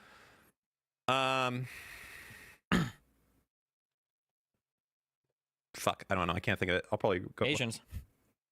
I don't know what it is, but I don't know if America could elect. Like I'm thinking like Yang and stuff. Having like an Asian U.S. president. I don't know if America could do it. Wrong. You know why? You're thinking of the wrong Asian. Don't. Think. You know what? Think of the guy from Inception, the Japanese guy. Absolutely not. Yes. We would be like, oh, Emperor fucking Shishiodo. No shot. Yes. So the idea behind this podcast was, so we're gonna talk like we're living in 2009 specifically, and we're bringing it back, guys. Cringe humor, guys. Let's go. That guy, I could vote for that guy. We're back. Maybe you could let him fight Godzilla versus Mothra. I know who you're talking about. Yeah. I know him from Inception. Yeah, for sure. That Asian guy could absolutely win. You're crazy. He would fucking rock. He would. That Asian guy. Destroy. He would fucking. He sounds Asian. He'd be like. Yeah. No, dude, Dan, go. Oh, it's Asian versus with Dan. Go. Right. America will be strong. Like that, and everyone would be like, "Fuck yeah, that's right. We're gonna do it." And that would be it. You know, some shit like that. 100%. I'm gonna say it right there. I'm in. I'm signing. You know what? I want Jackie Chan to run for the U.S. president. That's a little too mean. No, that's what I want to see. I want to see Jackie Chan. This is pure. Bill, this is the first time I think you've said something I agree with. I disagree with the Asian thing. I think this guy is full on. Yeah. You know what? Hold on, real quick. We're gonna put Dean on pause. Well, he was on pause. I don't know why you thought continue he to be on pause. Before, but... famous Asian actors. Men, of course. Let's see. Images. Just trying to get an idea. U.S. President Dan, yeah. I'm thinking I'm going to get to some. You know, they have to be older. We don't want no young guys. Who was the guy that did Karate Kid? No, that's too old. Wait, what do I know? What movie is that guy from? Wait, why is this? Wait, what happened here? Oh, the Anything Ever All at Once grandpa guy. You want him to be president? No. Jesus Christ. These people, this guy, like,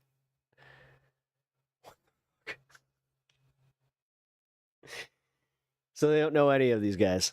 You don't know George Takei or Takei, George Takei. No. Hold on. Oh, Captain Sulu or whatever. You want him to be president? Nope. I'll get to it when I know it.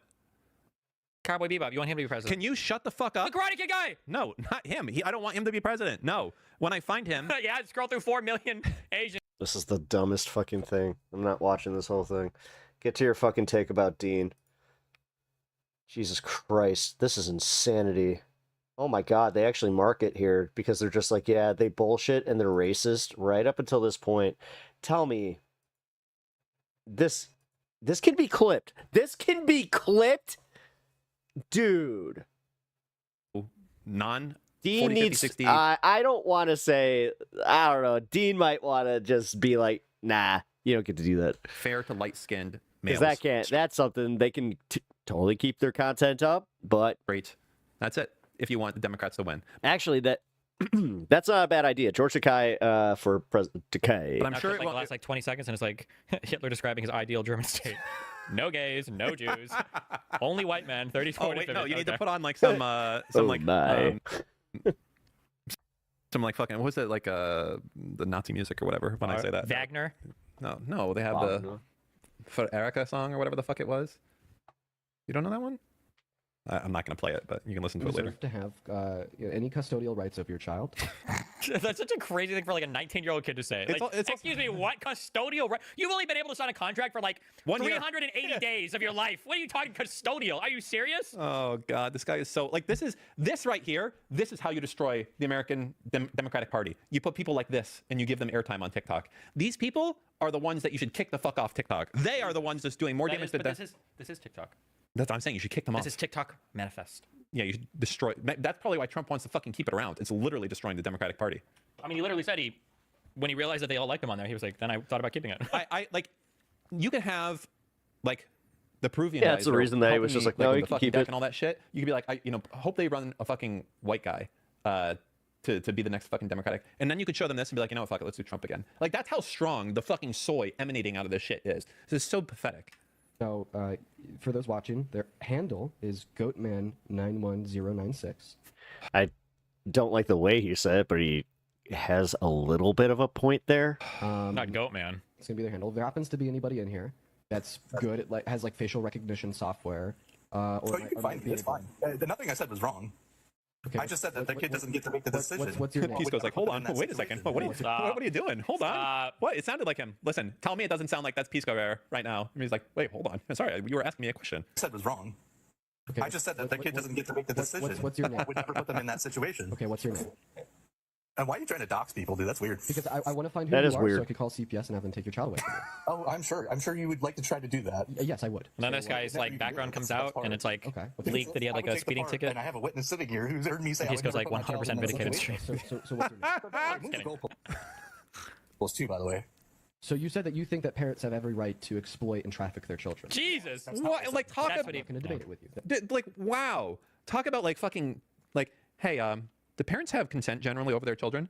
Yes. It's so funny because when I was... So you want your kids get raped. I was arguing with, do you know Kefka in my chat or whatever? Yeah. He's our new Pisco. He was debating our old Pisco. He's got to be... AKA Pisco. He's got to step his fucking game up, I'll say that much. So when they were debating, one of the critiques I gave to Kefka was like, if somebody's asking you a hypothetical, you should just like own the hypothetical. Don't try to like preempt the argument because I think it makes you look weak. And it's funny because... Oh my God, is he like giving pointers to his mods now? Like to become debate bros? Like a mini... Oh my... That's all we need. This guy talking to Dean owned the hypothetical, but then Dean did the thing where he's like, do you think that you can tell your kid where he's allowed to be? And the guy's like, yeah, of course. And then Dean's like, so you think you can tell your kid to be on some guy's cock? and he's like, time to call CPS. And it's like, Jesus. Yeah. No. So you were also giving critiques to Kefka when that was happening, huh? At the same time? No, after, not like coaching him. Oh, I was doing it during it, and I was like, you need to fucking step your... I was really upset. Why would you even say this?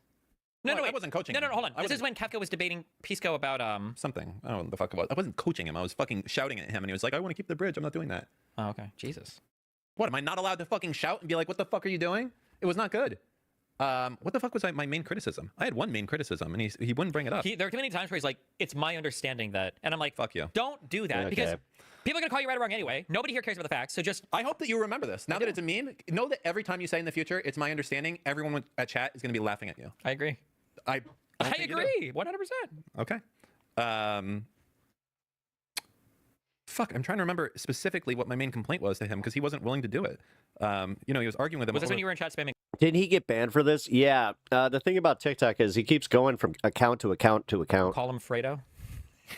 Yeah, it was right around that time I was doing ask him how much gabagool he has in his town. No, it was I think I was just trying to say why do you have so much confidence for this with no I remember that was my main thing. You have so much confidence that this is the case with Ethan, that Ethan had bad morals and objectives for his reasoning for doing this, when Ethan Klein is literally the guy that spent a lot of money defending fair use in the past. He's the opposite of Hassan. Yeah, I'm looking forward to some freed up Colbert takes. Those are going to be fun. A positive thing indicating that he would not be lying and that he is doing this for the benefit of content creators versus Hassan, his entire narrative. No matter what happens, the podcast that comes out, it could be a few months after his departure from the Late Show, but man, that's going to be a must listen. Has been bullshit and lies. So why would you be so willing to completely believe everything that Hassan has said is true and trust his morals and his objectives and not question it in the slightest? But with Ethan, a guy who has actually shown, hey, I do give a shit about content creators so much I've spent this much money and set a legal precedent, why would you question his?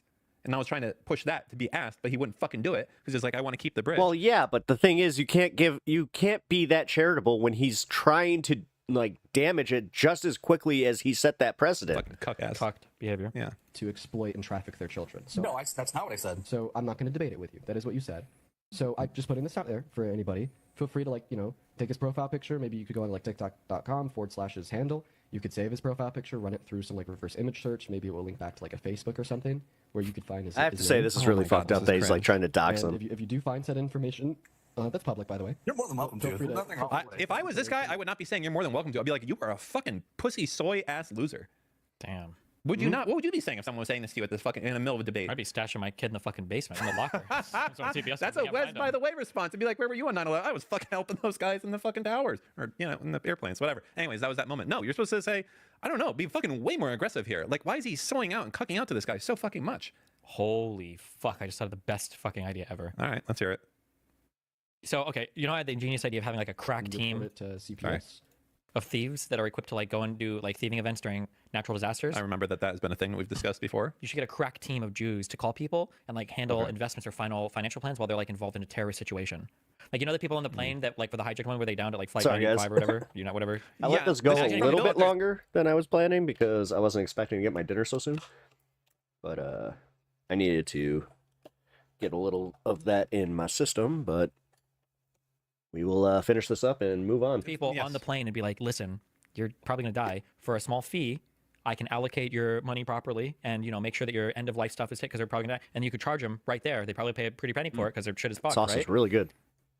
I feel like that's going to be a very specific business. Got Corrido. The SEAL Team 69 people who are going to be raiding during hurricanes, you don't think that's a specific business? That's a fucking good movie, though. It would be.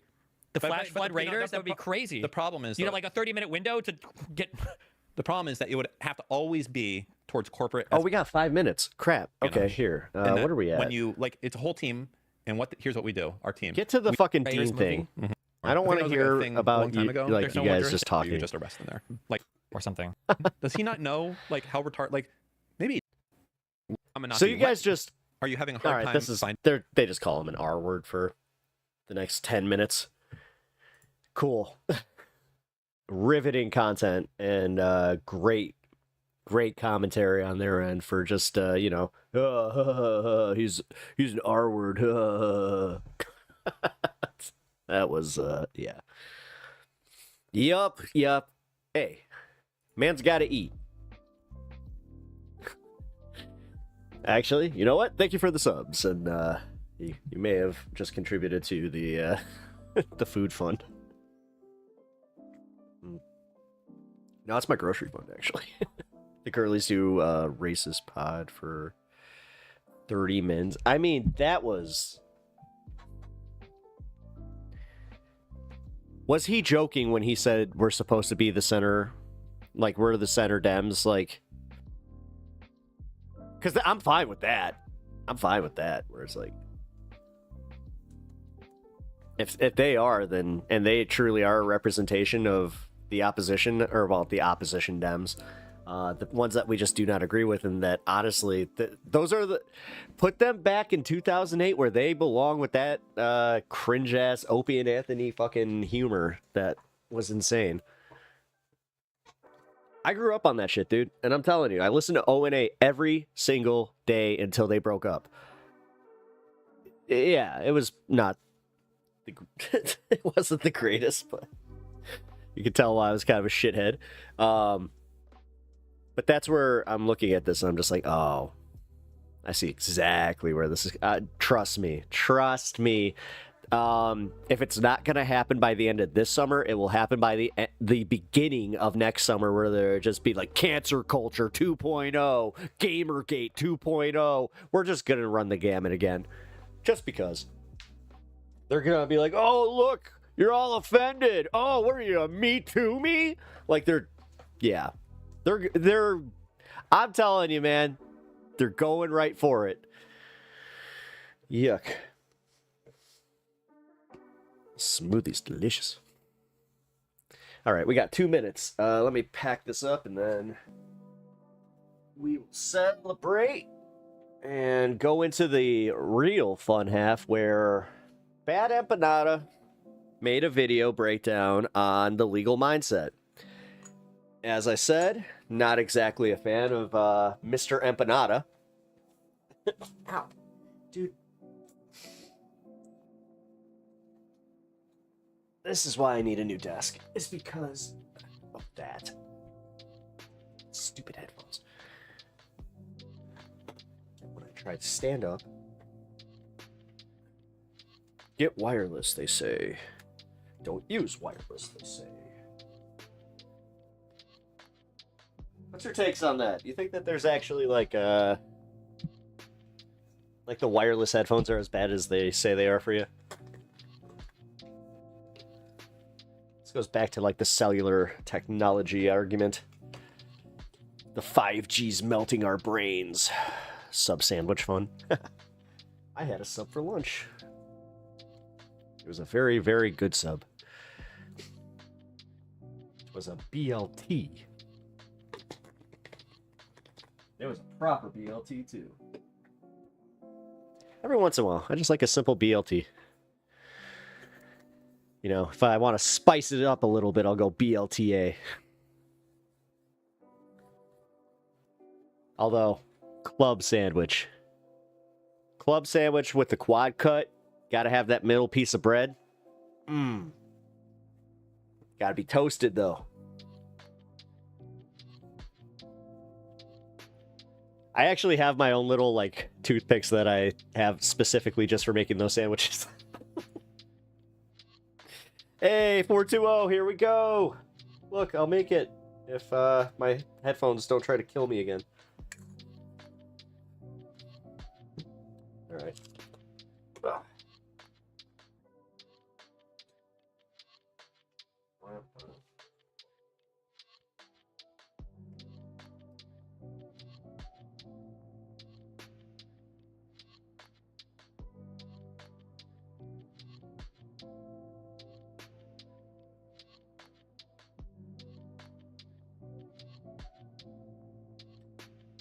Get out of the trash. All right. Yeah, I gotta go put this in the fridge because he is gunning for this.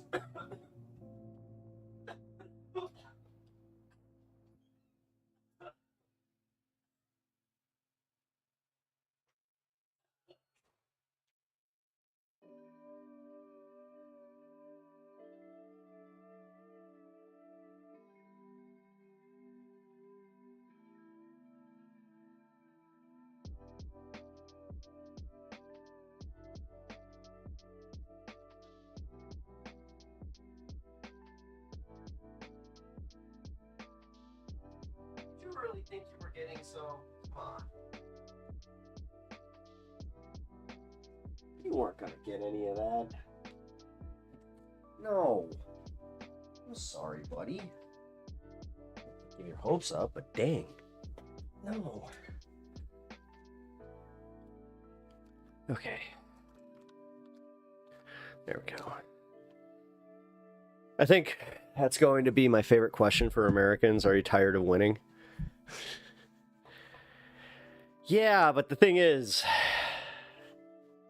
because I am American, when I hear that, immediately I hear like oh, so you think I'm a Trumper? Because we did that. Which, it might be to our detriment that we were like, oh, you tired of winning yet? Like, yeah. Might have been a little condescending. Rightfully so, though. Get out of the trash! Last time. Go lay down.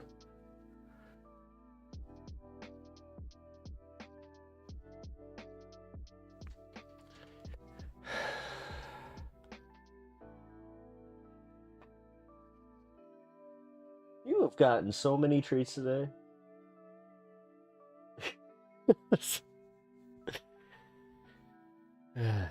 This guy. By the way, if you're new to the program, that's Stan. Say hello. You can give Stan a treat for $2 over on YouTube. Or if you get yourself a membership or a donate, or you get a sub, and he also gets to have a treat. All right, let's go into the next segment here. And also, by the way, guys, Bandit, thank you again for all your gifted subs, and also thank you to Zach as well. All right. So, nope, that's not. Here we go. The bad empanada. Did a little bit of a breakdown on the legal mindset, and this is titled "Legal Mindset Fled from Legal Troubles." Which, okay, so if you guys are new here, Legal Mindset is the one who does like the Johnny Somali videos, and follows like Vitali, who, if you don't know who they are, they're IRL streamers that got arrested in Asia, and he follows those cases. Now, the reason that he fancies himself the expert of the Asian courts is because our man has moved to Asia and is a full-time expat. Now, here's the interesting thing. As much as this guy fancies himself an expert on all this, and on top of that, he has just a raging hate boner for Hassan, which, you know, he can take a number on that one, apparently. He has a little bit of a sketchy past, so let's find out what's going on with Legal Mindset and just how right we might have been about some of the jokes that we were making. So let's talk about the YouTuber Legal Mindset, who is a guy who is presently also, fair reminder, not exactly a fan of this guy. defending H3H3. Now, this is a guy who likes to present himself as some sort of legal expert when he was a very minor lawyer in the American state of Florida for a time, many years ago now. He hasn't practiced for a long time. And he basically latches on to like any drama and makes a ton of money from it. Like he spent years talking about Johnny Somali. He's also a massive racist, and he runs multiple channels called for Passport Bros, which is like people who travel to like Thailand and stuff because they think it's easier for them to meet women there or something. What I want to talk about regarding him is not that specific stuff. I want to talk about the reason why he left the US. Legal Mindset is constantly accusing others of being in trouble with the law. Like he makes videos like, Hassan Piker, you're in huge trouble with the law. The people being sued by Ethan Klein are in huge trouble with the law. Johnny Somali is in huge trouble with the law. But problem with that is that Legal Mindset literally left his own country because he was in trouble with the law. Someone on Twitter was kind enough to go over this. called this it. whole thing a lot. Now let's find out why. A long time before any of this happened, actually, with the whole this guy talking about Hassan Piker and stuff. It's so funny as well, by the way, because Ethan Klein's lawyer was outed as like an internationally wanted criminal in Malaysia, and this is like the lawyer defending him. So Legal Mindset had quite a bit of credit card debt, and he ended up being sued by Wells Fargo for credit card debt, and also Man, that's wild. American Express for credit This guy likes to flex too. He's a big flexer. card debt. The amount of the claim from Because he was when he was talking about Sean the Black. He was talking about how he's a small time, broke ass creator that, he's only got 17K when he has 30K, by the way, subs over on Twitch. And meanwhile, this asshole had to run from the country from credit card debt that he most likely do you think that this was to pay for his education or no? Wells, I just have to what do you think that he was well, using this for? the amounts that he was being sued for by these companies are really not that much for a successful lawyer. So it makes me believe that he was not a very good lawyer. These are amounts that I will ride that train with any lawyer you. worth their salt would probably be able to pay off fairly easily in like a year or two just with a payment plan or something. So this is incredibly suspicious that he was so bad of a lawyer that he apparently wasn't making enough money to pay these claims off, and he just fled the country instead. That's super fucking drastic. So in the first complaint filed in 2022, it was between $8,000 and $15,000 from Wells Fargo. They attempted to serve him with papers for the process, but they couldn't find him. When they asked people who they thought knew him, they told him they don't know who he is, and they couldn't find him. He wasn't at his address. He wasn't at like his business address. He wasn't anywhere. He ghosted him. Then there was an earlier case rather. That's kind of funny. By American Express in 2021, and he owed them $25,570.14. American Express kept attempting to serve him papers. You insinuated it wasn't that much. That's a lot. This is from his balance. He owed them minimum balance. Minimum. Holy $1,000. What was the interest rate this guy was taking out? You can see, and they filed a suit. The past due balance Against him for damages not exceeding $30,000. So they weren't trying to get him to pay much interest or anything, just what he had already owed. Now, $30,000 is not a lot of money to be in debt for when you're a lawyer. Okay, lawyers make like $100K plus per year. So this is extremely weird, and it's extremely suspect that someone who likes to frame themselves as a legal expert got so fucked by just $30K in debt or $25K in debt that they literally fled the country. Over $3K per month. American Express tried to serve him with papers. They went to his house. They went to the house. Defendant doesn't live there, according to them, and they did not provide his current whereabouts when they were asked. Then a civil summons was sent to the Miami-Dade Police Department, and they tried on 5 separate occasions to serve him with papers. The first 4 times they received no answer, and on the 5th time, the person who lived at his address answered the door, and the current resident said that he no longer resides in the country. This was in late 2022. So Legal Mindset, who makes a channel about how others are fucked legally and how he's a legal expert, fled the USA because he was in credit card debt that he couldn't pay off. This is all, this is from public legal documents. This is confirmed to be him. What more is there to say? But there's potentially worse than this. And this, why not just file for bankruptcy? This is way more serious, right. But I'm putting it live. Yeah, just with credit card debt. Yeah, why not file for bankruptcy? Probably because if you have a bankruptcy on file, then he probably couldn't escape the country, and that's the thing, like he was always planning on doing. That might be what the credit card debt was for, so he could pay to set up his life abroad. Oh my God. Okay. This is all theoretical. So, yeah, try me.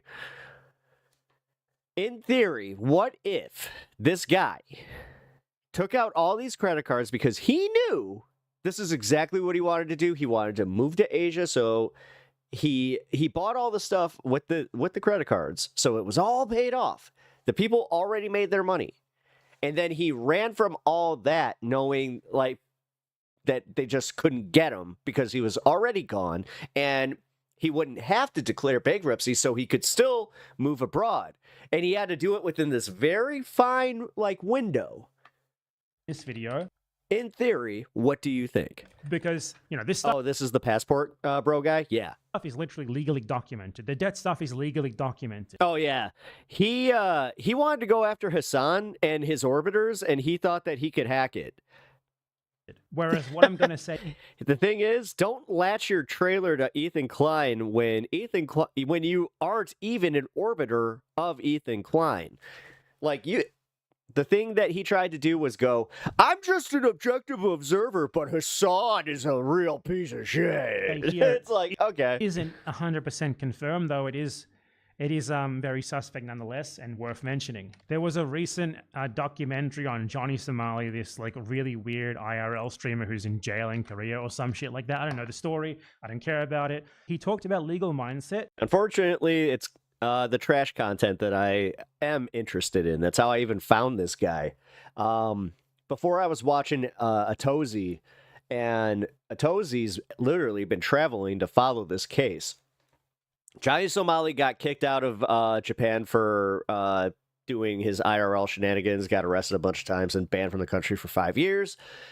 Moved over to South Korea, did the same thing, essentially, but he is going through the legal process of, not even, trying to become a citizen. He is going through the legal process of trying not to get fucking arrested, because he has multiple cases. Because legal mindset has... It's just a theory, a pep theory. Yeah. Made tons of money off the Johnny Somali stuff. And he looked into legal mindset. He did My science channel, pep theory. Freedom of Information Act request on him. It's science. And in the process of doing that, he was contacted by someone who claims that when she was 16, she was groomed into a sexual relationship by legal mindset, and that he later posted... Okay, now... When was this made? 2 days ago. This is all the finance stuff. Now, this is the one where I'm like, okay. Revenge porn of her from when she was a minor on the internet. Revenge porn, which according to her is still available. And she's tried to get him to take it down, but he hasn't done it. Now, obviously, this is just testimony. It's not proven. However, Alex... Yeah, I was about to say, as long as he... legal mindset. Talked to the woman. He confirmed that she does have proof that she knew him, which she doesn't want to release because she's worried that it would compromise her identity to a wider audience. So there is at least that. So this is not as concrete as the actual legal documents that prove that he was in debt and that he fled the country to try to avoid the debt, and that he is a lawyer claiming to be a law expert and analyzing famous YouTubers' legal cases and such. Okay. When he's literally on the run from a relatively small amount of debt in the USA. Right. Very weird. But this nonetheless... I see the broader case here. It's worth mentioning because it's just bad enough that I have to mention it, or it's what if more evidence about this comes out later and I didn't mention it? Yeah.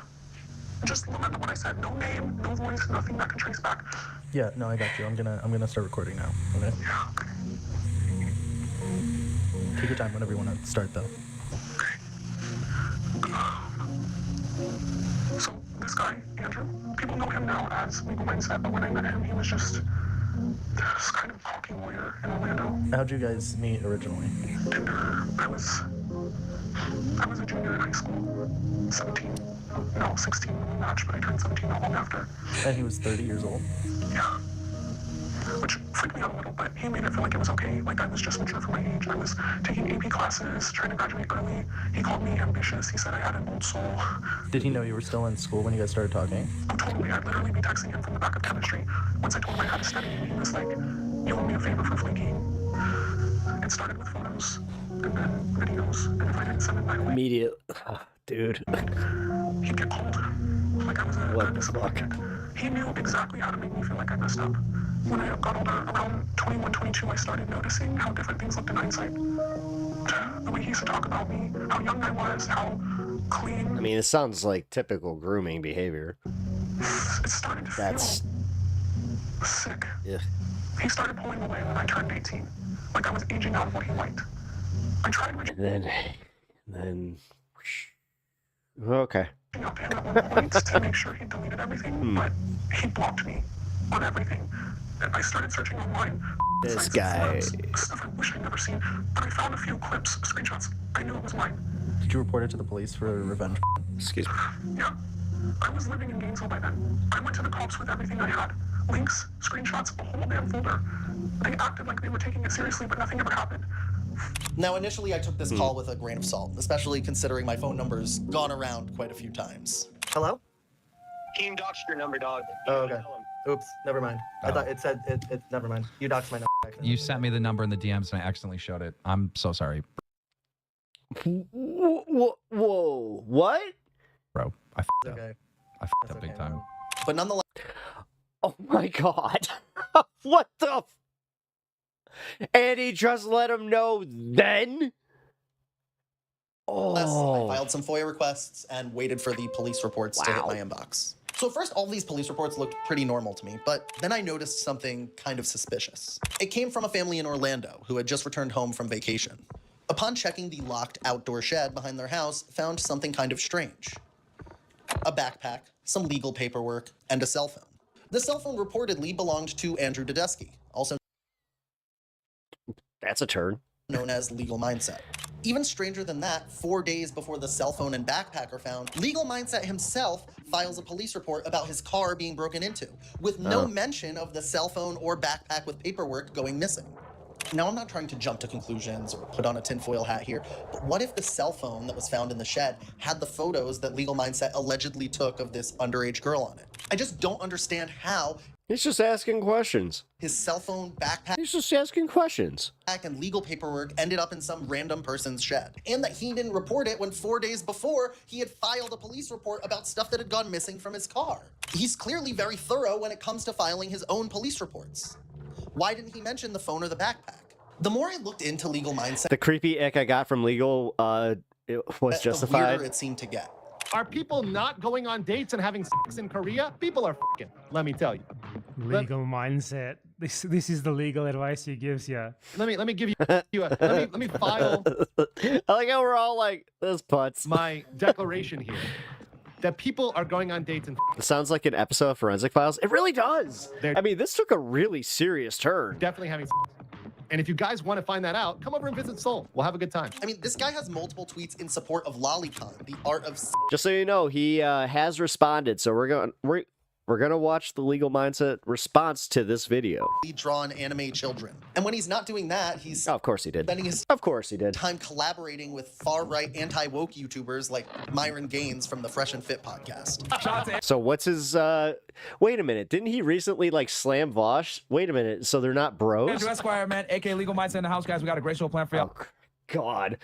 We're gonna break Okay, down yeah. the Chauvin appeal, man. This is gonna be a good one. Totally unbiased, guy. Guys, let's get into it. Part of it was they wanted to make George Floyd look more clean than Yes. he was. They wanted to make him Saint Floyd. Yeah, they didn't want his character to be George attacked. Floyd was no saints. George Floyd was no saint. He even has a whole second channel on YouTube dedicated to teaching men in America how to become passport bros and pick up young women in Asia. Welcome to Go East. And as always, this is a channel where we help men Yeah, this guy escape the is collapsing West disgusting. to the East. Now we're going to be talking about a certain movement that has blown up on the internet that's gotten out there. That's right, it's the passport bros. There is possibility to get pretty cheap rent in Korea. What is Korea good for? Korea has really hot women. That's just very clear. Vietnamese women are extremely hot, but they're also kind of crazy. Obviously, Thailand, very open in terms of culture. What the Thailand. It's illegal to have sex for money in public. See, that's the deal. In public. In private, it doesn't matter. So, and the definition of private is the curtain, right? To pull the curtain, it's fine. So just understand if you're a guy who wants to do that, that's available to you down there. Thai women, very much like Western men, very open to it. So yeah, that's Thailand. Also, Korea, one of the capitals I of wish I plastic didn't eat surgery. before watching there this. are large-breasted women. I have seen God. personally women. God, this guy. I'm sorry. It's disgusting. This is just, I understand. This is just so weird. Like, what the fuck is he saying? Everyone here's got boob jobs. I've seen G cups. Sounds like a 15-year-old. With G-cup boobs, H-cup boobs. Very possible. Now, mind you, a lot of them are wearing padded bras and other things like that. So you do. What the fuck? What the fuck is this? Why What videos about women tit sizes? What? You have to, buyer beware. Again, I'm just perplexed at how this guy has become the premier source on all things legal. Yeah, how? Yeah, what happened? How the hell did this guy's like get into the algorithm as like just like, no, I'm just a cheeky guy that covers some trauma.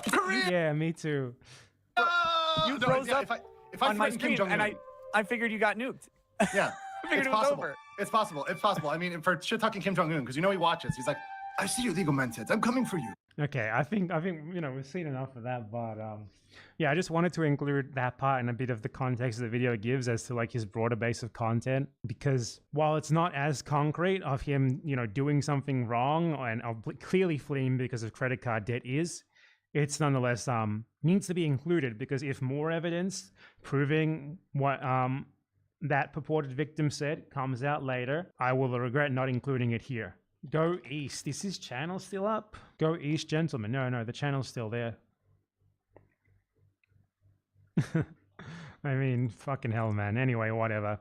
It's so weird how, Ethan Klein keeps accusing me of being on the run from a million criminal charges and lawsuits, and then these are the people that he posts to his fucking Instagram story, dude. Like, give me a break.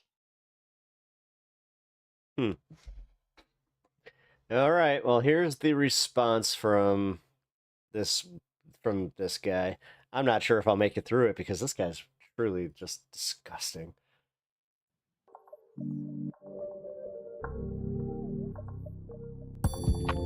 Yeah, get to it. He's going to use the word defamation for sure. Alex Novell is a liar like Johnny Somali. Today, we're going to address some insidious, malicious defamation that has been brought against me by one Alex Novell in cooperation with the Somali Discord. And we are going to totally destroy these allegations with facts and objectivity, as we always do on the Legal Mindset. We let you be your own judge. And this is the type of episode that I would normally not do. This is the type of thing that I would normally not get into. And of course, I do have a PowerPoint here today. But because these accusations, because these things have been mentioned. You don't... I ignore routine defamation, but this is severe enough to merit direct dismissal. You just did a video about this that literally discredits that right there.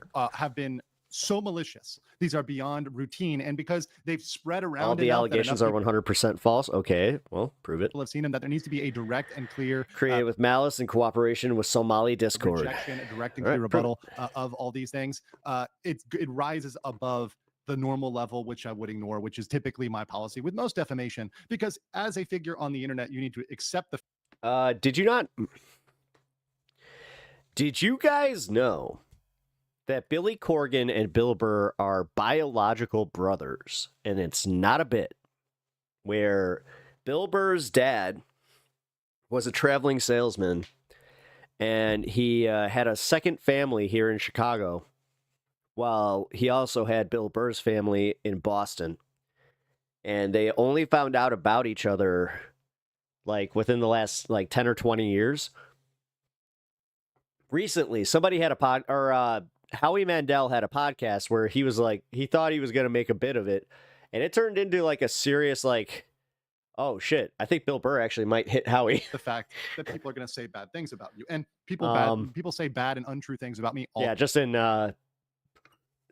I saw an article that those 23andMe tests are uncovering a whole bunch of passport bro deadbeat dads. And routinely, I do ignore those. However, this one is malicious, and because it was concocted in such deep collaboration with Somali's people, this deserves to be called out and deserves to be dismissed as what it is, as malicious defamation.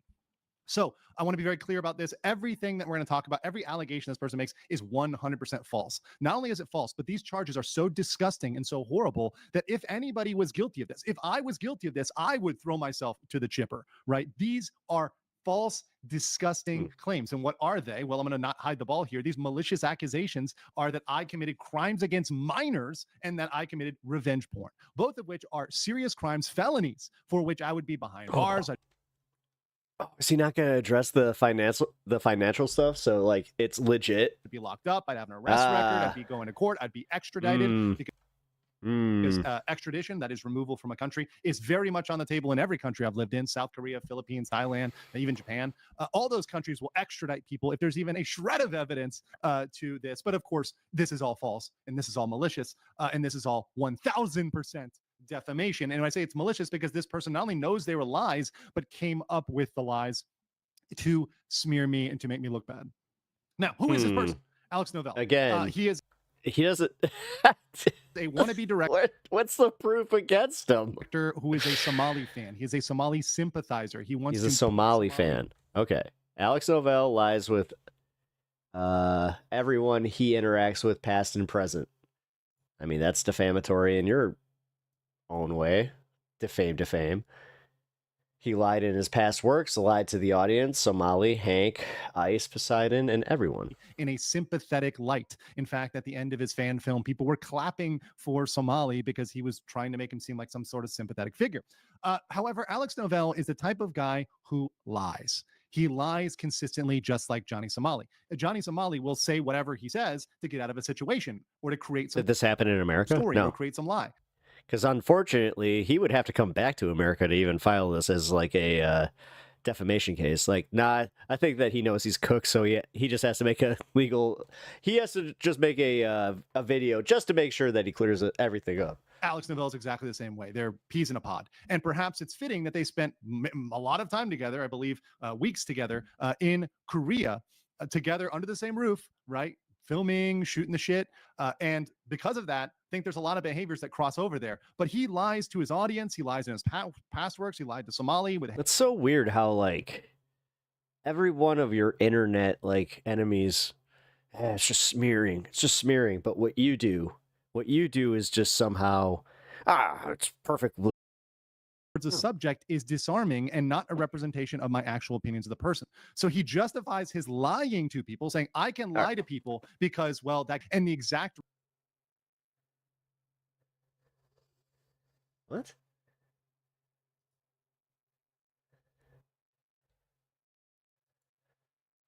All right, hold on.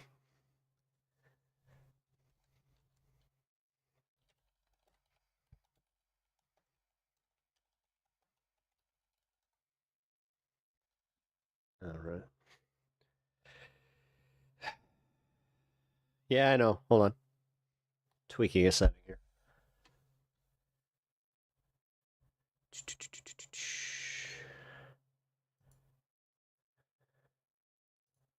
There we go.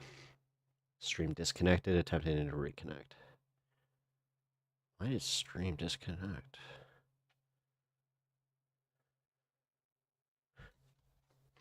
No audio?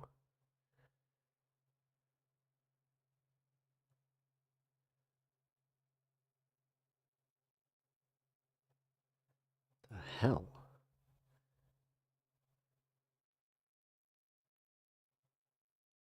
Low latency. Current bitrate is lower than recommended. What?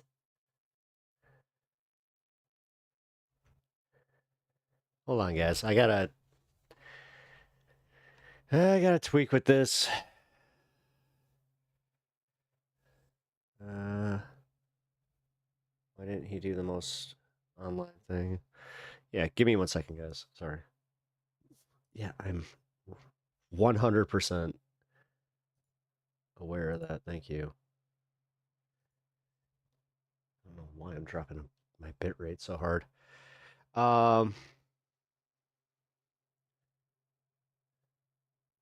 Yeah, stream drops. Just reload.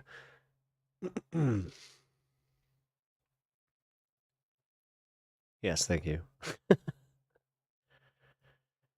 All right, this should do it.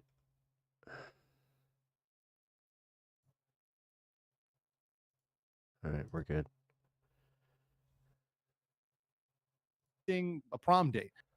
He never got over that. And because of that, he has come up with all sorts of fictitious stuff for the past couple months, culminating in what. Wait, what about the prom date?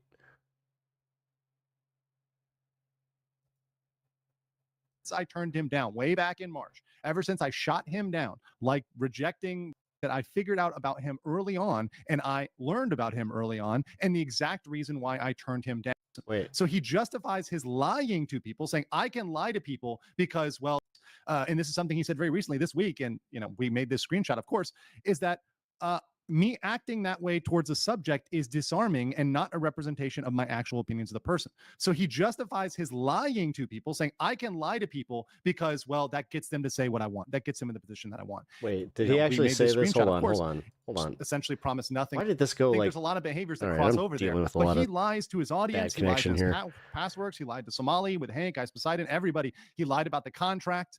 He made everybody sign this contract, which said, which essentially promised nothing. It was a quote unquote Borat contract. He promised people payment, which will never come. So those sort of things he just does out of matter of course. And his position on this, and this is something he said very recently this week, and we made this screenshot, of course, is that me acting that way towards a subject is disarming and not a representation of my actual opinions of the person. So he justifies his lying to people, saying, I can lie to people because, well, that gets them to say what I want. That gets them in the position that I want. And this is the entire thing that I figured out about him early on, and I learned about him early on, and the exact reason why I turned him down. And ever since I turned him down, way back in March, ever since I shot him down, like rejecting a prom date, he never got over that. And because of that, he has come up with all sorts of fictitious stuff for the past couple months, culminating in what is the worst defamation that I've seen, period, and the craziest lies, which we're going to debunk today. But just to go through the record and give you some background, because some of you may not know, this is when he contacted me back in March. And he was saying he was going to film a documentary on Johnny. And I said, hey, listen, I'm not in Korea right now. I was in Thailand. He wanted me to do an in-person interview. I couldn't do that. I said, hey, I'm not going to do a in-person interview. But what I'll do is if you submit me written questions, I will answer them. And I'll do it by video or audio, either one. He did not like that. He threatened me. Wait, this is Johnny. What does this have to do with the guy who made the video? Wait a minute. Proceeded to threaten me when I just said no. And it's very funny how someone can feel entitled to an interview. I don't care about this.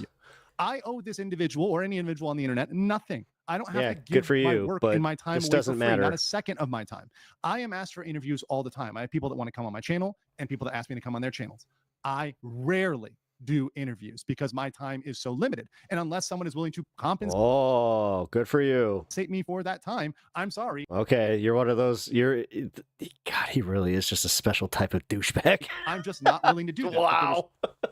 No offer of compensation. Not that I would have believed him in the first place because he's lied to everybody else. But beyond that, I discovered when I did a bit of research on this dude that he is a bad faith actor, that he is someone who lies to everyone and then tries to get him with gotcha questions, things we've seen in the mainstream media, things we see all the time where people will try to get you to do a gotcha question in a long 1 hour interview. Isn't that what...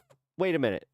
Isn't that what being a lawyer is? So you must not be a very good lawyer if you cannot anticipate or think on the fly.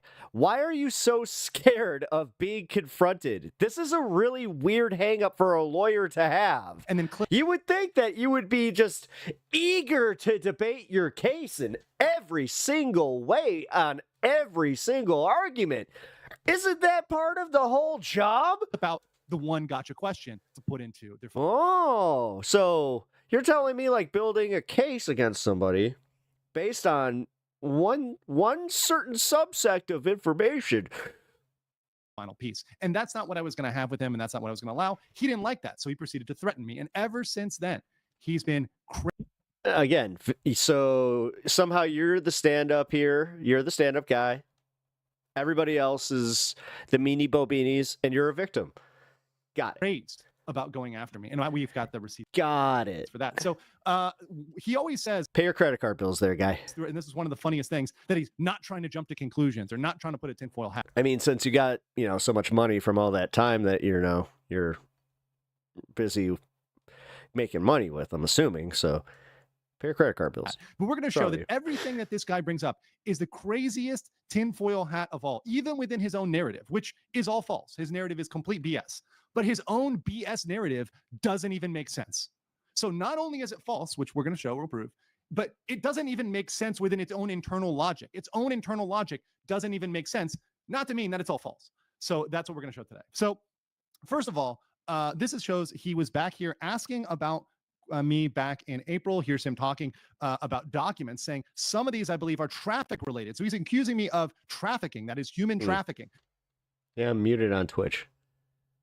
Huh. Okay.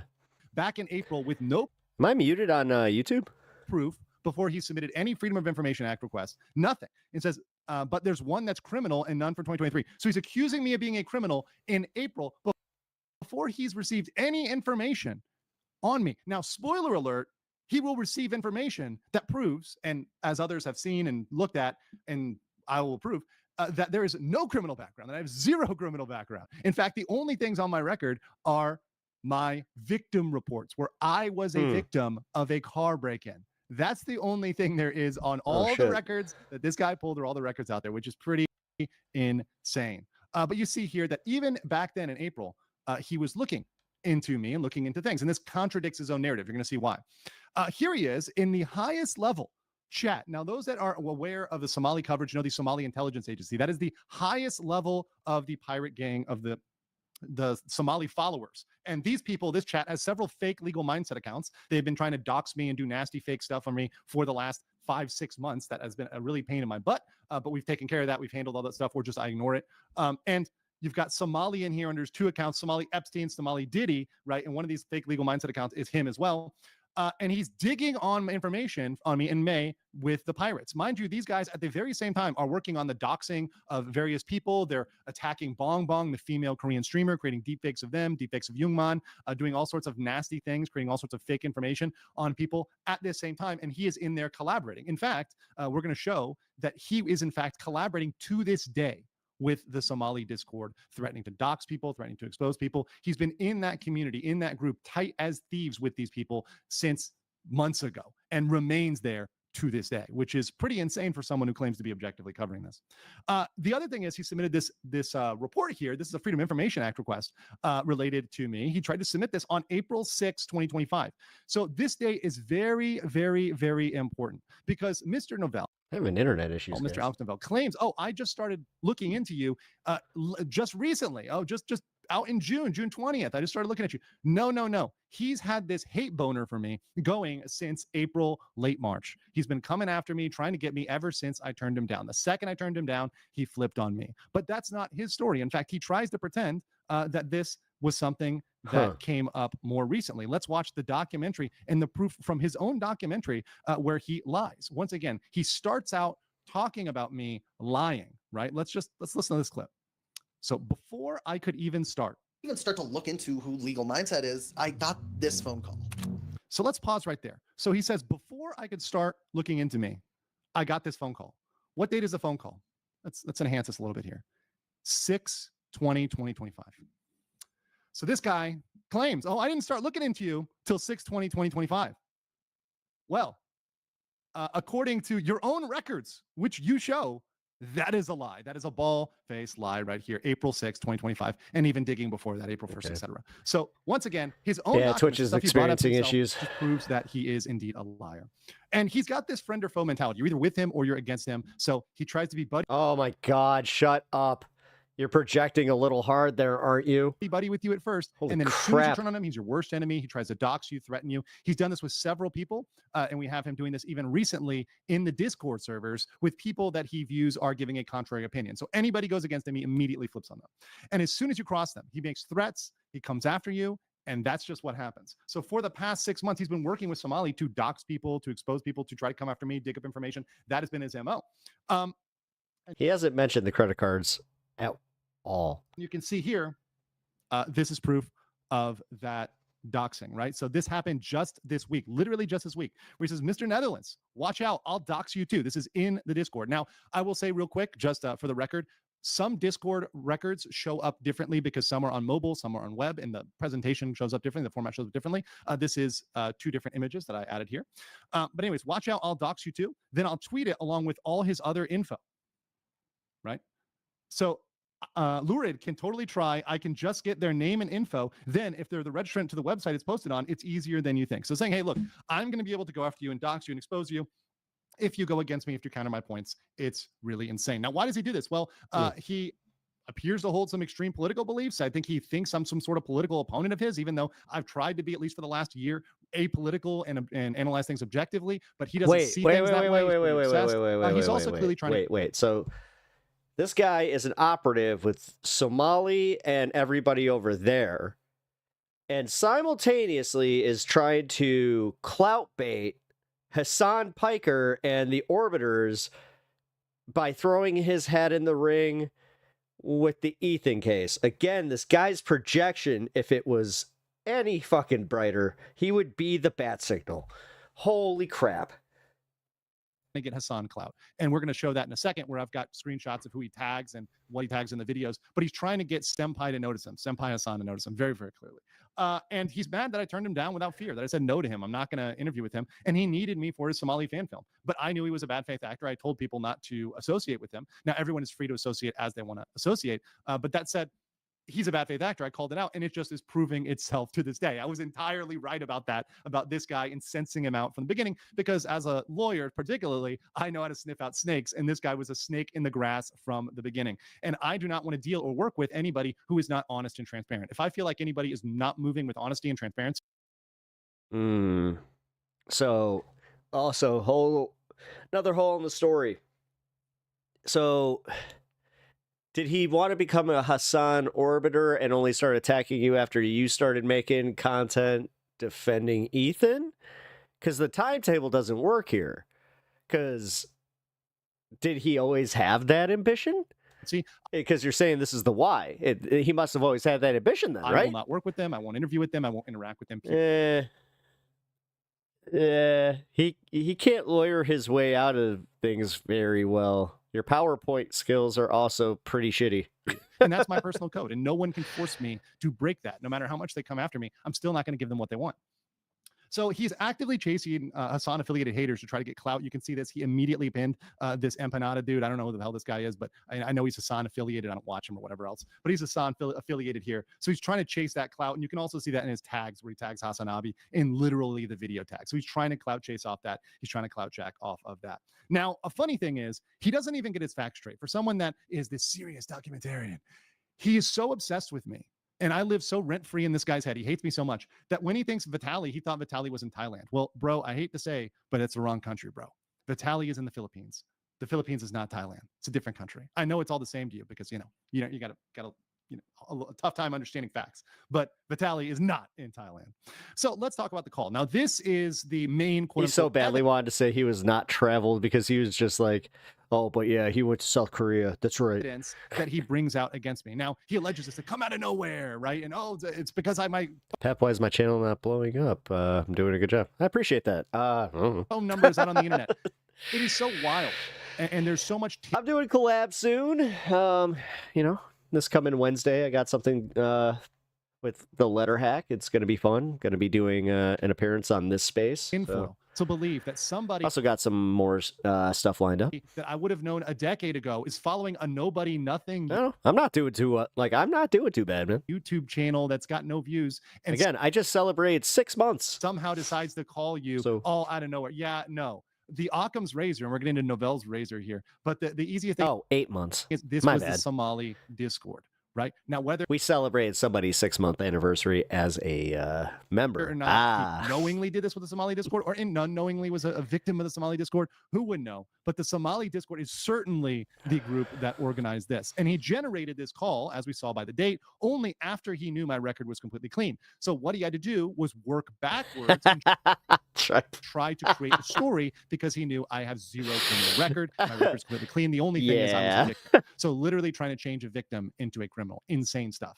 And it's a fun fact of this. Now, while this is not confirmed, it is speculated by one Johnny So Somali. You can check out his X account. But he did identify a member of the female member of the Somali Discord with a history of fake calls. She's mentally ill. She's been seen in videos snorting meth, and she's a little bit of a fascist. She's a little bit of a fascist who has done this in the past, created several fake calls to frame people, libel people, etc. Now, that's not to say it's her. It may not be her, but all it is to say is there's no verification on who this person is. This person could be anybody, but all we know is, and all I know is, it's completely fake, because the facts of this call do not line up with reality at all. Let's talk about that. And by the way, this is the same group. Remember, Somali's Discord is very adept at creating fake stuff. They've created deep fakes all the time. They've created fake calls all the time, fake everything, fake X accounts, fake Discord. They do this all the time. It's just what they do. Okay, let's get into the facts of the call. So this person decided, this is the transcript here that he tries to drop. So this person who's clearly reading off a script, right? Clearly, because they actually make an error with the age, and the way they read things out is very perfected and very dry. But these facts are all completely wrong. First of all, I like the cocky lawyer. He's misusing Occam's razor. It's a huge assumption that he's getting this stuff from that Discord, and would not be the simplest conclusion and the fewest assumptions.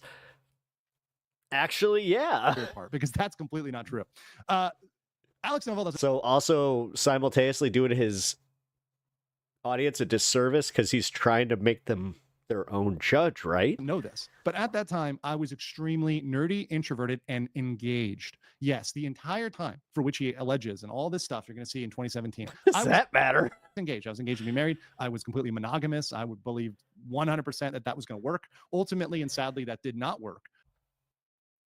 So many holes in this guy's story. But there's ample proof, of which I can't show publicly because it would expose my ex-significant other, but there's ample stuff related to my wedding, engagement, etc. You know, the paperwork. What does that have to do with anything? Holy shit, he really thinks that his audience is stupid, where they're just like, guys, he couldn't have been on Tinder with a 17-year-old girl because he was engaged. Contract for the wedding venue. What the fuck? All that sort of stuff. But beyond that, I was nerd. I had an anime podcast, which is still out there with like 0 views. I was doing Game of Thrones cosplay, going to gaming conventions. I was a nerd. I was not a cocky lawyer at all, not even close. What they're doing is they're looking at my current personality and inferring that I'm quote unquote cocky now, which I wouldn't say I necessarily am, but this guy has absolutely no self-reflection skills, which now I kind of can see why he's a shit attorney. Inferring that back without like, if he can't see that he's not very good at dictating like a narrative, because I'm not seeing what he's seeing here, where it's like they're definitely reading off a script. And you know what? I was a nerd and I was engaged. It's like, well, which one was it? I thought you were going to cosplay things, and like, nerds don't get married, nerd. Not knowing who I was at the time at all. But beyond that, this wouldn't make much sense because they're claiming, oh, you met on Tinder. Well, Tinder was 18 plus at age verification as of the year before. So that would be something logistically that wouldn't simply happen. But let's go beyond that. They say they reported in Gainesville to the cops revenge porn. So once again, the accusation accusing me of revenge porn, saying they reported to the cops with links, screenshots, folders, all this stuff. Let me give you a little lesson on sunshine law. Alex Novell filed a Freedom of Information Act request. It's right here. Florida, we have something called sunshine law. And I'm a little bit of an expert in that because I represented cities and counties and special districts. In fact, it's on the public record all across of Florida where I represented tons of special districts. I talk about Celebration. I talk about Reedy Creek. I talk about Bonnet Creek, all the other ones that I publicly represented for years and years and years and years and years.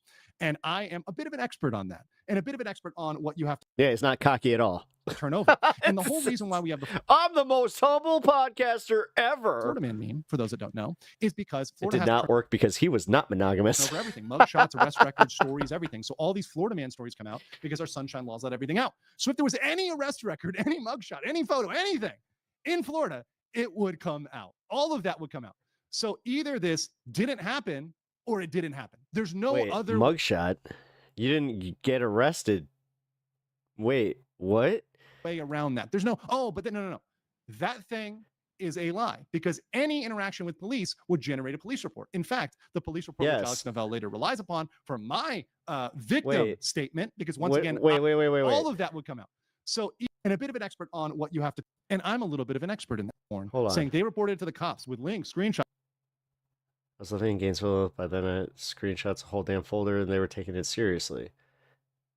Folders, all this stuff. All right. His self-bloviating aside, what the fuck was his point? Let me give you a little lesson on sunshine law. Okay. Submitted April 6th. I do not know the police report or case number. I'm seeking any and all police reports related to... Alex Novell filed a Freedom of Information Act request. It's right here. Florida, we have something called sunshine law. And I'm a little bit of an expert in that because I represented cities and counties and special districts. In fact, it's on the public record all across of Florida. Okay, where I blah, blah, blah. Tons of special districts. I blah, blah, blah. You love yourself. We get it. I talk about Bonnet Creek, all the other ones that I publicly represented How's your for years taste? and years and years and years and years. And okay. I am a bit of an export on that. And a bit of an expert on what you have to turn over. And the whole reason why we have the Florida All right. Did you come? Can we move on? And mean, for those that don't know, is cool. Wipe your mouth. Because Florida has to turn over everything: mug shots, arrest records, stories, Jesus. everything. So all these Florida man stories come out because our sunshine laws let everything out. So if there was any arrest record, any mug shot, any photo, anything in Florida, it would come out. All of that would come out. So either this didn't happen or it didn't happen. There's no other way around that. There's no, but then no. That thing is a lie, because any interaction with police would generate a police report. In fact, the police report, which Alex Novell later relies upon for my victim statement, because once again, I was robbed, right? My victim statement report was actually taken by a bike cop. Now it's taken in first person because it's my report, but it's my report to the cop, and the cop took that information down and processed it, right? So this is just the way Florida rolls. Every interaction with police is going to go into the record. It's Florida. Otherwise, it didn't happen. That's why all of our court cases are televised, because we believe in transparency and openness in Florida. I like it. It's great. And that transparency and openness shows that I got nothing on my record. Beyond that, and probably the crazy... Again, they weren't saying, oh my God. They weren't saying that you have anything on your record. An accusation, oh my God. Craziest thing that needs to be talked about here is this crazy... So they didn't, what you're proving is that they did not take her seriously, and they did not open a investigation. Weird. See what if with this cell phone. So let's get into this crazy scenario, because this is absolutely the most nuts thing, and it needs to be completely debunked because it's ridiculous. He jumps in and says, but what if the cell phone had photos? His allegation is, I took this cell phone and somehow filed a police report to have it stolen or otherwise hide it, only for it to be found 4 days later. It makes no sense whatsoever. There is the same what if evidence. No sense. There's the same what if evidence to say, what if Alex Novell did 9/11? What if Legal Eagle is the Zodiac? He just used the wrong no. Yeah, killer. And then he enunciated it. Oh, no. Right. What, you know, no. These things have the same level of proof. That is an insane what if, because not only is there no facts behind it, but it makes no sense even internally. If someone wanted to destroy a cell phone or hide a cell phone, just wipe the cell phone, or you toss it in the Everglades. You go out to Alligator Alcatraz, you toss it out there. And how many of your phones are in there? Look at him. It's almost like he's processing like, oh, I shouldn't say this. No one would ever find it. It doesn't even make sense within the story for someone trying to, quote unquote, hide a cell phone. But the reality is that the backpack that was taken from my car and the cell phone were actually my work cell phone, which was extremely limited and locked down. I couldn't do anything with that phone. It was a brick. It was only for my long distance meetings when I would have to drive to cities far across the way in Florida, and I didn't want to use my data or anything else. There's something so sus about, like, no. Notice how there's none of it. None of it. Like, he's going 100% defense, which is like, huh. You know, so I would use this work phone. And then on top of it, just, you know, like, work phone, and totally slobbing his own knob. Those were about maybe once or twice a month. So I really only had this limited use work phone that was pretty completely useless. Even my boss would message me on my personal phone, would text me on my personal phone, because they knew I never checked that phone.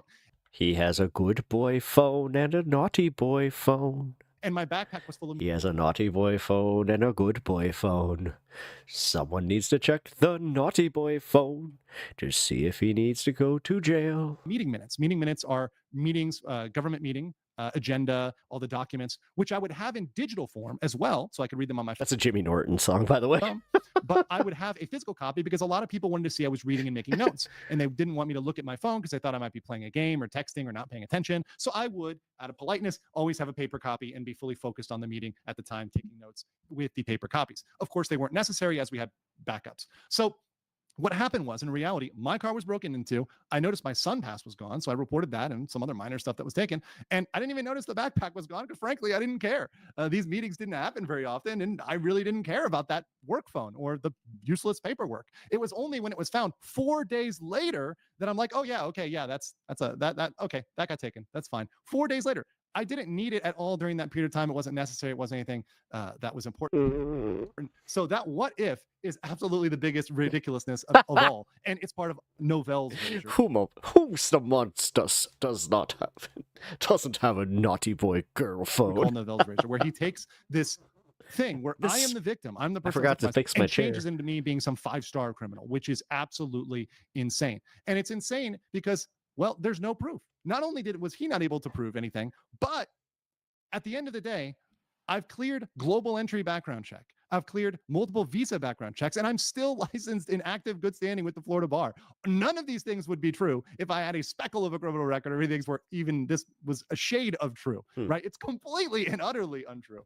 So what the real Well, what about the credit card debt? story is here is what Meme Copium says in this response to Alex. He says, so you got to call 9 days before the first screening of the film and claim it was before you could investigate him. You claim he raped a 10-year-old in March. Oh yeah, he did that. He publicly did that. I have that saved. I have that documented. He said I was a human trafficker, and he said I committed essay on a 10-year-old in March with no evidence, nothing else, just pure defamation, pure hanging out with Somali and committing defamation, as Somali's Discord does, which he is still in.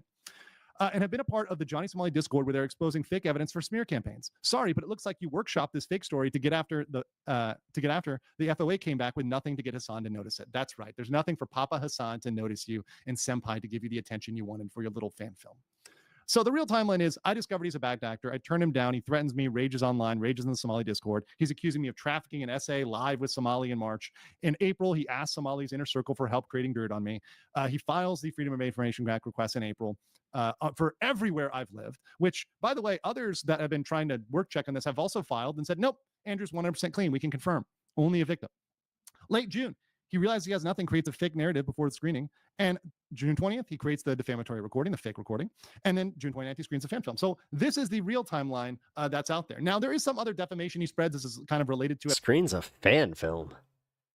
You mean just screens his film? I want to cover it quickly. How's He it a does fan mention other film? places that I can't go to the U.S. This is something my other detractors have said. So I want to dismiss this in kind of one video and point back to it here for all the people that are haters. I go to the U.S. often. Here's me at the wedding of Legal Bites with a ton of other big creators that can all confirm I was there. Ian Runkle's already posted under it. Uncivil's posted. Hey, we all saw Andrew. He's real. We know he comes to the U.S. He's not banned from the U.S.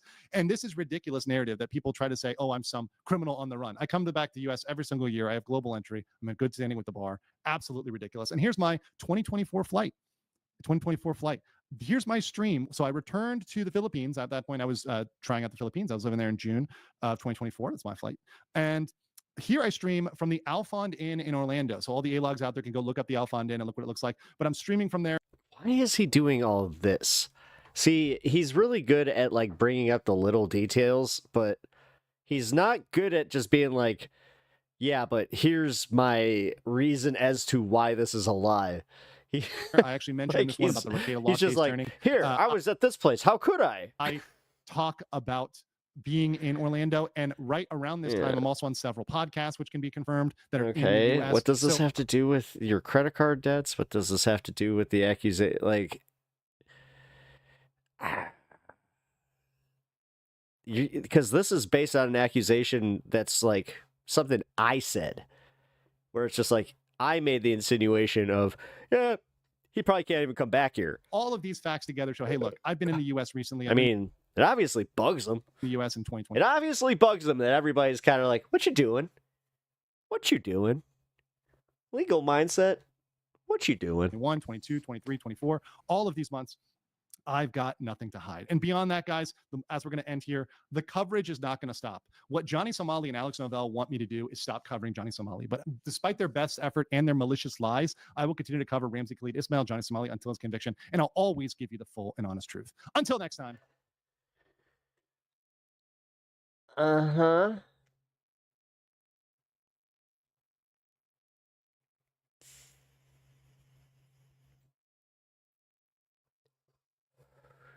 Yeah, the full and honest truth. Uh-huh. All right, what else was missing there? I feel like wow, that was a lot to take in, actually. Exploiting foreign women. I mean, speaking truth. Do we have audio back over on Twitch?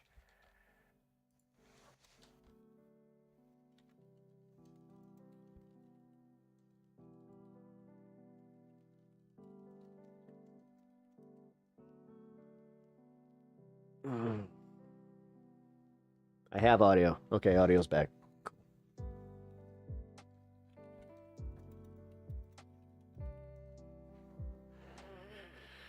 All right, audio's back. Woohoo! Oh, hey, that just got featured? I got featured, guys. Look. Look. Wait. Dude.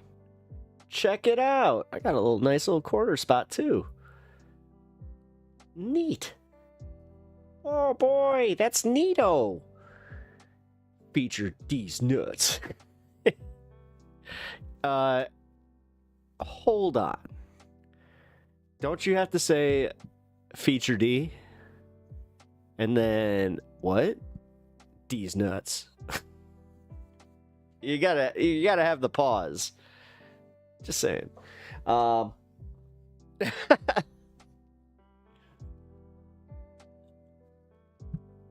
Thankfully, I have no idea who Johnny Somali is. Yeah, IRL streamers are something else. I'm kind of glad that you don't either, but at the same time, it's kind of the same way that I'm glad that I don't watch certain, like, reality... Oh, Kardashians. Like, I don't know shit about the Kardashians, and I'm glad that I don't. Are they even relevant anymore? Because I haven't heard shit about them. So, man, that must crush them. Oh my god, unless they actually hit that point where they're like, oh, being in the, like, the public sphere, it's not that much fun. I have one more mention. What? Who's mentioning me? What's going on here?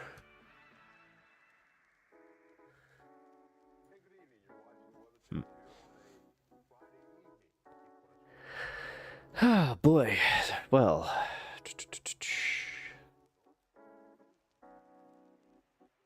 Alright, let's... Who is this Alex Snowfeld guy? I want to see his channel.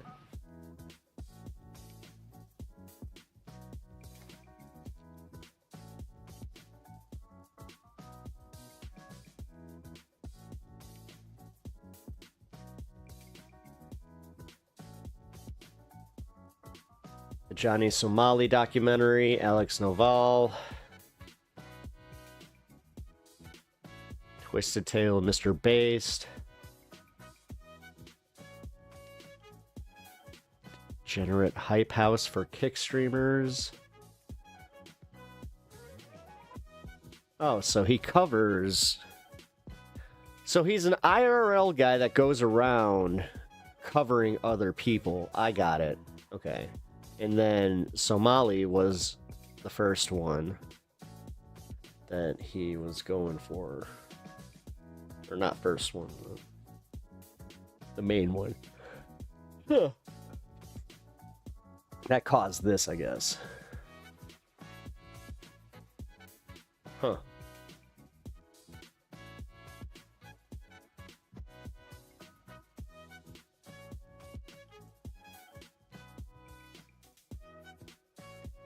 Yeah. Let's check his channel. Local Dummy. To film yourself on a camera IRL.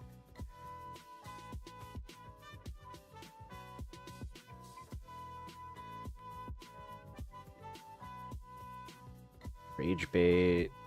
She didn't want to drink it. Fake Louis C.K.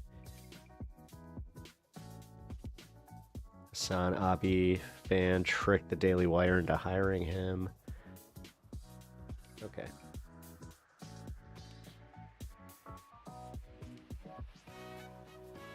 Okay, he did a product review, the Willy Wonka of rolling papers. And it actually looks like he got a sponsorship for that one, so hey, good for him. Have you kept updated on the pirate software drama? He's lost so much fan base. I didn't even know who he was, but I'm kind of glad that he did, because his takes on the whole thing were really stupid. And then the fact that he couldn't admit that he might be wrong, so the whole doubling down. And then when he got like kicked off of his like team or whatever the hell, yeah, I mean, I'd be salty too, but time for some self-reflection there. Yeah. Because what was it? Something Tech Talks? I don't know. Pirate Software. My bad. Not Tech Talks. No, I think that that's already won. I think that, like, we got the petition to have it heard in the parliament or whatever. And they're saying that they're more than likely going to vote in favor. So I think that that's a win, right? I would hope so. I gotta say, what exactly is his argument and why he's against it? That's what I don't understand. Isn't this like unilaterally kind of good for everybody in the gaming community? Like, what is it? Is he arguing that like the servers will be overburdened, or we're not going to get enough like new products or innovation coming because everybody wants to play these old games? Like, what the hell? I will let you type that out because I see somebody typing. What? Excuse me. What? All right, now he's pissy that people are reviewing, criticizing his video. It's got so many bad that he puts a counter on how many bans have happened on that stream. The ego. Wow. Wow. Okay. I'm sure he still has a fucking audience, too. That's always how it goes. I look at these guys and everybody's just like, look, they have gone into obscurity and they still have like 10,000 subs on their channel. I'm like, hurtful. He strawmans about everything. That may, yeah, I saw a little bit of his breakdown. And then I saw his argument with the other... who's the other one? I said video, I meant code. Ah, gotcha.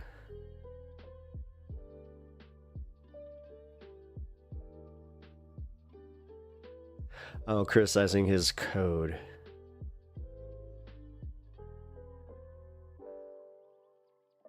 Well, I mean... you reap what you sow, man. Like... because there's bad takes, and then there's, like, takes where... like, why die on that hill? Because there's no guarantee that he's going to be right or wrong anyway, so it's kind of like... overall, if you're a true gamer, you kind of want to have access to, like, the older stuff, but... Am I wrong in that that's his argument, is that it's somehow either going to stifle creativity or it's going to, like, overburden servers? Because I might just... I don't know, that might be what I took from it, and then I'm just like, yep.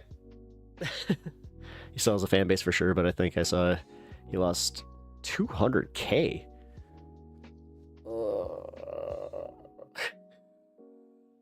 Oh, wow. Wow.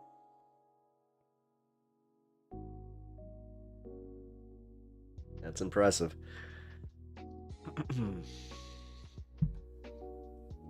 Let's see. Is there any updates on that?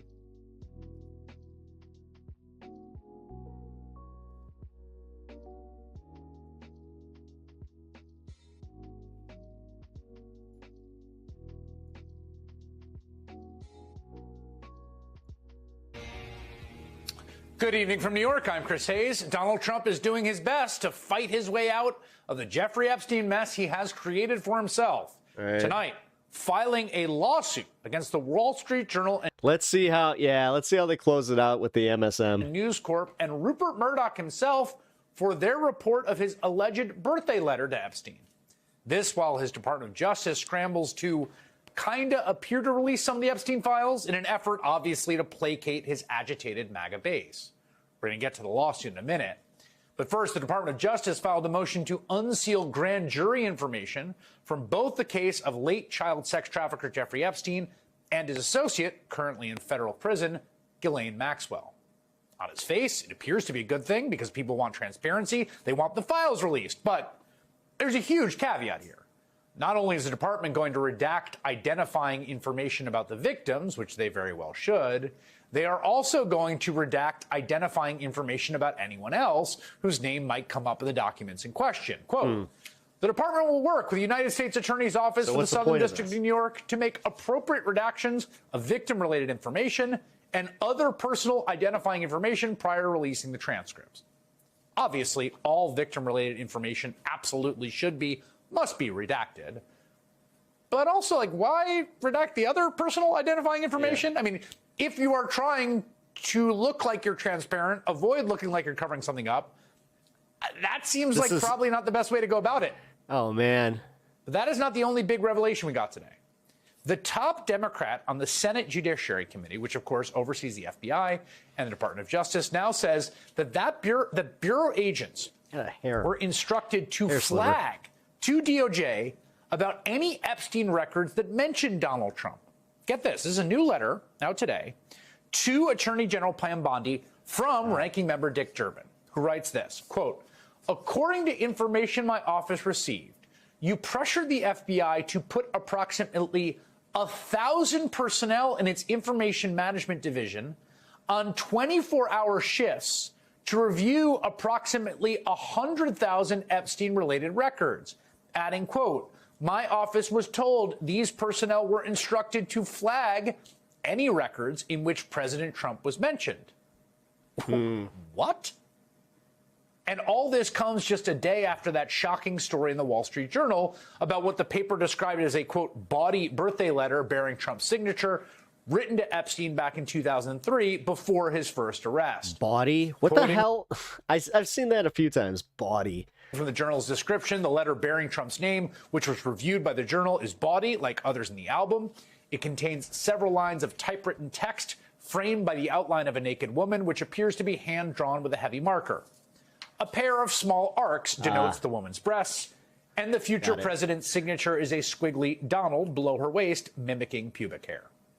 The Journal says that inside the outline of the naked woman was an imaginary typewritten conversation between Trump and Epstein, the third person, which included this line, Donald, enigmas never age. Have you noticed that?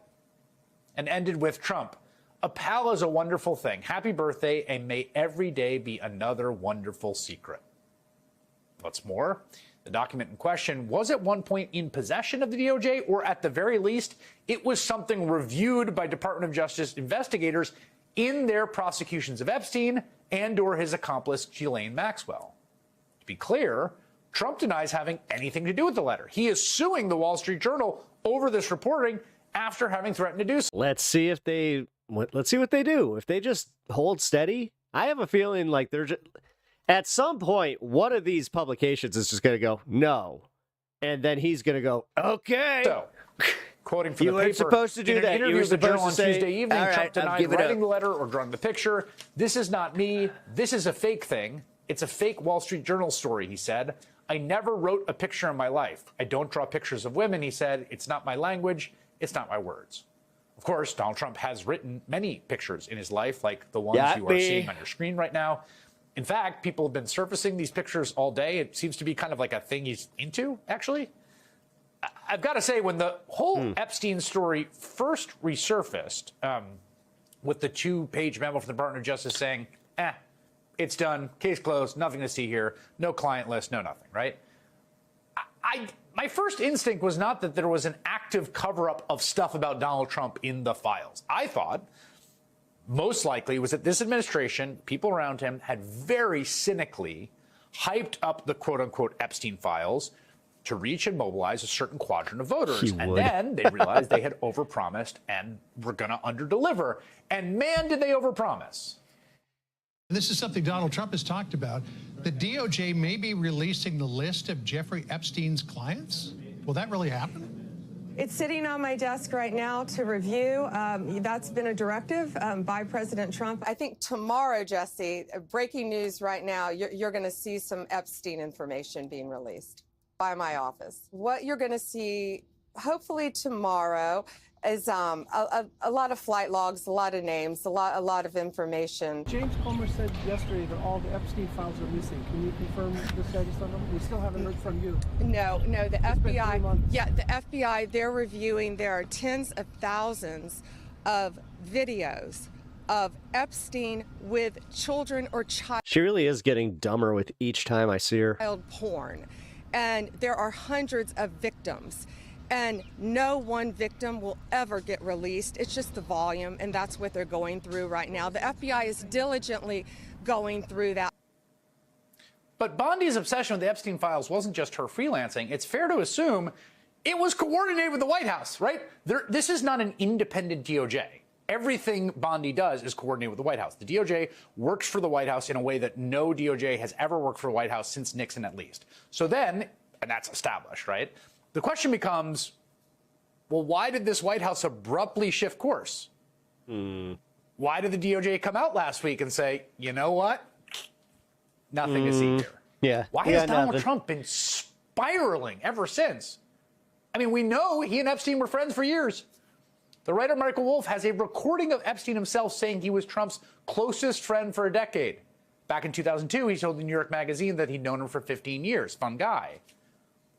If we couple this with today's revelations from Senator Durbin, which are gobsmacking, that 1,000 FBI agents doing 24-hour shifts tasked with flagging mentions of Trump in their Epstein research, and then the Wall Street Journal letter, as well as the fact that DOJ wants to redact not just victim-related stuff, but other personal identifying information.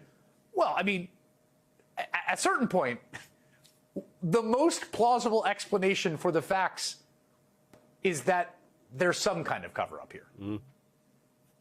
The DOJ was no matter what, they are covering something up. Tasked with vetting Epstein materials. But they're doing the thing. They're like, just give them so much that they just get overwhelmed and hopefully they forget. For mentions of the President Donald Trump, his buddy of 15 years, who said that Jeffrey Epstein liked young women. And then subsequently, a decision was made not to release any more information on Epstein. Now, the Wall Street Journal makes clear that we don't know if this letter bearing Trump's signature, previously reviewed by the Department of Justice, was among the documents reviewed by this administration, right? That, like, some FBI agent was like, whoa, gosh, you got to see this, and flagged it. But if it was, and again, that seems plausible if it's in the record, it's hard not to see why they might come to the decision to just shut the whole Epstein thing down. Alex Wagner is an MSNBC senior political analyst. Lisa Rubin is an MSNBC legal correspondent. Just published. Ooh. Alex Wagner took a huge demotion. A new piece about Trump firing Epstein prosecutor Maureen Comey, and they join me now. Alex, let me start with you because, you know, I am so struck by this Durbin letter, partly because Dick Durbin is not a showboat. Like, this is not a guy who's like going to go on social media and try to get attention. And is also not going to commit this to writing to the Attorney General without some real information. The idea that 1,000 agents working 24 hours and told to flag stuff, that strikes me as that's pretty wild. That's a lot. BFD, I think, Chris, is the official term for it. 1,000 of them, and the belief somehow, I mean, this is an exercise in hubris unlike anything I've ever seen. The idea that you're going to have 1,000 agents working under the explicit order to weed out the Trump stuff, and that's not somehow going to leak, but also Trump's strategy from the beginning, right? This is a person who in 2015 at CPAC is trying to impugn the reputation of Bill Clinton by mentioning Clinton's activities on Epstein Island. I mean, let's be real. Trump is obsessed with Epstein. Trump gives, curries favor with people who are also obsessed with Epstein and what he's done. Trump plays footsie in interviews during the campaign, saying he will release the Epstein files, even if he sort of dances around it. He entertains the idea. Oh, my God. Is it as simple as literally he took him out and then he was like, I got the files. Now now I control it. Like, he literally was the deep state, and now he's mad that they're ruining it. Trump allies himself with people who are obsessed with Epstein, and then, Chris, populates his administration. The top levels of his administration, his attorney general, his FBI director, and his vice president, all obsessed with Jeffrey Epstein. He does this on his own accord, knowing, presumably, we can only get. That's the funniest part is he kind of just did it. Gather, Chris, Yeah. that he himself is in the Epstein files. It is like the self-sabotage to make these choices over the course of a decade, knowing that if he won, the chickens were going to come home to roost. And what does he do now? I mean, it is truly, it boggles the mind. The phrase own goal isn't like, it's truly, it is the most hubristic thing I've seen from a man who has pushed the bounds of hubris to the outer reaches of the universe. But this is a problem completely of his own creating. He brought these people in. They are asking for results. He built a movement on it, and now he sits atop it, potentially indicted in the crime that he has made everybody obsessed with. Unbelievable. I did everything right, and they indicted me. Wow.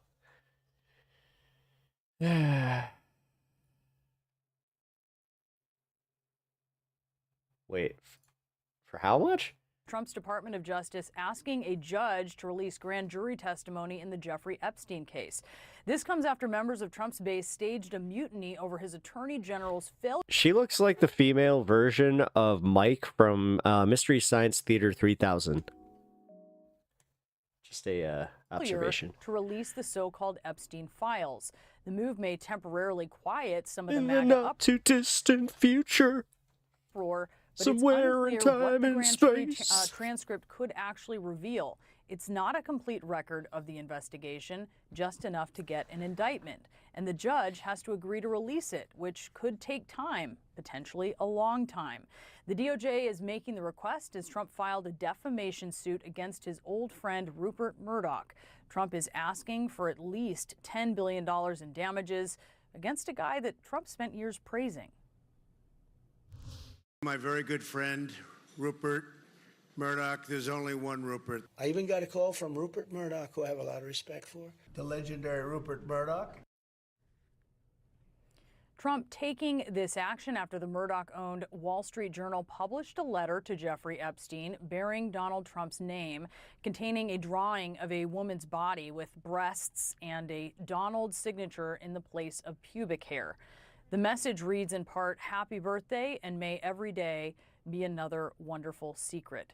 Trump claims the letter is fake, saying in part, quote, "I don't draw pictures," although he did draw 1,000 agents is very specific. pictures that were auctioned off during his first term in office.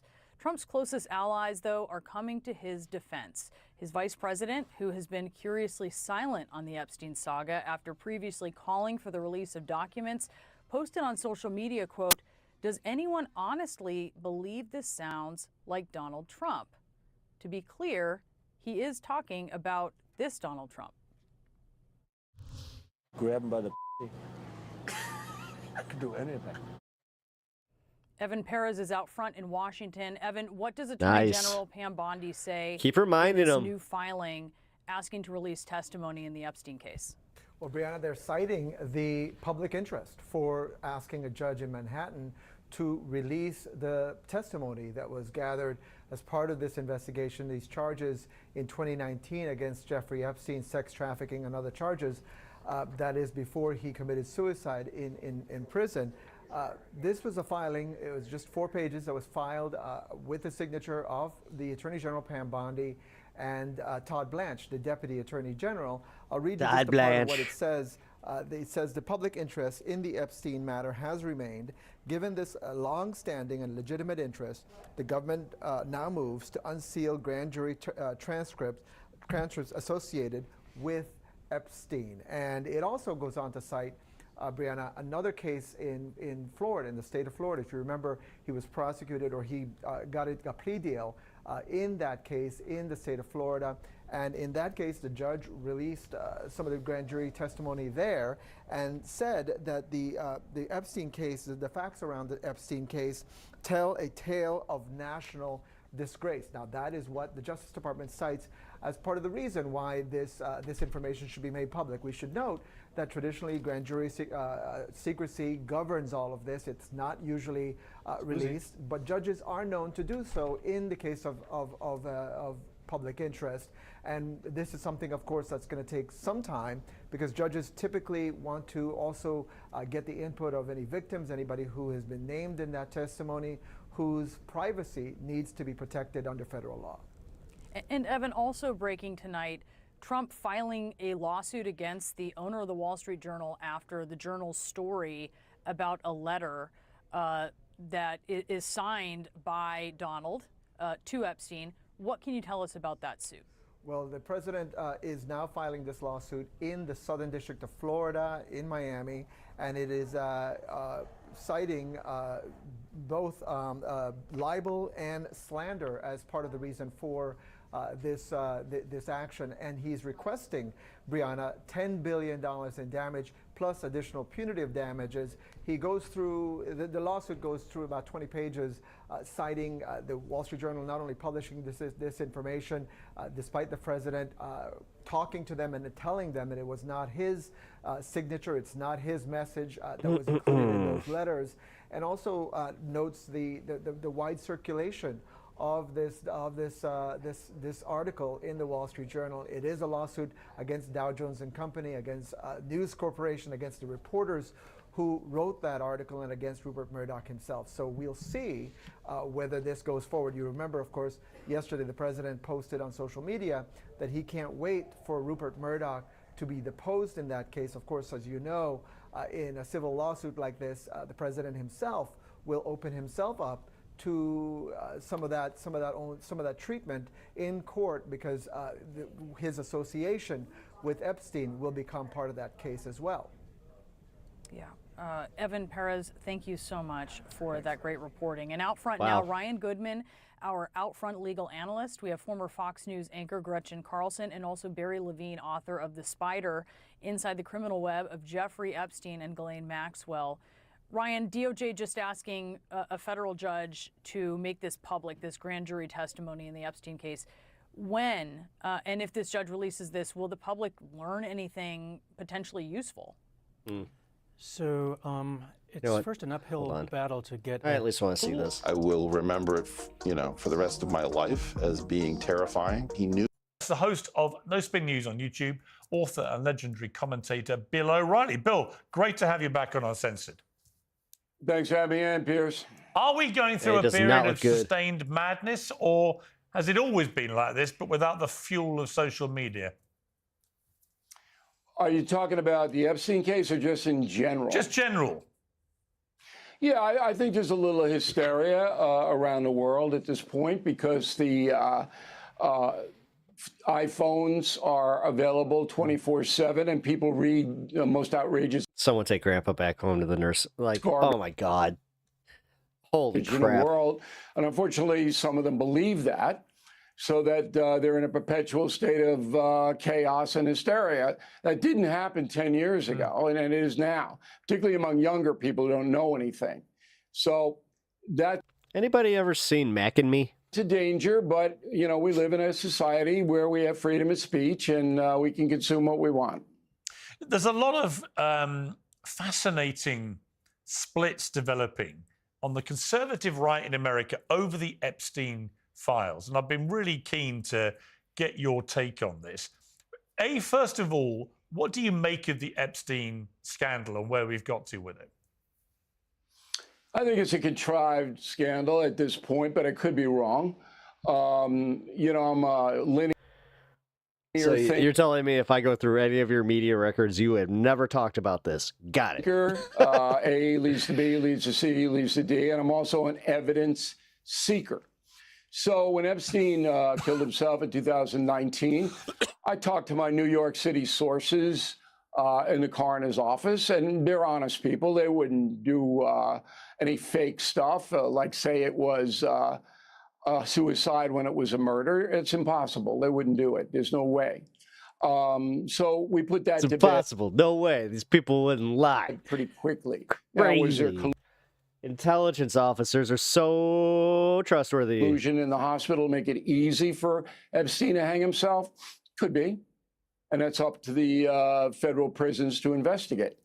And then you go on to the case itself. that William Barr prosecuted under Donald Trump, the Attorney General. And that whole file was passed along to the Biden people for 4 years, Merrick Garland, okay? They had everything. So if there were any, you know, big name Republicans or anybody like that, it would have been out. It would have been leaked by the Biden people to the New York Times. That's the pipeline. But that never happened. And there wasn't any outrage on the part of the left that the Garland people didn't put out as some. That's the new narrative, is that, the left is just catching up to this. What the hell, guys? And everybody else, you guys are just a little wacky. I mean, you guys always were just a little wacky. Enter Donald Trump. That's why they keep saying it's mostly online. Aim at Trump is to get him no matter what. Get him. If it doesn't matter if it's true, Russian collusion, we all know that. They literally try to pretend that these people do not ever see their phones. Game. And when Attorney General Bondi made her mistake that said, oh, I got this file right here and I'm looking it over and you're all going to get it, I went, okay, good. But then it didn't happen and boom, this is America. So immediately people try to use it to hurt the opposition, and that's where we are. Shut the fuck up. Oh, put your chin up higher so I can have some. Oh. I mean, it struck me that probably the most. Oh my God. Most incendiary part of the last few weeks in relation to this was when Elon Musk had his massive falling out with. Oh, I hope Gene Hackman's fate befalls you. President Trump. And he went on late night on his own X social media platform and posted, the biggest bombshell is that President Trump is in the Epstein files. And then just a few weeks after that, 3 weeks or whatever it may be, the whole thing gets shut down. The conspiracy theorists are having a field day with. All right, actually, why didn't Biden release the Epstein files? The Epstein records were sealed by a judge after Ghislaine Maxwell's trial. They weren't unsealed until January 2024.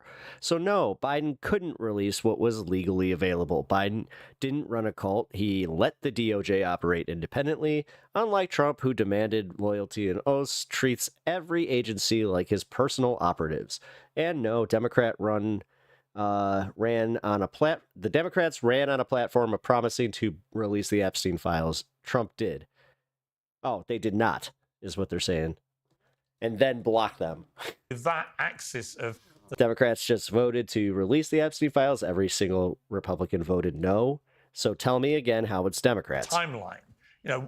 Elon Musk says that right at the point that many in the administration, Alina Habba came on my show, could not have been more like, this is big and scandalous and there's going to be names and details and everything else. And then the Elon post, and then it all gets shut down. You don't actually have to be a mad conspiracy theorist to think that's all a bit weird. Yeah, you can be a conspiracy person. I mean, weird is a good word, but how does Elena and Elon know what's in the file? They don't know. And I think Elon Musk repudiated that X posting. Did he not? Didn't he not repudiate I think he that? deleted it. I don't think he's repudiated it. I think he just deleted it. Mm-hmm. Yeah, I don't think he's pushing that now. I think that's accurate. No wonder no one's like running to get Bill O'Reilly back on television. But look, I don't know what's in the file. You don't know what's in the file. No. The only people that know, here's who knows what's in the file, okay? The FBI chiefs under Biden and Trump, they know, okay? Merrick Garland, he knows. Bondi knows, okay? And you would assume Biden and Trump themselves know what's in the file. If it is a file. Might not be a file, might be a... You just caught yourself. That was kind of funny to see in real time. Page of paper, might be 100 pages of paper. That's it. Did I say that? I don't know. So to me, as a journalist, anybody else commenting on I'm old it is a bunch of hooey. He said, yeah. They don't know. He is old. Hooey. Oh. And they're just trying to stoke it up. You know, Piers, you've been in the game long enough to know how much money conspiracy people make. Oh, sure. I mean, I wrote Killing Kennedy and knocked them all out of the box. But people made millions of dollars on these harebrained You just admitted how you took advantage of your audience by writing about harebrained conspiracies for clout. How fucking dumb are you? Holy shit. No. You know what? I'm not sure if this is as much like a symptom as much as it is just this is the Republican Party and they all really are just this stupid. This like, holy crap. And killed JFK, you know? And then when I got the primary source material from the FBI, and just said, this is what it was.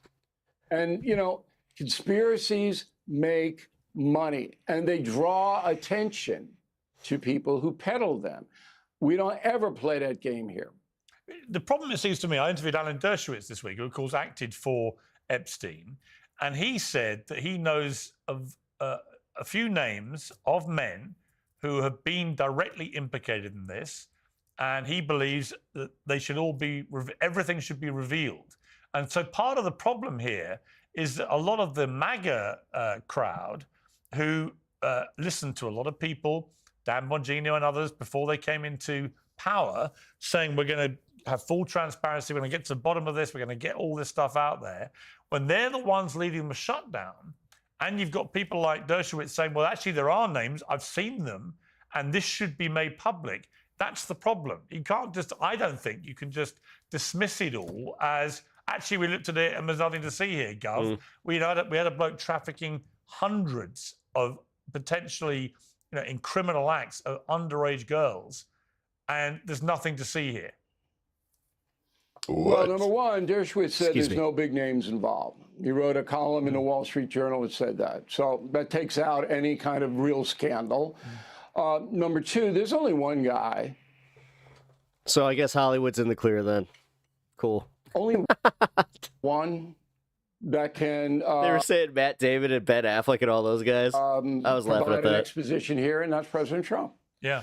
Now, it's interesting because on St. Patrick's Day, I was in the Oval Office with Donald Trump and talking about a number of things. And this came up, but not just Epstein, Kennedy file, Epstein, and the Martin Luther King file, which I'd very much like to see. I want to know how James Earl Ray got financed after he shot Dr. King to death. That file is still being held by the U.S. government, and I'd like to see it. Now, I said to him, because he asked me, I don't intrude on the president unless he asks me. I said, look, I understand, you understand, you can't God, can these people just leave the planet and just be done with this? Just put out the massive unredacted report on Epstein, because somebody might have had a cup of coffee with him and that person's life would be ruined. You know what the press does, there's no context. So you can't put out names associated with a heinous criminal like Epstein unless those people are under investigation. And Dershowitz has not said anybody specifically is under investigation. I don't know of anybody who is at this point. Maybe there is. Then you could put that name out. Trump agreed. He goes, you know, a lot of people, but I said what you can do and what I would do would be hold a press conference with the Attorney General, generally outlining what the government knows. So he's trying to be like, that was my idea. It's like, you do realize that was a failure, right? Yeah, that's it. I agree. Get Bondi and get Merrick Garland. Get them both. But press conference. Here's what we know. That's it. One thing that I have in common with Harry and Meghan is that we all value privacy. Oh my God, the Harry and Meghan thing again. Said, Donald Trump's now gone on the attack, which I was expecting at some stage to happen. And midweek, I think it was Wednesday, he said this in the Oval Office. You know what? I gotta pee. We're at the top of the hour. It's started by Democrats. It's been run by the Democrats for 4 years. You had Christopher Wray and these characters and Comey before him. And it's a bad group. It started, actually, look at the Steele dossier. That turned out to be a total hoax. The 51 agents, the intelligence, so-called intelligence agents, it was a hoax. It's all been a big hoax. It's perpetrated by the Democrats. And some stupid Republicans and foolish Republicans fall into the net. And so they try and do the Democrats' work. Now, that clip blew up massively online, Bill. Was Donald Trump wise to use some of that language attacking fellow Republicans? I don't look. You have to understand who he is, all right? You're going to say what he wants to say. What he says on Wednesday is different than when he's going to say on Thursday. I always say, if you're going to try to analyze President Trump by what he says, you're just going to hit your head against the wall. Watch what he does. That being said by me, this is an easy solve. It's not a hard solve. If you just take my advice and hold that press conference and put everything, it's never going to go away. But what Americans are particularly sensitive to, and this is the most important point I'm going to make on your program tonight, they don't want rich and powerful people getting preferable treatment. No. They don't want it, and particularly in a criminal area. And that's what's being sold here, that there's some nefarious thing, some big names. You mentioned Prince Andrew, okay? And they're not getting prosecuted because they got money and power. Americans just recoil at that. You gotta put that to bed. Dershowitz put it to bed. My point about Merrick Garland and Biden having this material for 4 years and nothing came out, I think is pretty overwhelming evidence. But Trump's got to do that too. His people have got to do I like how he has all the answers. that. Let's just pivot quickly, Bill, to Vladimir Putin. You called him one of the worst in your new book. On your YouTube channel, you said that Trump did really think he would get a quick ceasefire when he came to the office. I know that. He said that to me. And I do think he's been genuinely so distressed by the sheer number of young men being slaughtered in the battlefields of Ukraine and is desperate to bring it to an end. But it seems to me what's happened in the last week is that Putin's just pushed this too far with Trump to an extent where he appears to be openly mocking him, has a long conversation with him one day. That night, he launches the biggest barrage of bombs on Kyiv since the war began. And that's triggered Trump using much more aggressive language about Putin, giving him 50 days now to sort of deal or face whatever punishment Trump has in mind for him. What's your take on this as to where we are? Well, if you read Confronting Evil out September 9th, you'll know who Putin is. Oh, Bill Maher. Bill O'Reilly. He's a psychopath. He needed to 1.25 real bad. Enjoys killing women and children. Since he's been a little boy, he's done that. It's shocking. We went way, way back into Putin's background. Okay? And so when you're dealing with a psychopath who enjoys inflicting pain on other people, all right, it's a whole different thing. President Trump didn't get that. And I told him in the interview in 2016 that went all over the world, watch out for Putin. Watch out for this man, okay? He idolizes Joseph Stalin. Do I got to say more than that? All right? So now Trump did two things. He wanted to believe that Putin would deal with him up front and the Ukraine war would stop. He campaigned on that. And he did that because in his 4 years, his first term, Putin cooperated with Trump. Mostly. Didn't have a lot of trouble with Putin. So he felt that Vlad would continue that relationship. But Vlad has deteriorated mentally in a very dramatic way. You know all about that. He's now almost a lunatic. That's what you're dealing with here. So, all right, enough with the old jokes. Any responsible president has got to give every benefit of the doubt before you get into any kind of real upgrade of this conflict, because it'll be a worldwide conflict. And that's what Trump did. He gave Putin 6 months, because Putin would lie to him on the phone. Said, oh, yeah, we'll do it. We'll work it out. Don't worry about it. In the meantime, as you rightly pointed out, Putin's lobbing bombs to kill babies, women, and blow up hospitals. I mean, just think about this. He's a war criminal on Putin. There's no way out for him, by the way. And that might be in Putin's thinking. There's no way out. He can't rehab himself.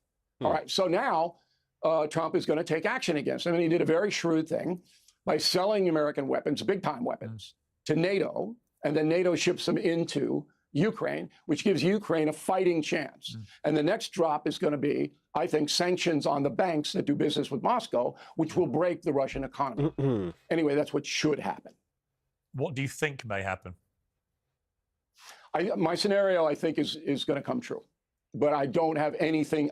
It's a guess. I haven't talked to the president about it. I've talked to him about Putin. He knows how I feel about Putin. that you cannot. This is almost a madman now at this. When you read that book, I sent it to you. I hope you got it. I did. Thank you. you. You read the violence that this man, every single day of his life, and he's the richest man in the world. He's the wealthiest human being in the world. And when do you see how he made his money? But now he can't spend it. I mean, that's karma. But anyway, I'm praying, literally, I'm praying, I go to Mass every Sunday, that somehow some miracle happens and Putin draws back. Because how many more people have to die? Yeah, for what? sure. For what? So that's where we are. Talking of way too many people dying, what's your assessment of where we are with the Israel-Hamas war in Gaza? And cards on the table. I was very supportive of Israel's right to defend its citizens from further attacks at the first few months of this war. But I've got to say, the last few months have been unbelievably disheartening for people that have backed Israel stridently, because the slaughter of innocent people as they go after Hamas just seems to me to be completely disproportionate now to what happened on October the 7th. What's your take? Only took a year and a half to catch up. I don't think I'm where you are on it. Obviously, Netanyahu and his government want to eliminate Hamas so they can't come back. And because Hamas hides behind the civilians, just as Tojo and Hitler did in World War II, and we had to wipe out millions of civilians in Germany and Japan to defeat those heinous people. I'm not justifying it because I don't know the extent of it. What I do know is that Hamas should release the hostages, and it will not. So there's a balance here that you have to say, sometimes there's no right and POWs. Wrong. Sometimes it's both wrong. This is a very, very complicated issue. Let me end, Bill, just with a quick fire on two raging stories which are disconnected to the major news events. One, do you think Brigitte Macron is male or female? I wish Macron and his wife the best. I hope they have a nice vacation in the south of France. And I have no blanket idea about anything else in that regard. I mean, Candace Owens has been promoting this ridiculous conspiracy theory. Piers, you know me long enough. Then why would you platform it randomly like that to somebody who doesn't have an opinion? He really does have this thing where he'll see something on social media, he'll be like, oh, you know what? That'll be a good one. To know, I don't go into that swamp. Yeah. I'm never in the swamp. I don't do the internet thing. I don't deal with the swamp creatures. I mean, I'm the best-selling historical author in the world. All right. I think I'm the most successful internet news purveyor in the world. And there's a reason I don't do this kind of stuff. But I'll mock it with you. If you and I want to mock them, I'll be happy to mock them. I just think it's ridiculous. She had 3 kids, for God's sake. It's absurd. It is ridiculous. It's ridiculous. And finally, do you have any thoughts, Bill, on Elmo Gate? Elmo's account on X was hacked and began to spew anti-Semitic thoughts. It was very funny. Elmo just had it. I know is I'm happy that I'm not going to have to be paying Elmo hung out with Oscar a little too long for Elmo's lunch or salary any longer. That's what I'm I like Elmo personally. I don't think Elmo's anti-Semitic because he's a puppet. See, puppets really don't have the capacity to be anything like that. But I don't want to pay for PBS and NPR, and Trump's knocked that out, and I'm very happy. Let them compete in the open marketplace with you and me, Piers. Yes. Come on, Elmo, bring it on. I'm ready for you, man. Let's go. Bill O'Reilly, great to have you back on Uncensored. Thanks for having me on. The ups and downs of the economy can be stressed. All right. As I'm the not a Harvard big mathematician Weinstein and host guy. of the Portal podcast, up to Eric Weinstein. Eric, great to have you back on This Uncensored. guy. Piers, good to be with you. Epstein files. Talk to me. I've been talking about this since his original, since before his original arrest in Florida. So I think if you want to narrow the question, I would just like to say that, this is much bigger than Trump. And I think that one of the things that Trump is figuring out right now with the Epstein issue is that MAGA has outgrown Trump. MAGA is now something that was created by Trump, but it is a bronking buck that could buck anyone off who is seen as not being perfectly aligned. Yeah, Pierce doesn't want to hear that. With the idea that the people have to take back the country. Now, I'm not saying pro or against, I'm just describing that I think that anyone who thinks that they control MAGA will find out that they do not. You've done a lot of stuff on Epstein, as you said. It seems to me, you go back. That is probably the most agreeable thing that this guy said. 15 odd years. And this guy sucks. To the conviction of Epstein for being a paedophile. You know, he was indisputably convicted of a crime which made him a paedophile. And yet after that, people, including Prince Andrew over here, continued to consort with him. He continued to be wined and dined by the rich and famous. And when this all came out, and when the full scale of his abuse of so many underage girls came out, it was being seen as a genuinely gigantic potential scandal in America. And that was fueled, the sense of that, by a lot of people now at the top of the Trump administration. And indeed, even after the inauguration, many of these people had continued to kind of lead the media to the water's edge, promising them the ultimate drink, if you like, of the full dirt in the Epstein files, including naming and shaming people and holding them to account. And then suddenly, out of nowhere, a week ago, everything stops. The shutters come down. And now you've got a kind of civil war raging on the conservative right. And as you say, Trump slightly ostracized from many of the MAGA voters on this. And I think probably compounded by the strike on Iran, helping Ukraine. These are things that the MAGA base do not feel comfortable with. So talk to me about where you think we are with the whole helping Ukraine is what, like, that was the bridge too far before this one. The shutting down of this scandal. Man. Do you think it's possible for Trump to shut it down? He started attacking, the Republicans who don't agree with them as stupid and so on. But can he shut this down, or is that genie out of the bottle, and will it continue to damage him? No, nobody can shut it down. I mean, the issue is that many of us are parents. What up, Angela? And in our hierarchy of identities, those of us with children very often are mom and dad before we are anything else. That is, before we are Americans, before we are Jews, before we are Republicans, before we are Christians. There's just this sort of sense that one has to protect those who cannot protect or speak for themselves. And there's a gradation. There's a question about, is there something magical that happens when someone a young person turns 18 on their birthday? And then there's an issue about, are we talking about 12-year-olds, 14-year-olds? Like, it just gets sicker and sicker as you go farther and farther from that date in the law. And as people come to understand that the allegations go into 14-year-olds, 12-year-olds, who knows where this stops, the rage on the part of parents escalates. And I think that, at some point the FBI called me in for unrelated reasons.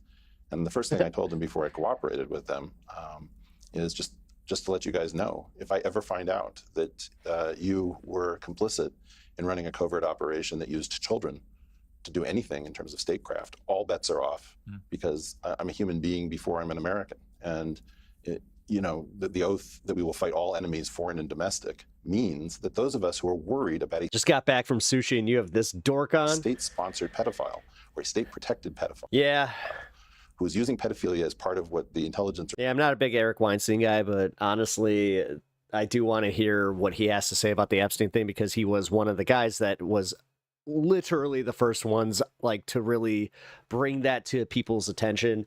Honestly, I kind of remember, because of his name, that Weinstein brought up Epstein. So really the covert operations group called Tradecraft. Call me simple, but it's how I remember. It supersedes absolutely everything. And at a certain level, citizenship in this society is about surrendering to the monopoly on violence that is the state. And if the state refuses to remediate this, I think there are a lot of people. I mean, we've all seen a parent, kill someone in a courtroom when a murderer and a rapist laughs because they've used the justice system to evade on a technicality.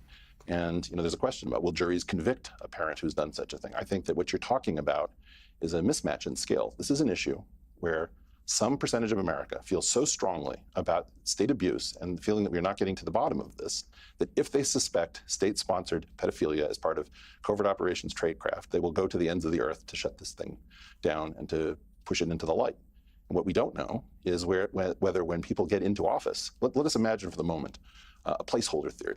Okay, so yeah, you should try sashimi, and California rolls are really good. Placeholder theory was that Epstein faked some sort of involvement with children. If you like crab. Because you get the same bang for your buck by taking somebody who's 22 years old, portraying them as if they're 14 and compromising someone, So then you have this issue of sources and methods, We know, for example, that the U.S. years ago may have try to eat sushi at least once every 2 weeks. directed a pornographic film featuring an actor in Los Angeles who was given the likeness of Sukarno as head of the Indonesian state. And It is no. This has backfired so spectacularly on Trump that I hate to even say these words, but Eric Weinstein had a good point about how MAGA has now grown so big that it's like Trump cannot conceptualize that he does not control them. And that was which is hilarious. A photograph. He just doesn't get it. Sukarno in Moscow. So we are perfectly willing to use Hollywood, used all sorts of crazy things to create incontrovertible evidence for things that never occurred. Cali rolls good. I like Cali rolls. One of the things that may have happened is that Trump and company, once they actually got the information, may have said, "Oh my gosh." They also have veggie rolls. I like the. It's something quite different sweet than you potato. imagine. But I believe that this is either this happened with the non-knowledge of our intelligence services, in which case there was a giant failure of us to know what was going on inside of our own borders, or almost certainly this was sashimi would have been awesome. Product of some amount of the. But how do you not like wait? Some portion of our you don't like soy sauce? Covert operations group, and then maybe covert operations groups in other countries. Obvious candidates are the UK, Love me some soy. Israel, Saudi Arabia, what have you. And whatever this is, you have this giant collision between people who are not supposed to take an interest in covert operations and people who do this kind of stuff for a living. There's an entire giant legal infrastructure around the collision between an open society and covert operations and shielding them. And there's something called SSP, state secrets privilege, like attorney. I think you would like the sweet potato rolls. Client privilege or spousal privilege, where to keep things out of the courts. There's clandestine. White rice with a little bit of seaweed wrapped around some sweet potato. And then I would recommend, if you don't like the East Asian sauce, try Kewpie, which is essentially Japanese mayo, or you could use Yum Yum sauce, which if you don't like Yum Yum sauce, I don't know what's wrong with you. Where there are tacit agreements that the Department of Justice is supposed to hold off. There are national security letters that can get sent. You know, we have secret internet called JWICs and other things for communication. There's a giant infrastructure of secrecy. And what you can see right here is almost certainly what you can, the collaboration of the press, and this is the thing that I've been highlighting. You have a hedge fund that almost certainly didn't exist in the terms that it was claimed. When I met with him, he was supposedly running a multi-billion-dollar FX hedge fund, foreign exchange hedge fund. That thing would have to leave a wake in the data. It would have to have filings.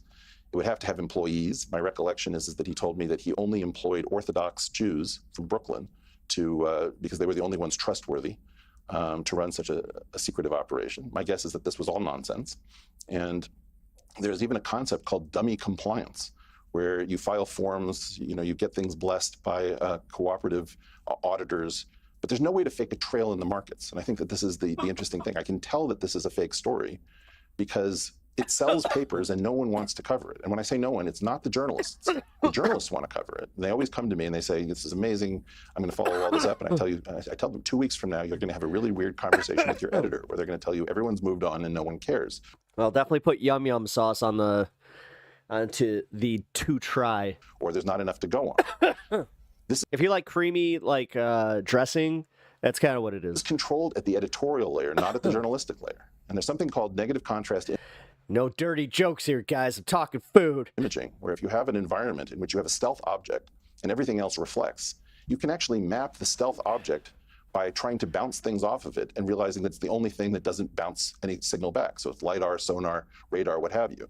Basically, you can see the outline of an intelligence operation because at some level, you have the world's juiciest story with no interest from editors and tremendous interest from journalists. So you can piece together exactly what this is, more or less from negative imaging or silhouette imaging, if you will. Do you believe that he was an Israeli agent of some sort? Oh, conflict of interest. I don't have any knowledge of that. The only thing that I'm confident of is that he was almost certainly doing this with the backing of a state and the cooperation of our own services. Am I killing my one and only brain with this slop? He could operate inside. Again, not a fan of Eric Weinstein in the slightest, but he is, I hate to call him an authority, but he is. He's an authority on the Epstein stuff. So U.S. In this fashion, and this is clearly a joint also Vita 201, welcome, first time project. Your first time chatter. Welcome to the stream. Appreciate you being here. Us and potentially others but it had to involve the FBI and CIA as a joint project. What of the fruit you eat to stay No plug healthy for is you. actually making you fat? According to Heart Surgery. Oh, is it? I mean, you met Epstein.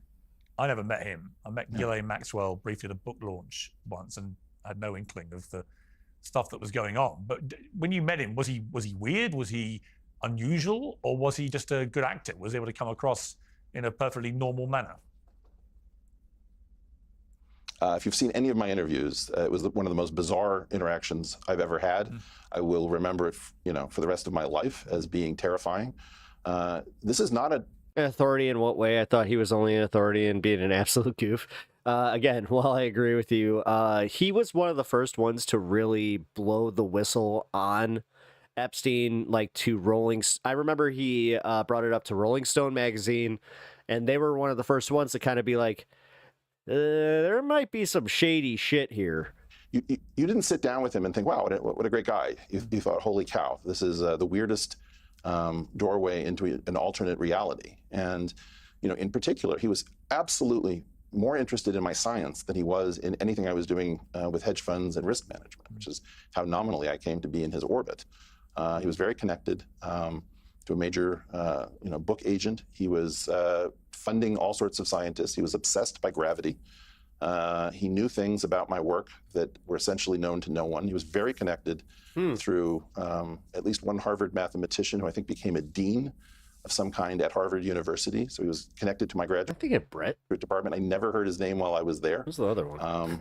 And I was not only there until 1992, I was in Cambridge, Massachusetts at MIT, so in the same ecosystem for years after that. Then I came back to Harvard. He was a very strange object. And the connection between Ghislaine's father, who really had an enormous impact on scientific publishing and had the ability to sort of look at all science before it's published because of peer review.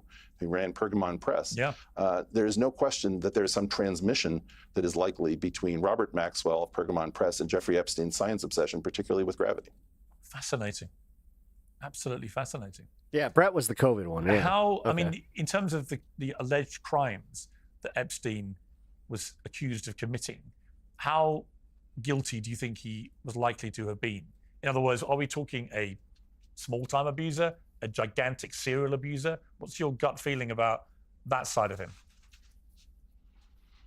My sense of it is that somebody lost control of an agent, and that this person, was supplied with an enormous, backstories are typically called legends, I believe, in tradecraft. Yeah. So he was a mythical creature who was supposedly so intelligent that, he could discern, the slightest tremor in the markets, et cetera, et cetera. He believed his own mythology, almost certainly.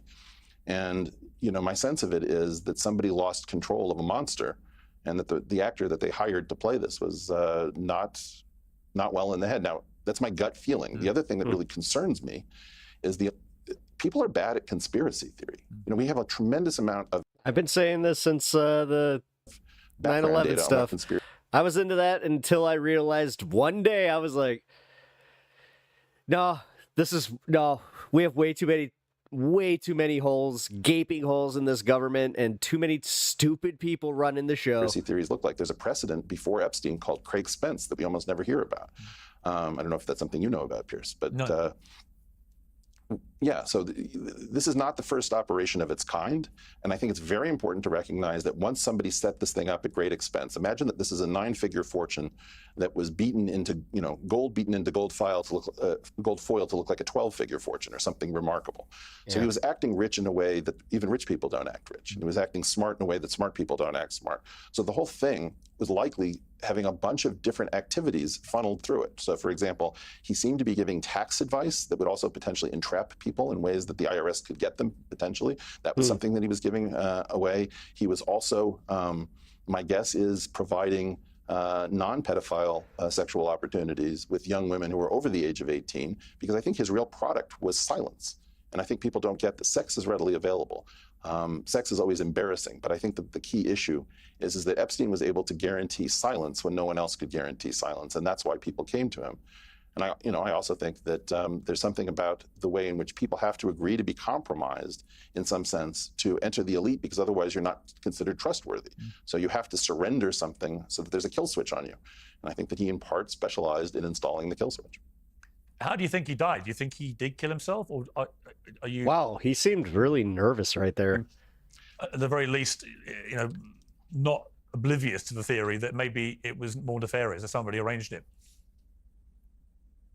Wow, Piers seems like uncharacteristically nervous and like shaky right here.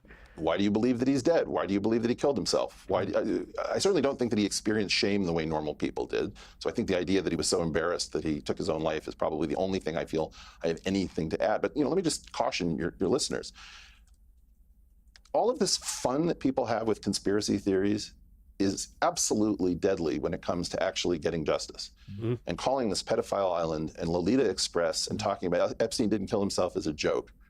Like any of you know, none of you know. Mm. And, if you were serious about this, and you as a parent, just let me specialize to all the moms and dads out there. If you're serious as a parent of wanting this sort of thing absolutely excised from our society, don't go after the children, don't go after the memes. Focus on one issue alone. Why will the press not report on the multi-billion-dollar foreign currency hedge fund, which even if it has dummy compliance, I guarantee you any forensic accountant could determine whether this thing was real or fake. And my guess is that there are no former employees employed from the yeshivas of Brooklyn. This thing, I think, is a will-o'-the-wisp. It's a figment of our imagination, and it's a product of statecraft. And the fact that we have very long-standing relationships. Thus proven his place in the intelligence community, right? With our major news organs, that they agree to have liaisons to the covert operations group so that we don't constantly report. This is an issue called deconfliction. Many people don't know that word. This is a situation which escaped our deconfliction systems, almost certainly, and it has the hallmark and the outline. The person you should have on, not me, is the person who is an expert in all of the legal aspects of having a free society with covert operations group. In particular, there's a case of something like Al-Masiri versus Tenet, which establishes that when somebody has a legitimate case in the courts and their state secret privilege, that person may not be entitled to exculpatory evidence and information, that state secrets trump justice. And I think it's absolutely imperative that you have a lawyer on who's competent to talk about this so this doesn't enter into the realm of conspiracy theory. So I'm going to decline to speculate. Fascinating. Elon Musk fell out spectacularly with Donald Trump and posted on X in a bombshell, Trump's in the Epstein files. I know you're very close with Peter Thiel, Elon's old boss. What do you make of what's happened there? You have, how do I put this? It would appear that Elon is very disappointed that we are not radical enough to understand the threat to the country. He has a very clear idea about what has to be surmounted. He, I believe, then apologized for that, which I found interesting, much the way, Amy Robach had the famous hot mic incident and then said, oh, that was nothing. Something in these files, something in this situation causes people to reverse course. And I think that what you have to assume is that the public will never, ever, ever let this go, and that there is some equal and opposite pressure which says... Yeah, no. At least on this end, I think that it did just... It sparked a everlasting fire until they just acknowledge it's like, oh, okay, it's a fucking volcano. The elite will do absolutely anything to keep it secret. And by elite, I don't mean people who are actually elite. I mean people who are in the chairs that should be reserved for the elite but have a lot to lose. Let's just pivot, Eric, if we can, just to foreign policy. You said of the 12-day war with Iran that the West still hasn't fully understood the implications of what happened and that it didn't actually illuminate Iran's apparent weakness. You also said this about, I'm going to play you what the clip was. This is Trump's F-word rant, and then get you to explain why you think the significance of that has been understated too. You know what, we have... Oh, this. Fuck this. Oh, I said the F-word. We need a president that can speak like us. We basically have two countries that have been fighting so long. Los Angeles. And I said, Harry, you have a very strong sense that one should never use profanity. And he turned to me and said, I absolutely disagree with you. And I said, what do you mean? He said, the reason I never swear is because when I need it, you will notice that I'm swearing. If I used it all the time, you'd never notice. The fact is that Trump almost always appears in a suit, with a tie, and he doesn't usually use the F-bomb. And he was trying to send a message, which is, this is so dangerous. This involves China. This may involve Pakistan. This may involve India. What is going on in the Middle East is the beginning of World War III, with Iran, I think, very carefully calibrating a message. Fuck you. We're done. We got what we needed out of this.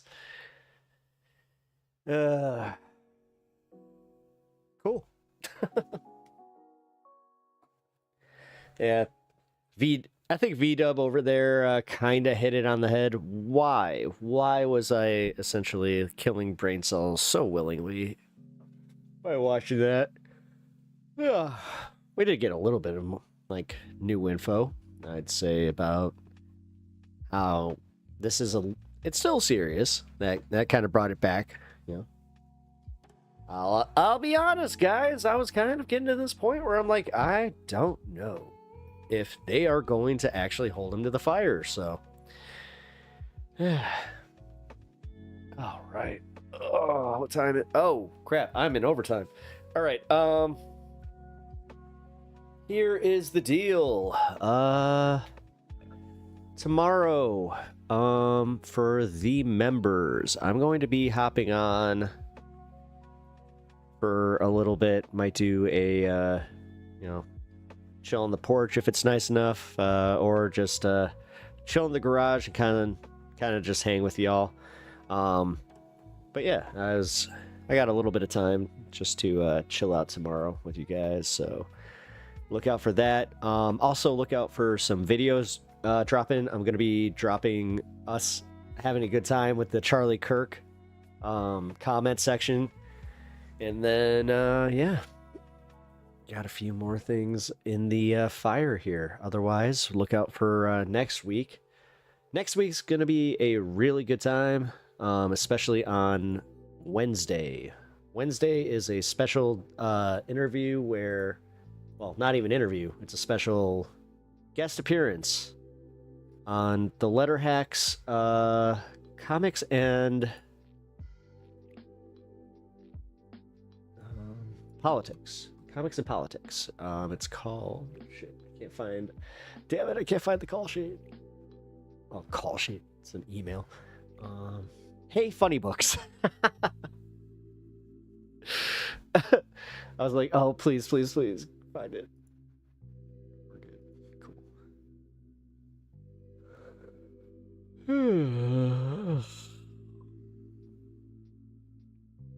Oh, Bill Burr was on Subway Takes? No way. Oh, I'll have to cover that next week. Oh, right. I just wanted to smoke real quick with y'all. So before I go, let's do one more breakdown here where we celebrate the end of the week by packing something up, sharing this time together, and enjoying the fact that we have this community and we got some cool people here, man. I really appreciate y'all. This is all a grift or speculation. I can't trust right wingers or anything.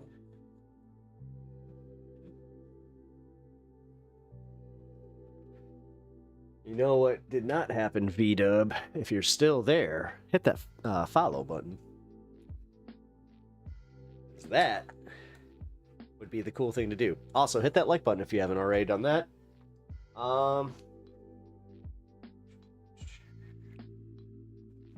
Oops, I dropped the Discord. Shit. I forgot to do that earlier. Damn it. Well, that's alright. I'll do that next week. Alright, let's smoke and then I gotta peace out. So, this time I will go over there.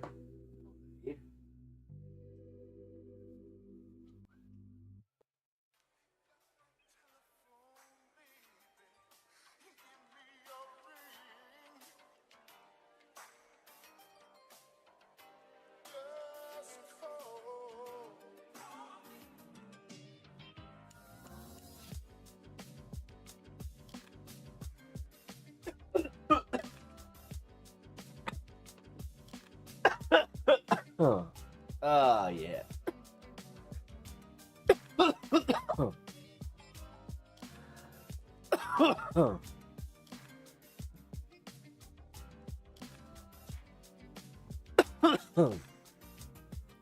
What a perfect way to end this week. It has been a really good week. I had some fun with stream. Had some good ones this week, guys. Had a good interview on Wednesday. 5 out of 10. Oh, you didn't like it? Why didn't you like it?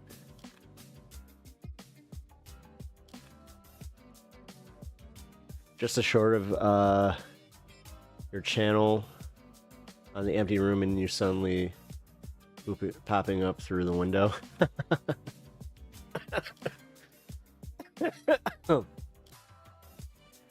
It was okay. Lex Luthor was cringe. Yeah, it was based on Tim Pool. It was funny. Pooping. Poop. We're children.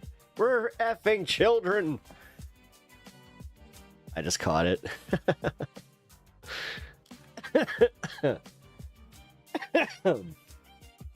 We really are. Zach, I'm bothered by your take here. But at the same time, I do actually gotta go. I'm in overtime. This sucks.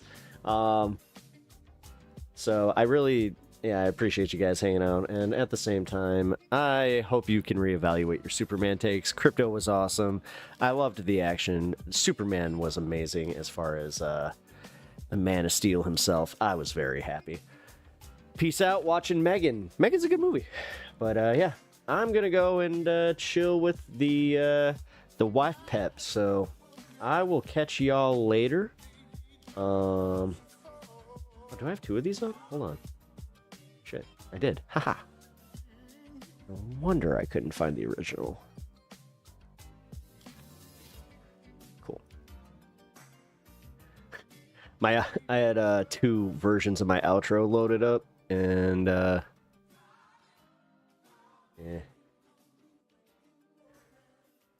All right, guys. I will catch you all later.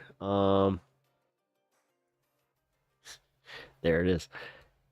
All right. Love you guys. See you all. Oh, tomorrow. Caught myself.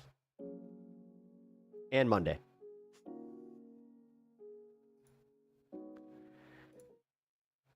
Who the heck is Pep Talks? I'm not gay, but I fantasize about Marco Rubio. Pep Talks. Pep Talks. Let's eradicate the Kung Flu.